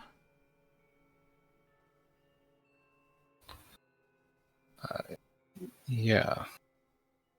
Oh, is there more of you? You can you kind of half get up, and the other person who's stayed in the room, probably to be help, kind of walks over to help them lean forward a little bit. My my box of get my box. You go get the box, and kind of person kind of gestures for you to come over and take over supporting the old dude. Yeah, he does that. The he goes, thank you, and kind of gets up and grabs a stool, gets up and pushes some boards on the roof off a little storage space.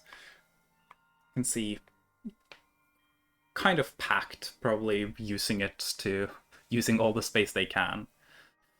Gets out a very simple, you would probably say shoddily made box, definitely made by someone who just needed a wooden container for stuff and nothing more. And Understandable. Would have done the same thing. yeah, very dust covered, probably not been opened in a while. Takes it down, goes out into the other room to dust it off, and brings it back to the bedside. And they start opening it. Go, oh, what you want from your box? And the old man goes, well, the box. My box is here. Why'd you put it there? It should be storage. And he kind of starts to feebly reach to like put the lid back on.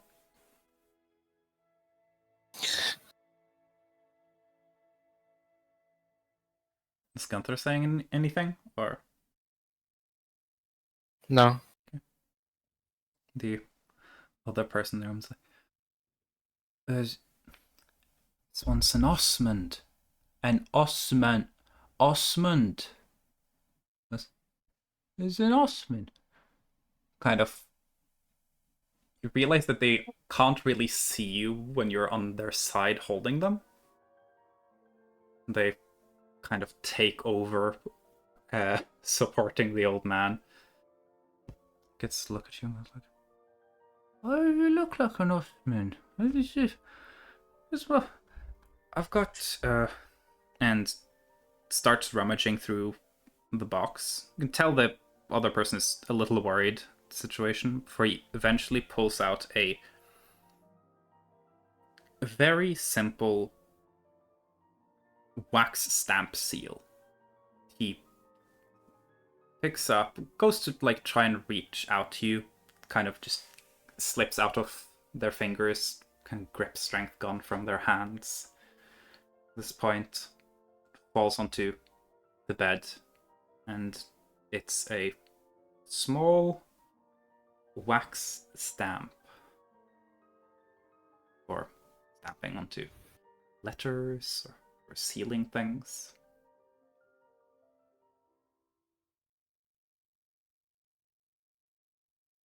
Gonna You can take it. Look at it. Yeah. I'm gonna grab it. Let's take a look at it. And then Looking at after it. observing it for a second, I bring out the letter Dougal gave me Mm-hmm. to just compare. The remains of that cracked off wax seal. It's a small stamp with an O. Simple, little calligraphy. There's some flourishes to it, but it's relatively simple. And kind of, as you go to pick it up, he's kind of like waving his hand over it as to almost to brush it towards you, and goes like, "There, you were supposed to get that when. Suppose you never picked it up, but maybe you did. Yeah, you did." And you can tell, like, the old man is kind of slipping more. It goes on, and the other person goes, "Maybe it's time for you to go have some rest." And the old man goes, "Oh, this is little tired, just a little. I'll just rest a little." I was like, "Okay, just have a little rest." And kind of leans the man back. He's back, and his eyes just kind of fully closed, and you can hear the snore coming from like pretty deep back into the throat, just mouth hanging a little open. Mm-hmm. And the other person puts the lid back on the box and puts that off, and goes like, "But I suppose that's yours. It's nice that it came back to the family then. Suppose you must have been holding on to it after Winfred passed."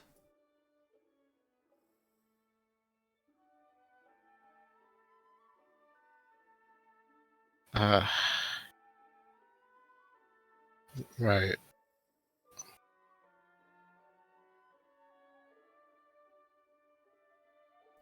Kind of as you're just in this quiet moment, this person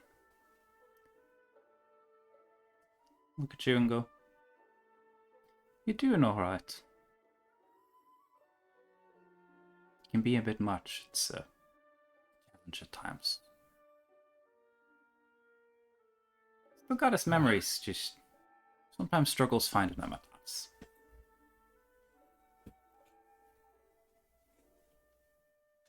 That's quite alright.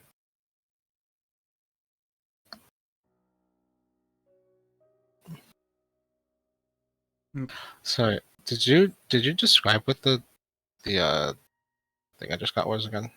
It's essentially like there's a little metal stamp for wax seals, and the stamp itself is a calligraphied O that matches the wax seal on the letter.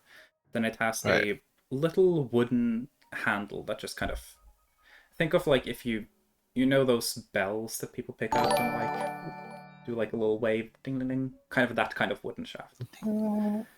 Okay. Oh, thanks for the follow, Bellatrix. We just got finished role playing Dementia.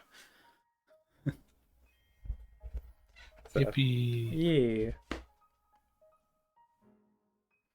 Yeah, it's a very normal run of the mill wax seal.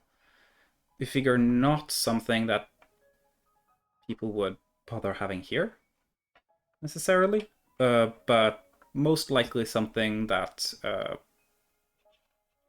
I most likely Oldman Osmond had because they were a knight and they sent letters and correspondence and needed a seal. It's not an expensive or fancy one, but it's a good make.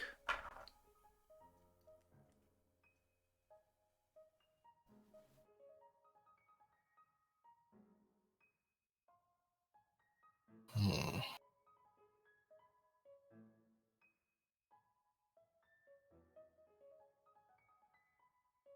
Okay. The other person in the room still kind of standing by you, go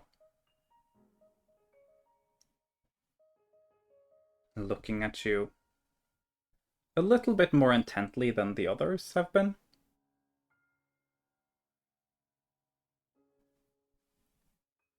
And they go, sorry if what you're looking for isn't here. Don't mean to intrude on anything, but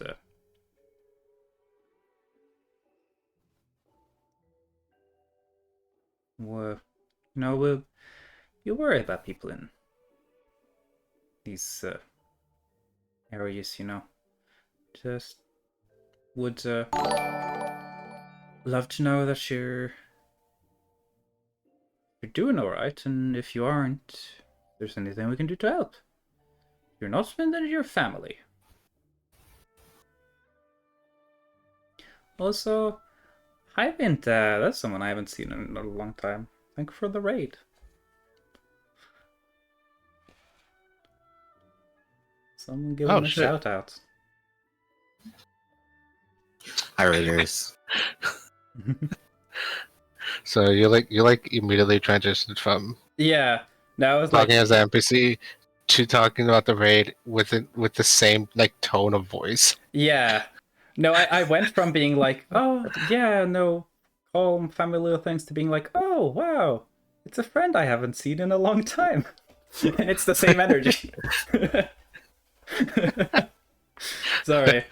Yeah, no, I was talking and then I hear a notification go off and I'm like, oh. Anyways. Yeah. Hi, we're doing Dungeons and Dragons. In-universe raid. Just bandits attack the village, everyone dies.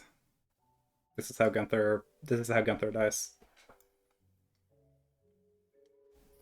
Nah, I'd win. Gunther, death by Twitch raid. But yeah. It's the thing the person said before I got distracted by a raid.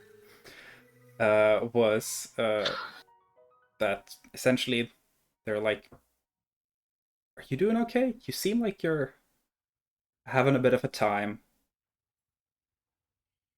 If you're an Ostman, you're family, so we take care of each other. That's kind of the gist of it.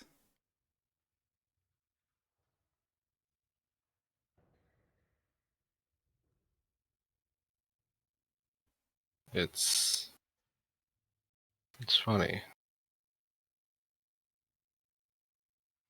Even though I don't really feel like an Osmond,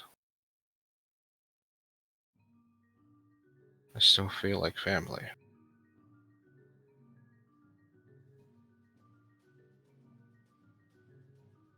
Well, what do you figure if an Ostman would feel like?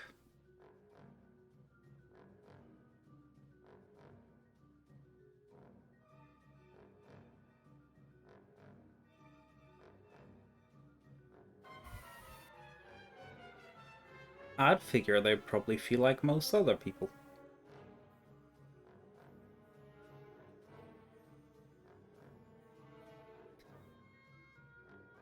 I don't think either of my parents are like most other people. They give you kind of like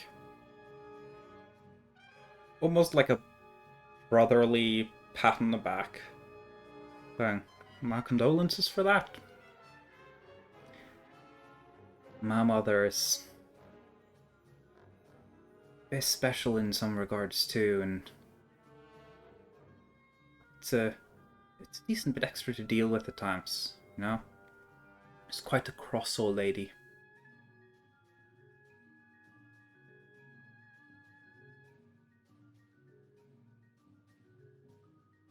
An insight check for this person. Huh? I rolled an insight check for this person. Wasn't great.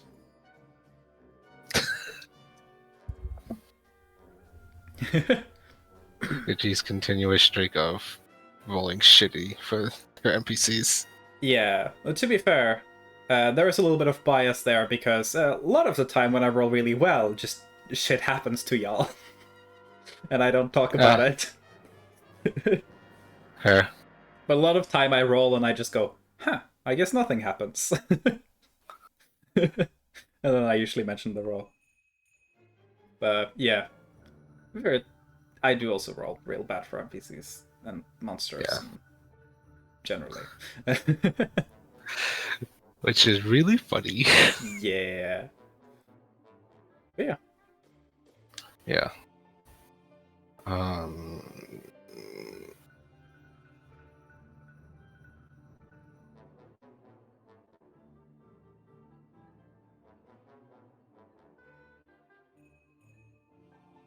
I sort of look over to them, and I guess I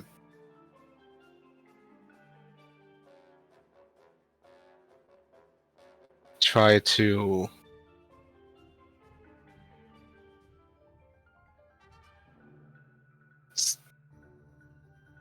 see how old they are. They're a little older than you. Just a little. Just a little, not more than 10 years older at most. Ah. Okay, so they would not have met Eustace.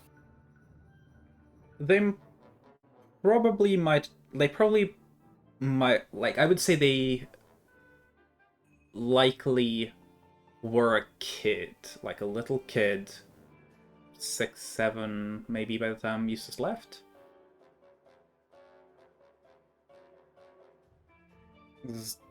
Gunther was born pretty soon after Eustace left, because Eustace still de facto lived in Fielden until Gunhilda. Wasn't before that he, went to Smithel and kind of just stayed there. So you'd figure that this person might, like, as a child, have had Eustace show up every now and then, visit, and so on and so forth. No?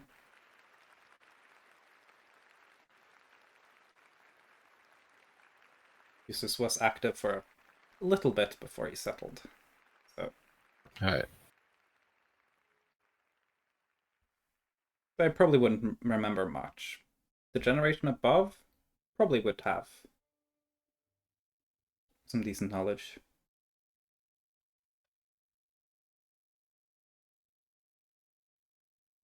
How much do you know of Eustace? To be honest, probably not an awful lot. Nothing the others can tell you better, probably. Honestly, if you just want to know about Eustace,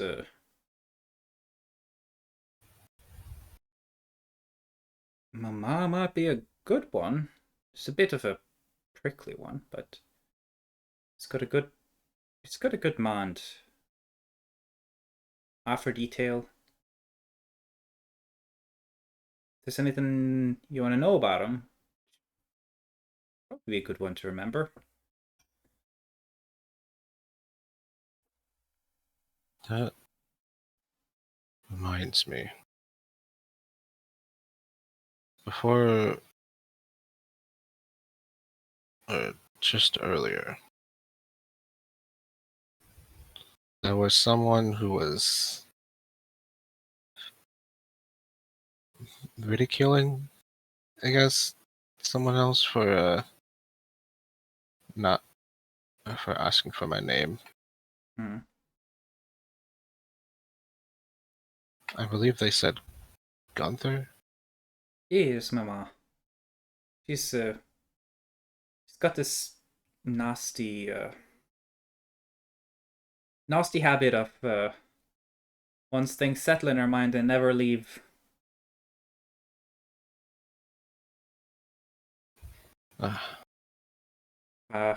Remember correctly, she used to write for quite a while back home. Probably May I where speak she with picked it up. her? Oh, sure. She'd be happy to talk to anyone. Just, as long as you can handle her. Good luck with that. Kind of laugh a little sheepishly. Person's probably later 30s or so. There's still like an energy of like, I can't be joking about my mom. She's gonna find out. She's gonna be so mad. So I'm so glad I'm this far out. I could definitely joke about my mom.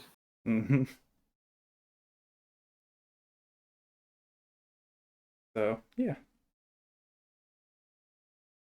The person kind of looks back at the old fella. Seems like he's still sleeping soundly. And then they go, give you a little nod. And head back out to the others. Can you write Winfrey's name in the yes, setting all stuff? I can do that. Yippee! Wahoo! Well, hey. Other sounds.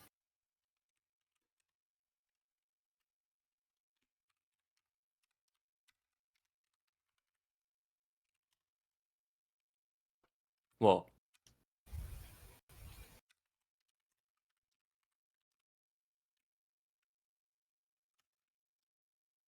I'll just put that there. I'll flesh out the details afterwards. Winfred, okay. Yeah. Become this adoptive grandpa. Wow, it's just like Goku.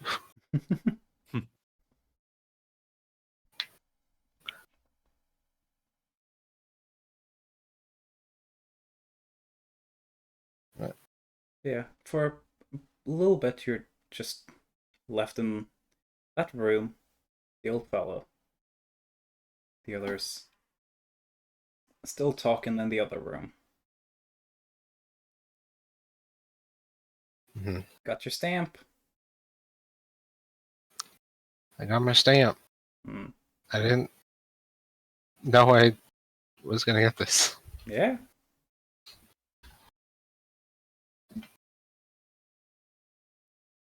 You have it now.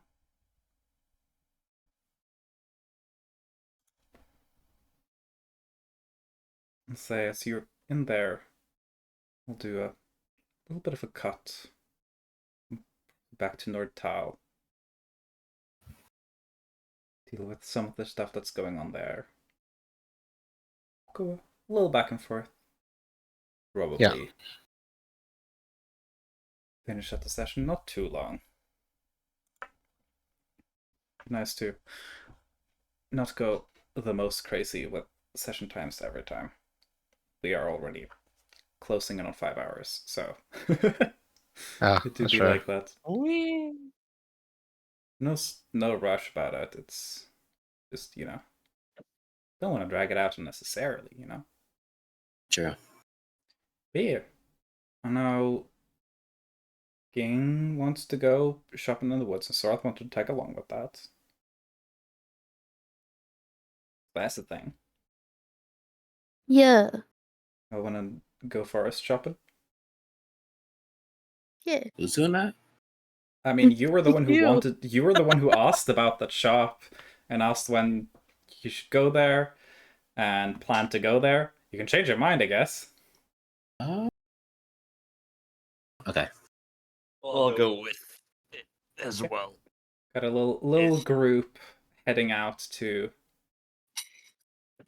this strange forest-dwelling horticulturalist who, it seemed Dugal and some others were very intent. Wait with visiting until limit is what I would recommend. They're like, you can show up there, but if you're looking to buy anything or do anything, I would honestly wait. And I guess we have a little trio. heading out into the forests here.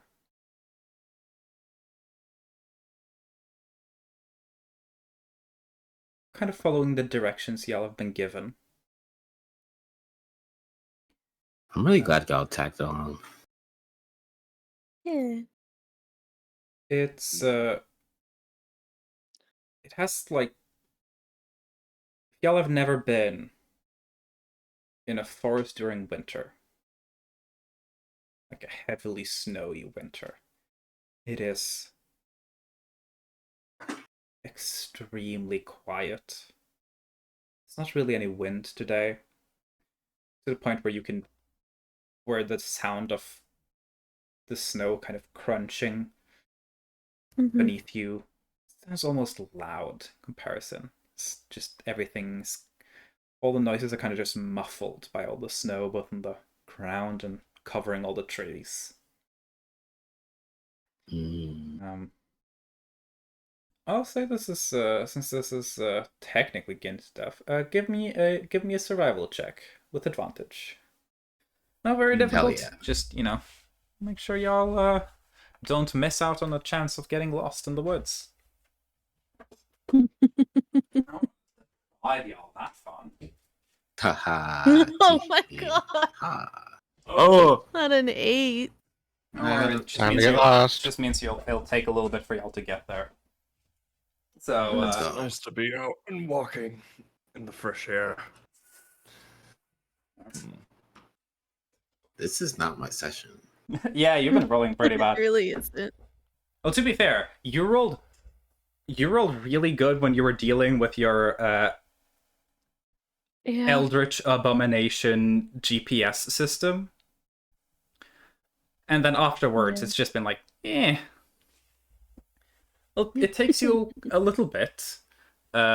Probably, while y'all none of y'all have a very clear idea of the exact way to go. There's no path. But you do have to rely every now and then on Sorath. Just like, oh, okay, this is my terrain. I know this type of environment.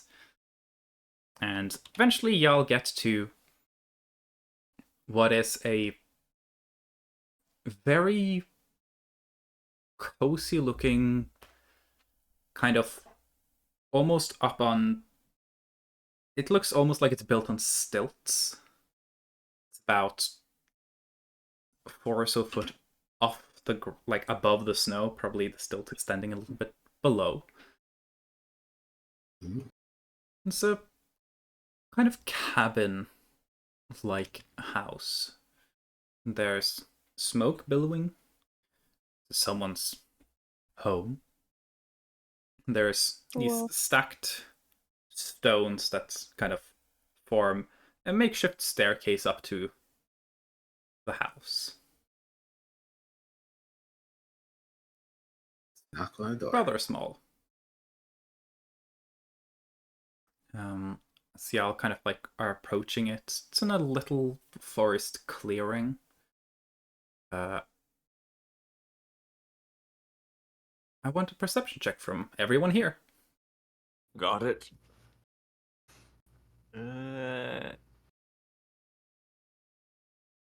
15. 14.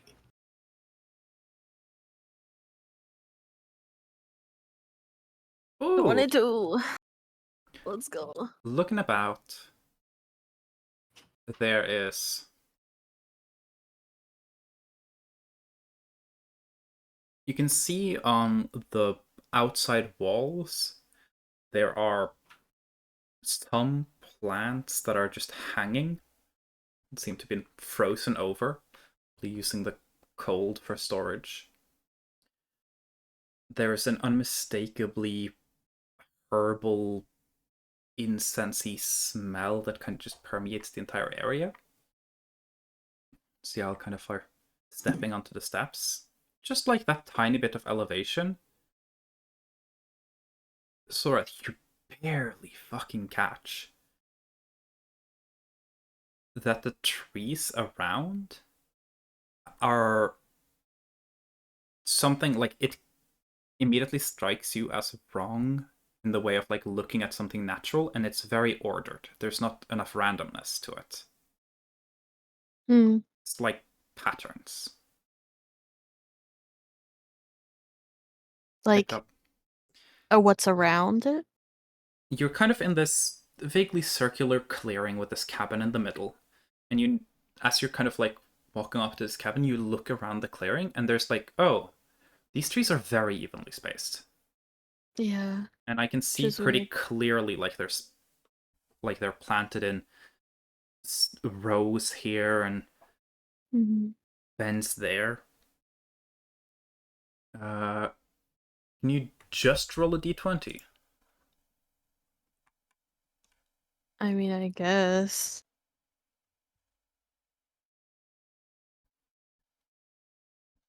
3. 3. Yeah. It's something about you, like something about it makes it feel like there is intention to the placement of the trees. And it seems like the rocks you can see, even though they're covered by snow or like little mounds, they also seem like they're placed with intention. And these are big trees. Yeah. So Probably something that you would expect. Years Like, old as fuck. yeah, whoever Or- planted these trees in this fashion probably did it. You'd figure maybe at least 50 years ago, maybe more. You can't really figure out what it's reminding you of, but it doesn't look practical. Something about, partly also because, you have a little bit of experience with like logging mechanics because of heartwood trees. You go, if you were planting for logging, this is a very bad system because you've got some trees very bunched up on each other. You can see them tangled into each other and be bad for that, and it doesn't really accommodate a natural flora. There's some other purpose to it, but you can't really figure out why it was done this way.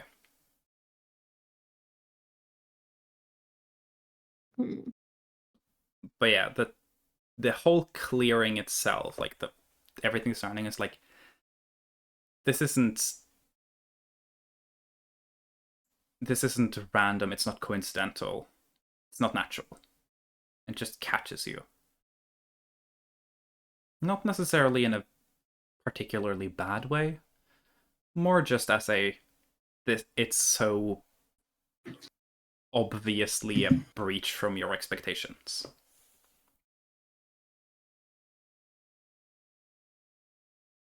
I see. You can do whatever you want with that information, but I think Soros is just gonna kind of linger behind Rizyuk and Gin. Kind of looking around.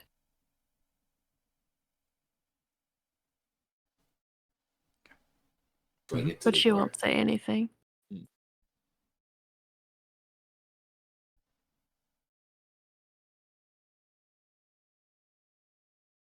yeah. Neither of you others noticed that, so that's not something you'll have access to at the moment. But yeah, it's a couple of steps up, and there's a door. I figure it's the best way in. I knock on the door. Yeah. Hello. You go to knock on the door, and in the most cliche fashion, for your hand just kind of misses it as the door glides open. Oh. Like, I push it up open?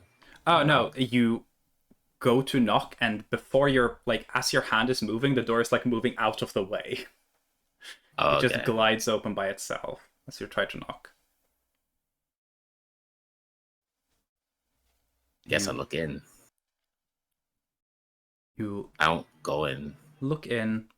This cabin, about, I'd say, a little over 10 by 15 feet. And you open in and you see About maybe, you'd say maybe 80 foot under the ceiling, it's a temple. Oh. Can we tell the who? If there is a who? Or is it just a temple? And people can pray to who they wish? I'll say it's just from peeking through the door, it's a little hard to gather details, but you can try to gather something ahead of time. If you want to. In that case, give me your choice of history or religion.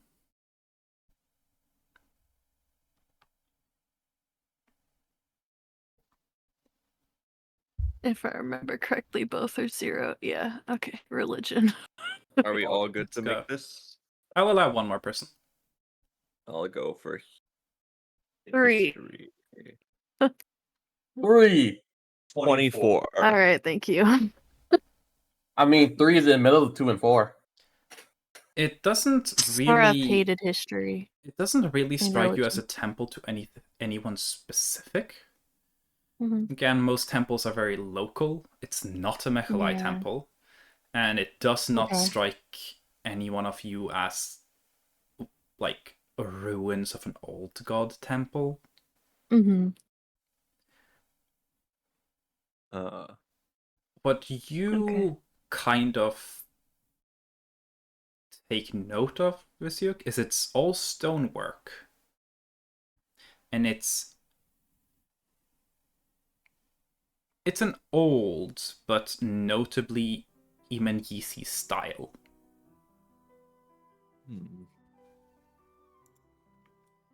So, everyone who didn't watch the part of the stream where we weren't streaming, at this region of the map, around the Menyon Steppes,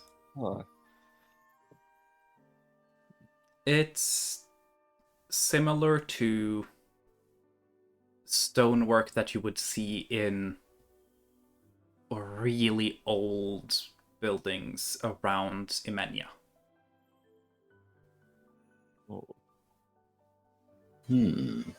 And seems there is a plethora of hanging incense burners just all around temple. the architecture seems to be a minion in nature.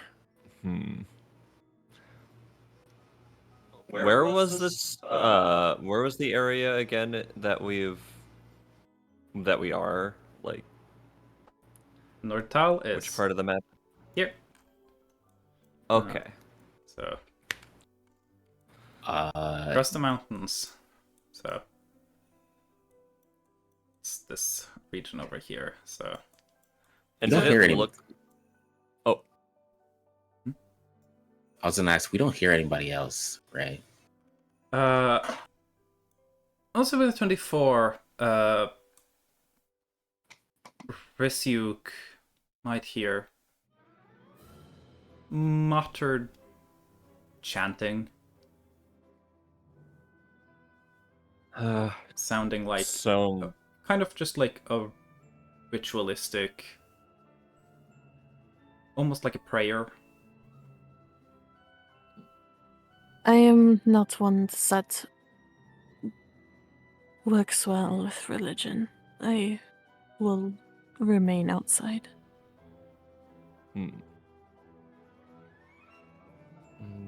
That's okay. Sounds like this place is occupied and operational. All right. Again, I'll what holler. were you here again for? Weird plants. Dugal What said was the architecture? Dugal said, you're interested in poisons? We've got someone who can get you some really weird plants. That was the extent of the information given. Something exactly. Well, What are the? Go on. I was just gonna ask. Was this the buildings that you were supposed to be going to? You're talking to me? Yes. Yeah.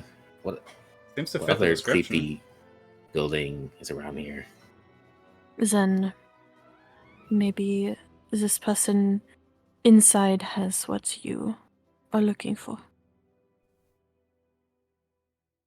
Hmm. What do the outer architecture look like?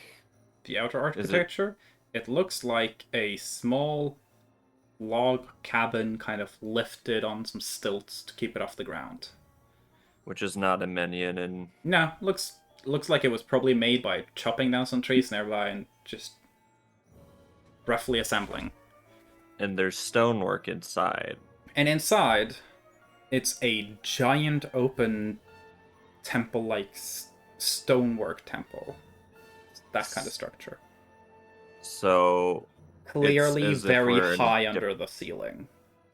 Yep. Walls, you can't really see the side walls just from peeking through the door. So definitely some different space alteration going on.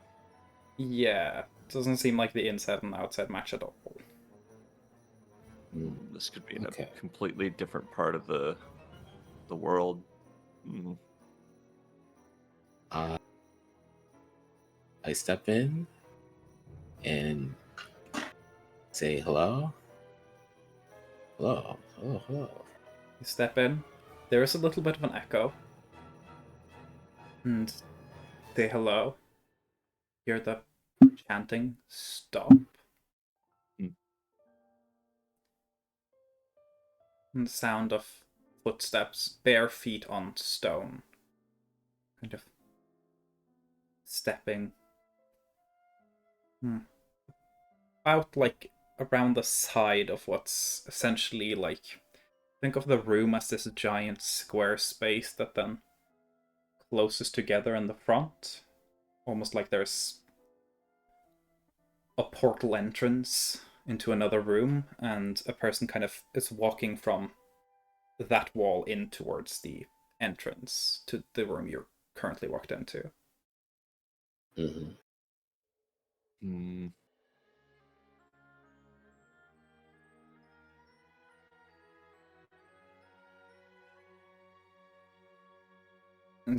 Hopefully we didn't disrupt anything important. Looks at Gin.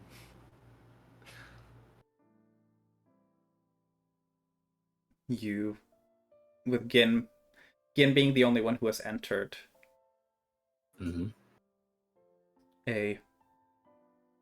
around the corner turns a figure. You're pretty sure human, elven, something like that. The weird thing is, you look at them and you can't, for the life of you, tell if they are a child, an adult, or an aged person. Something about them. It's like whenever you're looking at them, you're getting contradictory information. Like I can't determine just their age or just their appearance. Their appearance you can tell. They are somewhat pale, olive, sandy skin tone. They've got what you figure might be some sort of ceremonial face paint surrounding the eyes that maps out dots in a pattern with golden eye makeup, then extends onto the cheeks, and almost like fireworks surrounding the eyes in a sense, just dotting that spreads out from the eyes. Pretty. They're wearing what you figure is several layers of draped, kind of thin, white, silky material. It seems to be like layered on top of each other, on top of each other, top of each other, to the point where they almost they almost seem enveloped just in clothes. And you can see most of their arms, most of their face, and looking at them, it's like you're looking at several different people at one time, in a sense. Freaky. We're looking for some plants for my potions. I heard that you're the person I need to talk to. They nod, and they say in old, like quite old-fashioned Imenyisi, you recognize the saying. Vaguely translates to something akin to the lines of "a fortunate time for guests." Risiuk. Which is used primarily in the in contexts where, not to say, good time for you to arrive, but more in the sense of, if you had arrived at any other time, it would have been bad. Oh. It kind of has to like, oh, great, you guys just arrived when I was finished dealing with, all of the pots and pans falling out of my cupboards at the same time. That's kind of like the vibes of the saying. Not in the like, you arrived just after the Dark Lord was banished, but more like, great, you arrived at a time when I wasn't occupied with a bunch of stuff. Where I wasn't having to deal with a bunch of trouble. So. Good timing then. But it's an old saying that you mainly know from like old stories and fairy tales and plays. Think of it kind of like Shakespearean in its nature. Yeah. You're like, oh, that's a weird phrase. People don't really use that unless they're like really weird drama club kids, Huh. We're definitely in a different part of the world. And they continue in like looking at again as they enter, they switch over to Vers Aurum. And the language spoken down south and west. And they have a thick accent to it, but they continue. If this plant are this hat, you need only follow. I shall show you what we have to peruse. And she gestures you to enter through the current room. Follow her into the next. Show me the way. I'll follow both of them too. Is Sora still standing guard outside? Yeah. Okay. The two of you enter through this temple. You walk into the next room, which has a small fountain in it that's, based on its design, seems like it's supposed to be drank from. The woman stops there briefly. You can see them kind of still for a bit. They kind of cross their hands over each other, put them towards their chest, and you can hear a silent little chant. Goes on for 15 seconds or so before she continues moving on.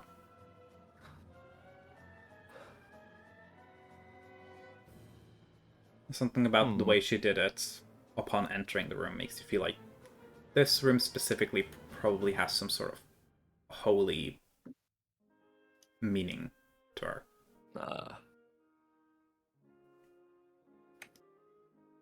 Interesting.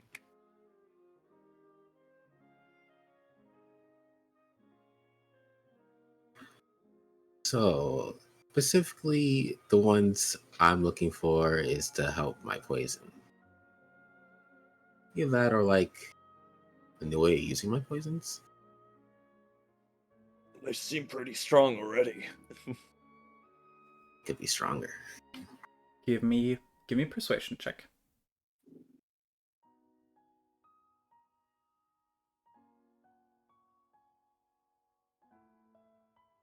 I love persuading people. My +1.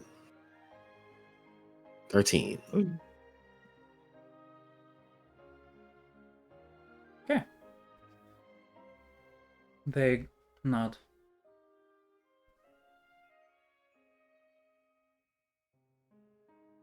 Some plants certainly are not safe for consumption or contact. That ought to suffice. And they walk to the right into another chamber.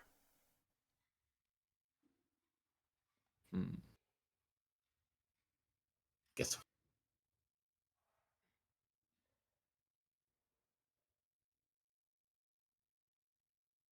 You follow into the room. There is this room kind of extends kind of rectangularly quite far in, kind of entering from the short side of a rectangle, and there's a step about 15 or so feet into the room. And as she walks into the room, she just continues on up onto the step. And as you guys move to follow, specifically when Risyuk approaches that step, they go, "You are not to wear outer footwear in here. We shall not drag the outer world into the inner chambers." So, not really having an issue with Gin, who is, just I cast Prestidigitation on my Slytherin. But specifically, it seems like they took objection to Risyuk's armor having boots. Can we take that off? Boots? Not easily. Oh. It would take a while. You could probably get some of it off, but especially around the ankles, that's stuck. You could take parts of it off, but it would be a messy process. And it wouldn't get all of it off. Say the armor has become a part of me. It is physically grafted onto me. She turns, walks back, kind of standing. You standing at one side of the step, her standing at the other. Looks at you. You realize she's got tears in her eyes. She reaches out and places a hand, just a finger gently resting at the middle of your forehead.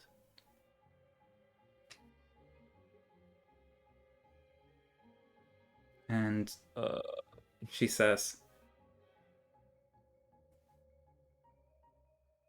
"The outside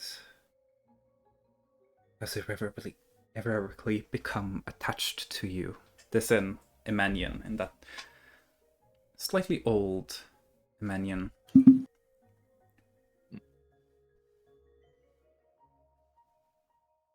"I shall pray for thine salvation."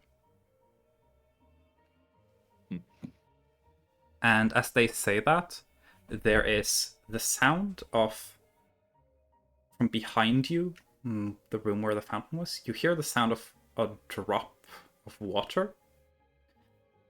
And you feel as if you endlessly fall backwards, Visiok. It's like gravity shifted backwards. Sora, standing watch outside, you just see, kind of hear like a clanging noise, and then Irisiu comes flying, launched out of the door of the building. You kind of I feel like she land doesn't like look as. rolling and tumbling Yeah, a little, keep going. but it was surprisingly a soft landing. And when you eventually get up, Sora will see that there is a golden mark from where she placed her middle finger on your forehead. Looks like paint. It's kind of dripping slightly down the bridge of the nose of the snout. Huh. This must be a druidic temple of some sort. I cannot say I'm surprised that things did not go as we anticipated, but I hope Gin is safe. I don't think there was any ill will of it. Druids have some sort of weird feeling towards metal, at least processed metal. So that's why I came up with that hypothesis. Ooh, that was certainly interesting. I see. I'll also say, as you kind of get up, accommodate, for the first time since having the armor grafted into your body, you're entirely pain-free. No discomfort at all. Not sure if it's temporary or not, but you feel very natural at the moment. Just all of that's just suddenly gone. Well, that's peculiar. The pains that I've been having from that process are... It's as if it was whisked away. So if you did watch Ryuk fly out at probably something close to like 40-50 miles per hour and then land and tumble and roll essentially to the edge of the clearing and then just get up and be like, huh. I'm just... Don't worry. You are not in any pain? No, actually. And my previous soreness is also gone. Don't worry, I also can feel still. It's not like I broke any connection to spine or anything. As my standing is a show of. I see. Okay. I'm not sure if it's going to factor into anything at all, but you have gained a minor temporary blessing. Not minor, it's a big but temporary blessing. For the next hour, Ryuk is fully immune to all possible sources of damage. Oh, damn. It's time to go find Eustace. In an hour? An hour. You have 1 hour of full damage immunity. Wow. That was a little rude, especially since I roughed him up just a while ago. I say. What you see, however, Gin, is the priestess, whatever she worships, taps Ryuk's forehead, and he just kind of gently falls backwards. Oh, okay. And sinks into the floor, and she nods to herself. And then gestures for you to follow. Alright. I fall. As you kind of follow further into this room, you can see now along the walls there are reliefs of animals and plants carved very beautifully, very skilled. And as you head further in, there is at the very edge of this like rectangular room, there's a blank wall, and on it there's a pedestal with a simple pile of dirt.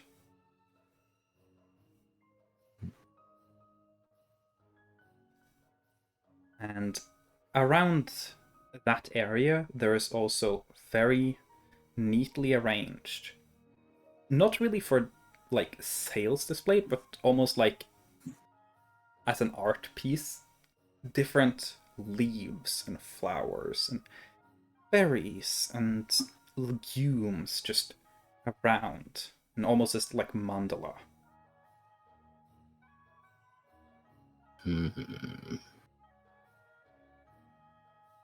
Do I see any plants? Yeah. All of that mandala is made of dried plants. Oh, They're okay. essentially the big art piece in the middle of the end of this room is made out of different plants. Ah.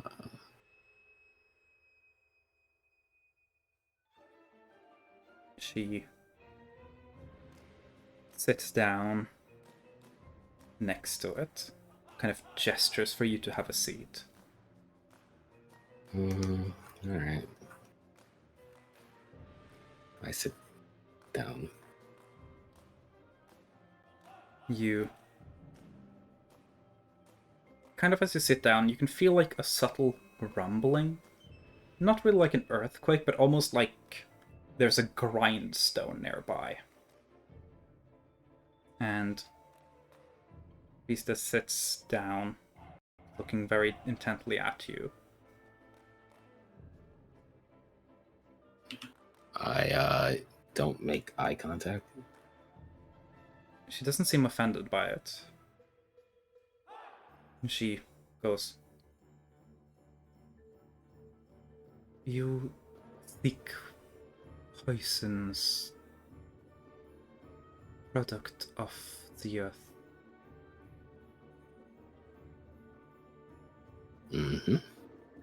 I do want to make more poisons. Pretty cool.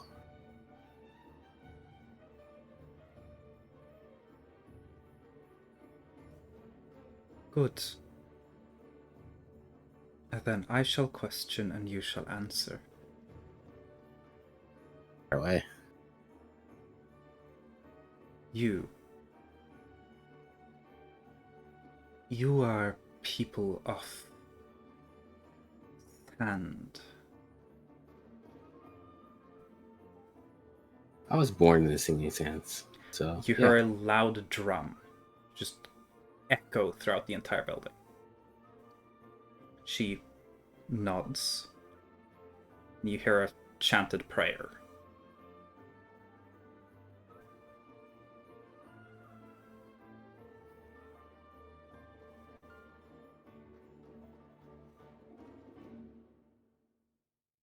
Okay. Your people live in tact with the earth.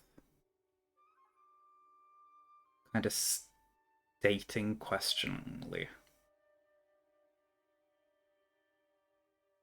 People lived in. I don't know. There is another drum. She bows her head, another chanted prayer.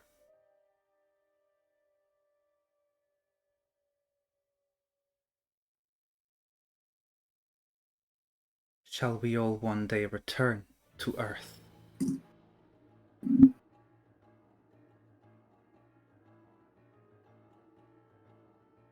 I'll do.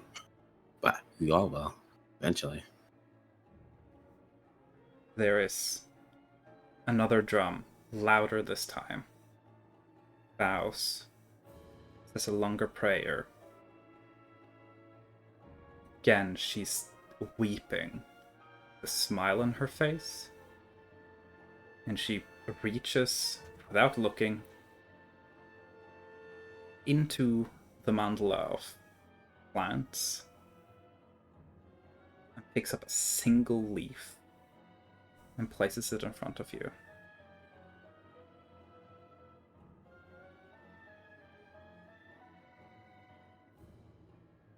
Oh. What's this?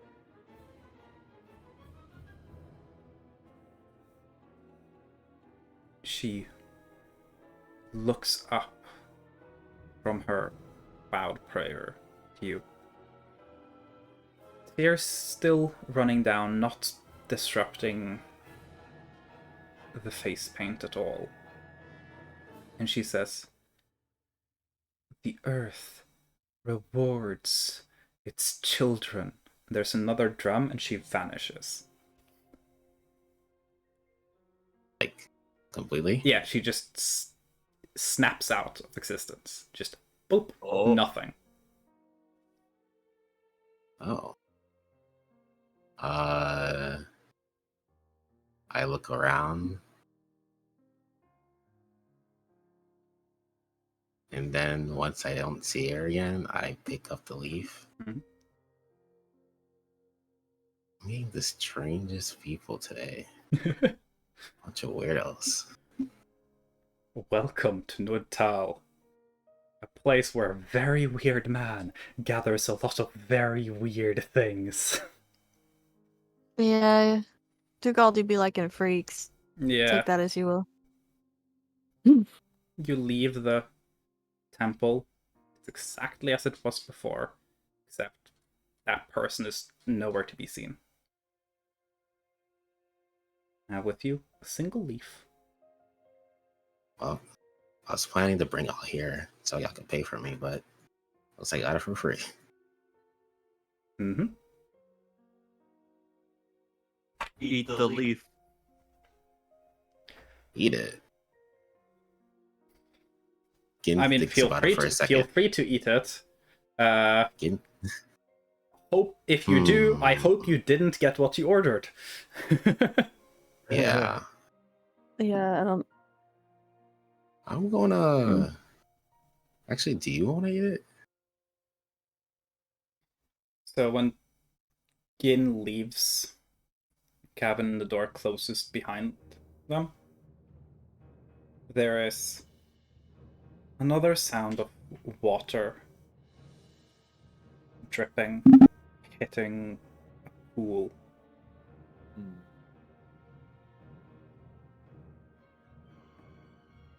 And there's a very subtle tremor in the earth that seems to kind of extend from the place and then subside.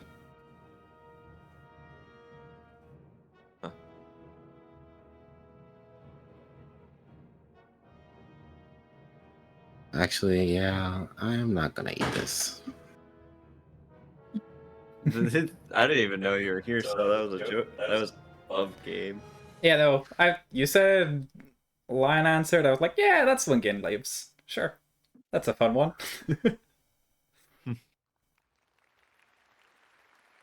So yeah. All right.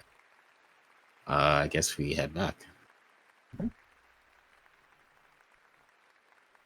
So y'all head back, perhaps discussing the weirdness of what the fuck just occurred.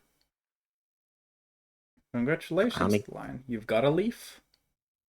Not one though. Yo. It's like one poison. Yeah. Yeah. I mean, I guess. Adding a leaf to my other possessions. Mm-hmm. Just gotta figure out what kind of leaf it is. Mm-hmm. Turn it into a usable poison somehow. And yeah. Then you'll figure out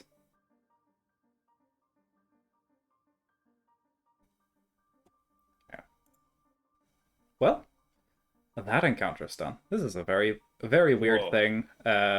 But yeah, this just pulling the curtain back, because I like discussing this. Technically, exists partly for the old Flinken storyline. Oh, Whereas Flinken's monk order they are followers of the aspect of the air. Welcome to what the earth offers. I see. And No shoes. that is why you are wearing shoes. You are not allowing yourself to be in contact with the world, the earth. The outside, in this case, for her, culture, has taken hold of you. You are wearing shoes. I will pray for you, child. Be gone. Very weird. Brad made me wake some very weird things, and I love it. It's fun because they could get easily need to see misconstrued feet. to. It could be very easily misconstrued to like druidism. Well, they are kind of like that, yeah.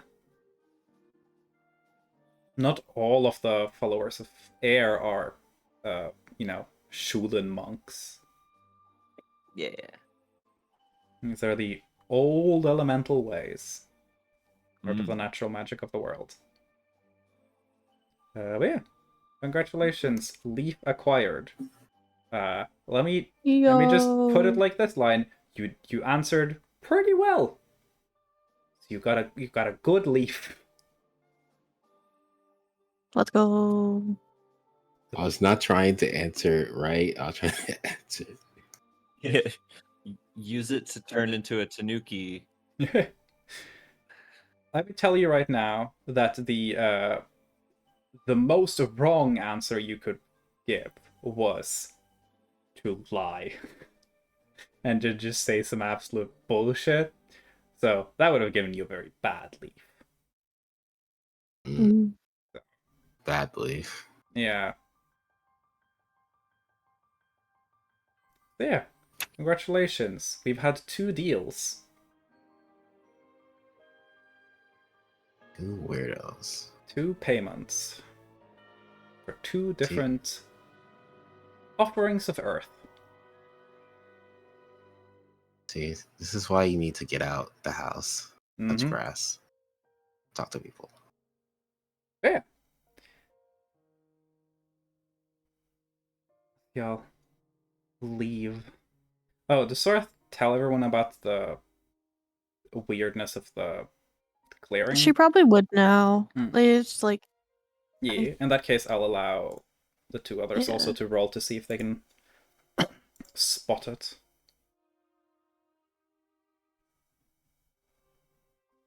Just a d20. Oh, just a d20. Yeah, because it's it's already been pointed out to you, so physically you can see it. But if you want to as well, you can roll a d20 line. See if you can figure out why the area, like why the trees and rocks are so weird.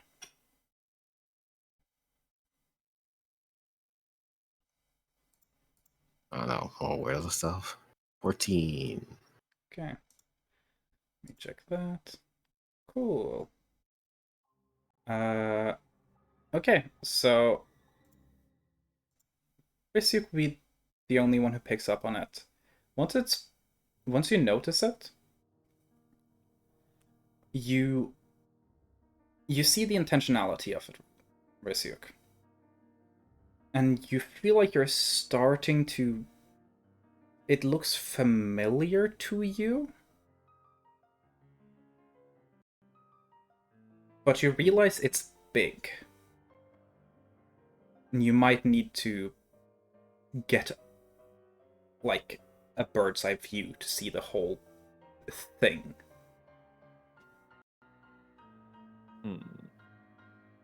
You both have a second? Uh, for what? Yeah, but I might better view of that. If we have some time, I could go ahead and just fly up there, but I don't know to if you. do Hmm, it won't take long.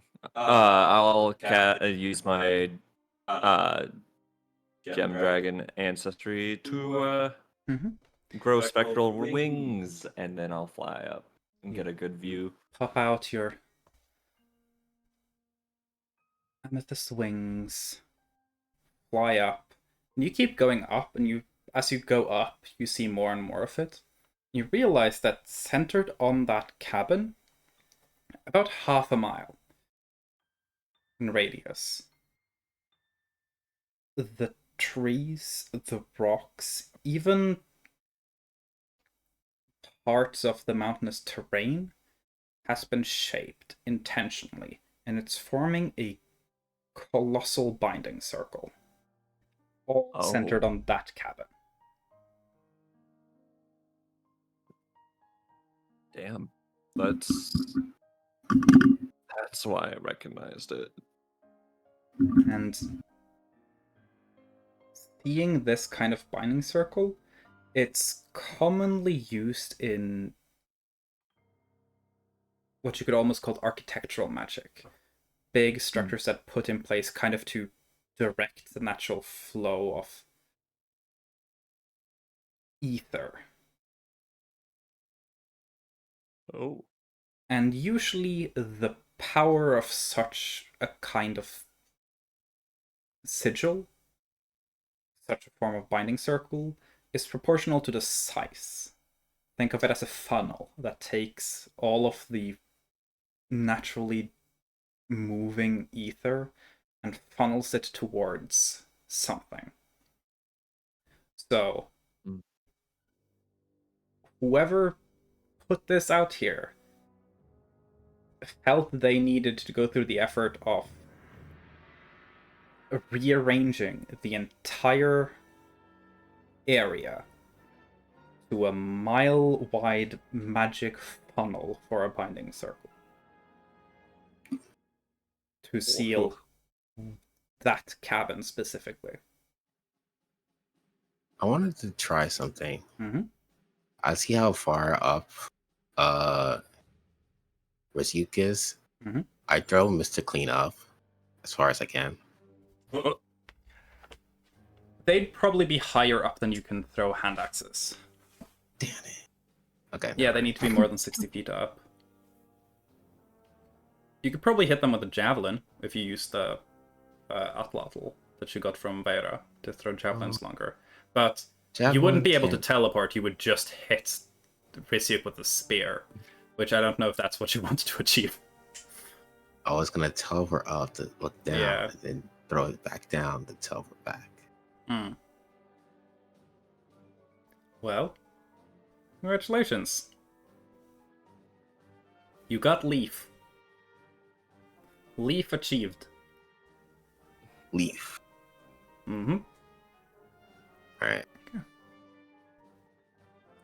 With the leaf successfully achieved. Jewel, did you have more stuff you wanted to do? Talk about, engage with in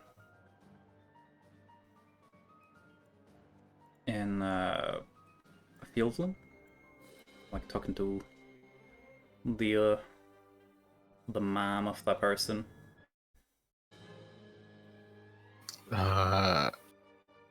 Yeah, but can we do that next time? Yeah, I was thinking we could do next time. Okay. We'll slightly restructure next session in that case. Because we have been running for a while. Essentially, next session we'll go through this, a couple of other things, and then probably be able to end with a thing that I was planning on starting next session with. That works.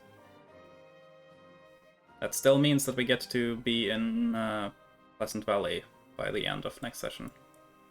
So that's nice. Yeah. Wait, does that mean we're ending? Yeah. Because unless there's anything else other people would wanted to do, because I know No. I mean, does that mean we're ending on the big? we're ending on the thing you know about. Okay. Like Passing bells. Salem has known how the Pleasant Valley session I planned was supposed to start for a while. So that sequence will play out as the end of the session, most likely then. So. Oh, can I ask, what's him I call it? To gal that thing? Yeah. It's essentially, we can do some things, but not really the stuff that required Gunther. Because there were a couple of things where like, oh, people need to talk to Gunther after he comes back. But you can't really do that if he hasn't come back yet. So you can't. But yeah, you can definitely ask Tugal about some stuff. They're probably working somewhere, probably in their Solar writing. Alright, I open the door and slid her in. Hey, Tugal, I wanted to ask you something. Yes, can I be of assistance? Alright. I pull out a notepad with a picture of a purple guy. Have you seen this thing? Have you seen this thing before? That's William Afton. You've drawn the creature from the dream? Yeah. Looks at it. No. Does not look familiar. Any reason?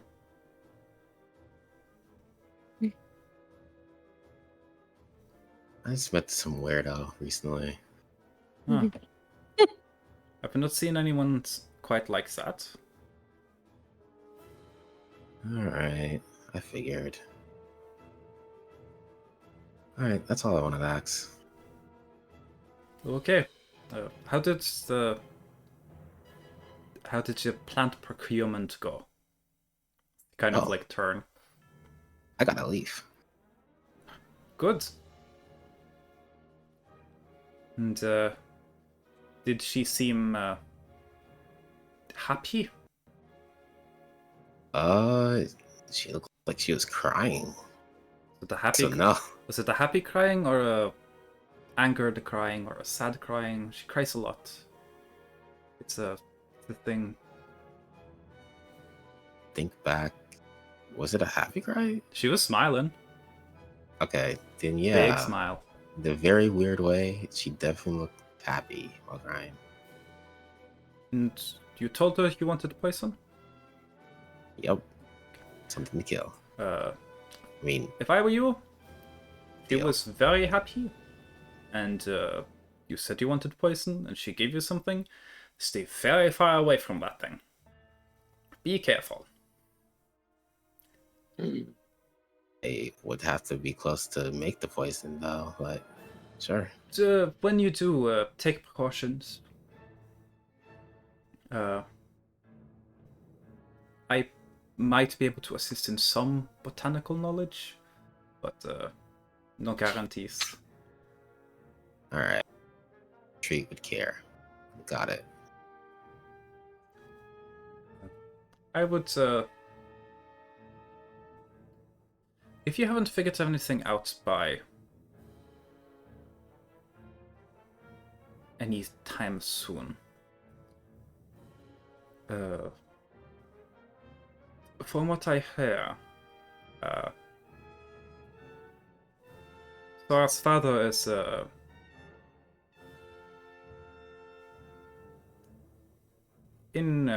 put it kindly, in his later years become a botanist of sorts.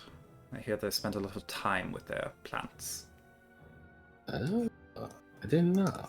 They might be a useful source of knowledge on the topic. If you do not figure it out before then, of course. Okay. Actually, do I know who Sora's family is, or I'm still... You know still that in the dark? Belrose is. You've known that the entire time, about, like, Sora's the Belrose. Belroses are this fancy royalty family from Pleasant Valley. You haven't, like, known a lot about them, just like, oh, the Belroses, they're royalty from somewhere up north. And all of the stories about them are about how they are super dangerous and cursed, and if you look at them, you turn into a snail. Very that kind of level. As far as you know, you haven't been turned into a snail yet, so, you know, it's probably over-exaggerations, you know? Yeah, It can't be it'd that be like weird. that. The people are weird. Yeah. I can imagine. Yeah. Okay, I'll go ask them myself.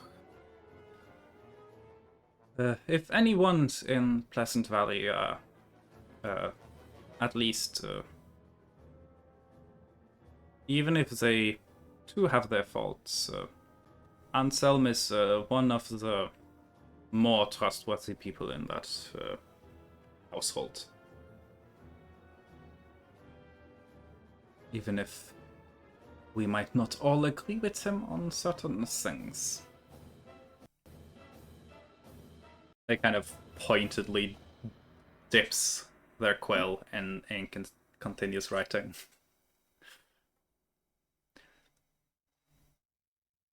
Good luck with your Well, leave. Alright. We don't all usually agree when you're in a family, but hopefully it works out. As Hopefully I it slither away. does. As you slither away.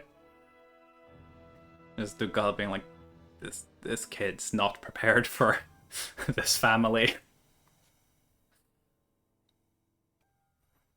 Yeah. Nice. Conversation had. Anything else anyone wanted to? Any other Gunther related things that people want to deal with before a session ends? Anyway. I'll take the deafening silence as a no. Whoa, that's crazy. Well, in that case, I'll say we... Okay, I guess we have to hydrate. But we'll end the session here. Congratulations. Y'all have encountered more of the weirdness. Let's go. We love weirdness. Generally, if a theme is, if you're in Nortal and Dugal recommends something, it's going to be some sort of weird, probably cursed bullshit. Ah. Yeah. That's what he's all about.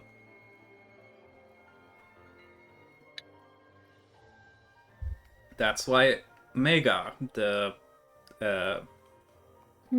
jeweler, is trapped in a time loop.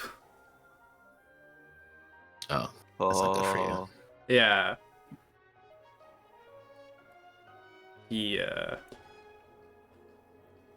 isn't Holy shit. fully accepting it at all times, but Dugal does have a soft spot for people who are cursed. Whoa, no shit. Yeah. Wonder why he Great. would. No I clue. wonder why he would have that.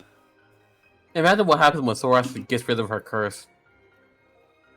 Oh, well, the thing Oh, is... don't worry. The curse only gets rid of, like, the curse on the land, not me. Yeah, so the I'm born curse with is this bound shit, to the baby. bloodline, and the only way to fix the bloodline curse is to undo or to make good on the promise that was broken, that caused the curse in the first place.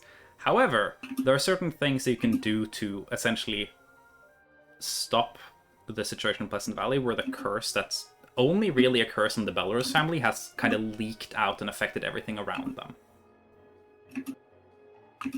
So, yeah. and by deal with that, we mainly mean get Aubrey out of here. Mm-hmm. So yeah, there might be other ways, but most likely, dealing with the Pleasant Valley Curse will include having to probably kill Aubrey Belrose. So, Damn. and that's part of the way part of the reason Dougal's like, have some magic items, y'all.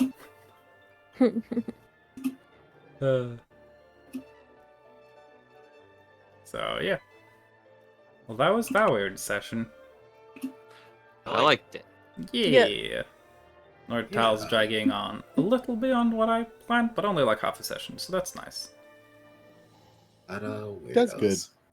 Hi, Brad. Hi, Oh my God, Brad. Fred. Morning. You missed missed you. the section that I hoped you would see at some point. Yeah. It's fine though.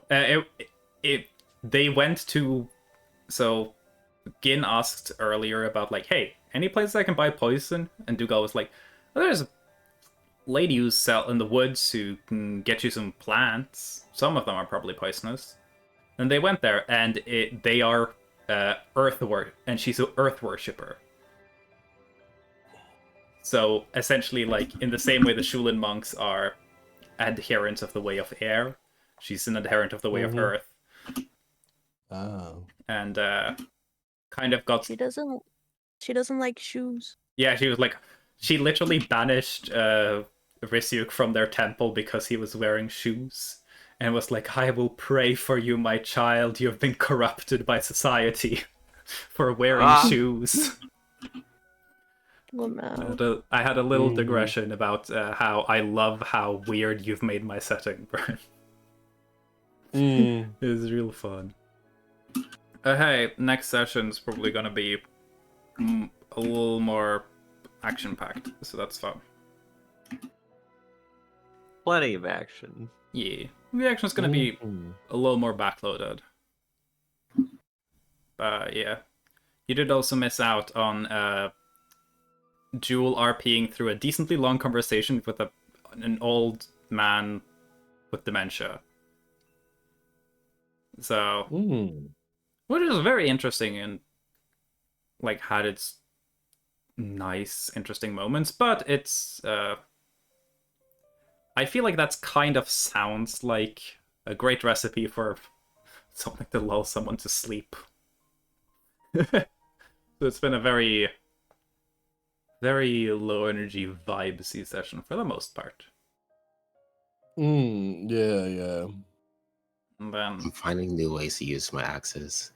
I actually can't wait to fight. yeah. Nice.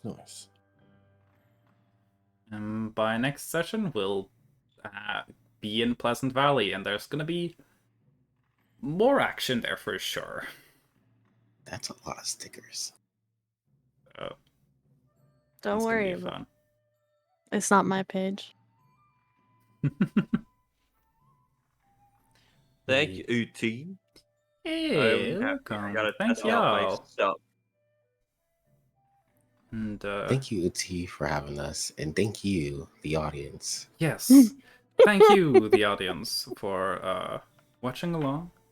And if you've been watching this and been like, what the fuck is happening? You can hit up my VODs channel to watch the previous 2 episodes that are also really long. For marginally more context, you'll still be missing the 60 sessions we did before it, but hey, you know? I also have some recordings of sessions from past. Yeah, although those cannot be public. Yeah. Partly because of copyright, partly because not all of that is TOS. Well, on one specific episode. Yeah. Check out our OnlyFans where we post all of the Spicy. Ew, OnlyFans? You mean Fansly. Good. Anyway. Look, there's a Smiling Friends one. I see. It's also a Clone High one. Yeah. I I'll haven't give been you- clicked into Discord for a while, and I just look at old stickers and my brain just went. Yeah. Yeah, this is very overstimulating. This if is you like. this is Yeah. a part of the internet that I had forgotten, and then I saw it, and I was brain blasted with it. Just, I miss There's it. a Cookie Run one. I do too. The Clone High sticker. yeah, it was a good time. If you saw my DeviantArt one, that was back then when I first got into like One Piece. So it was like filled with One Piece stuff. Mm. That one's gone though. Hey, Pooh.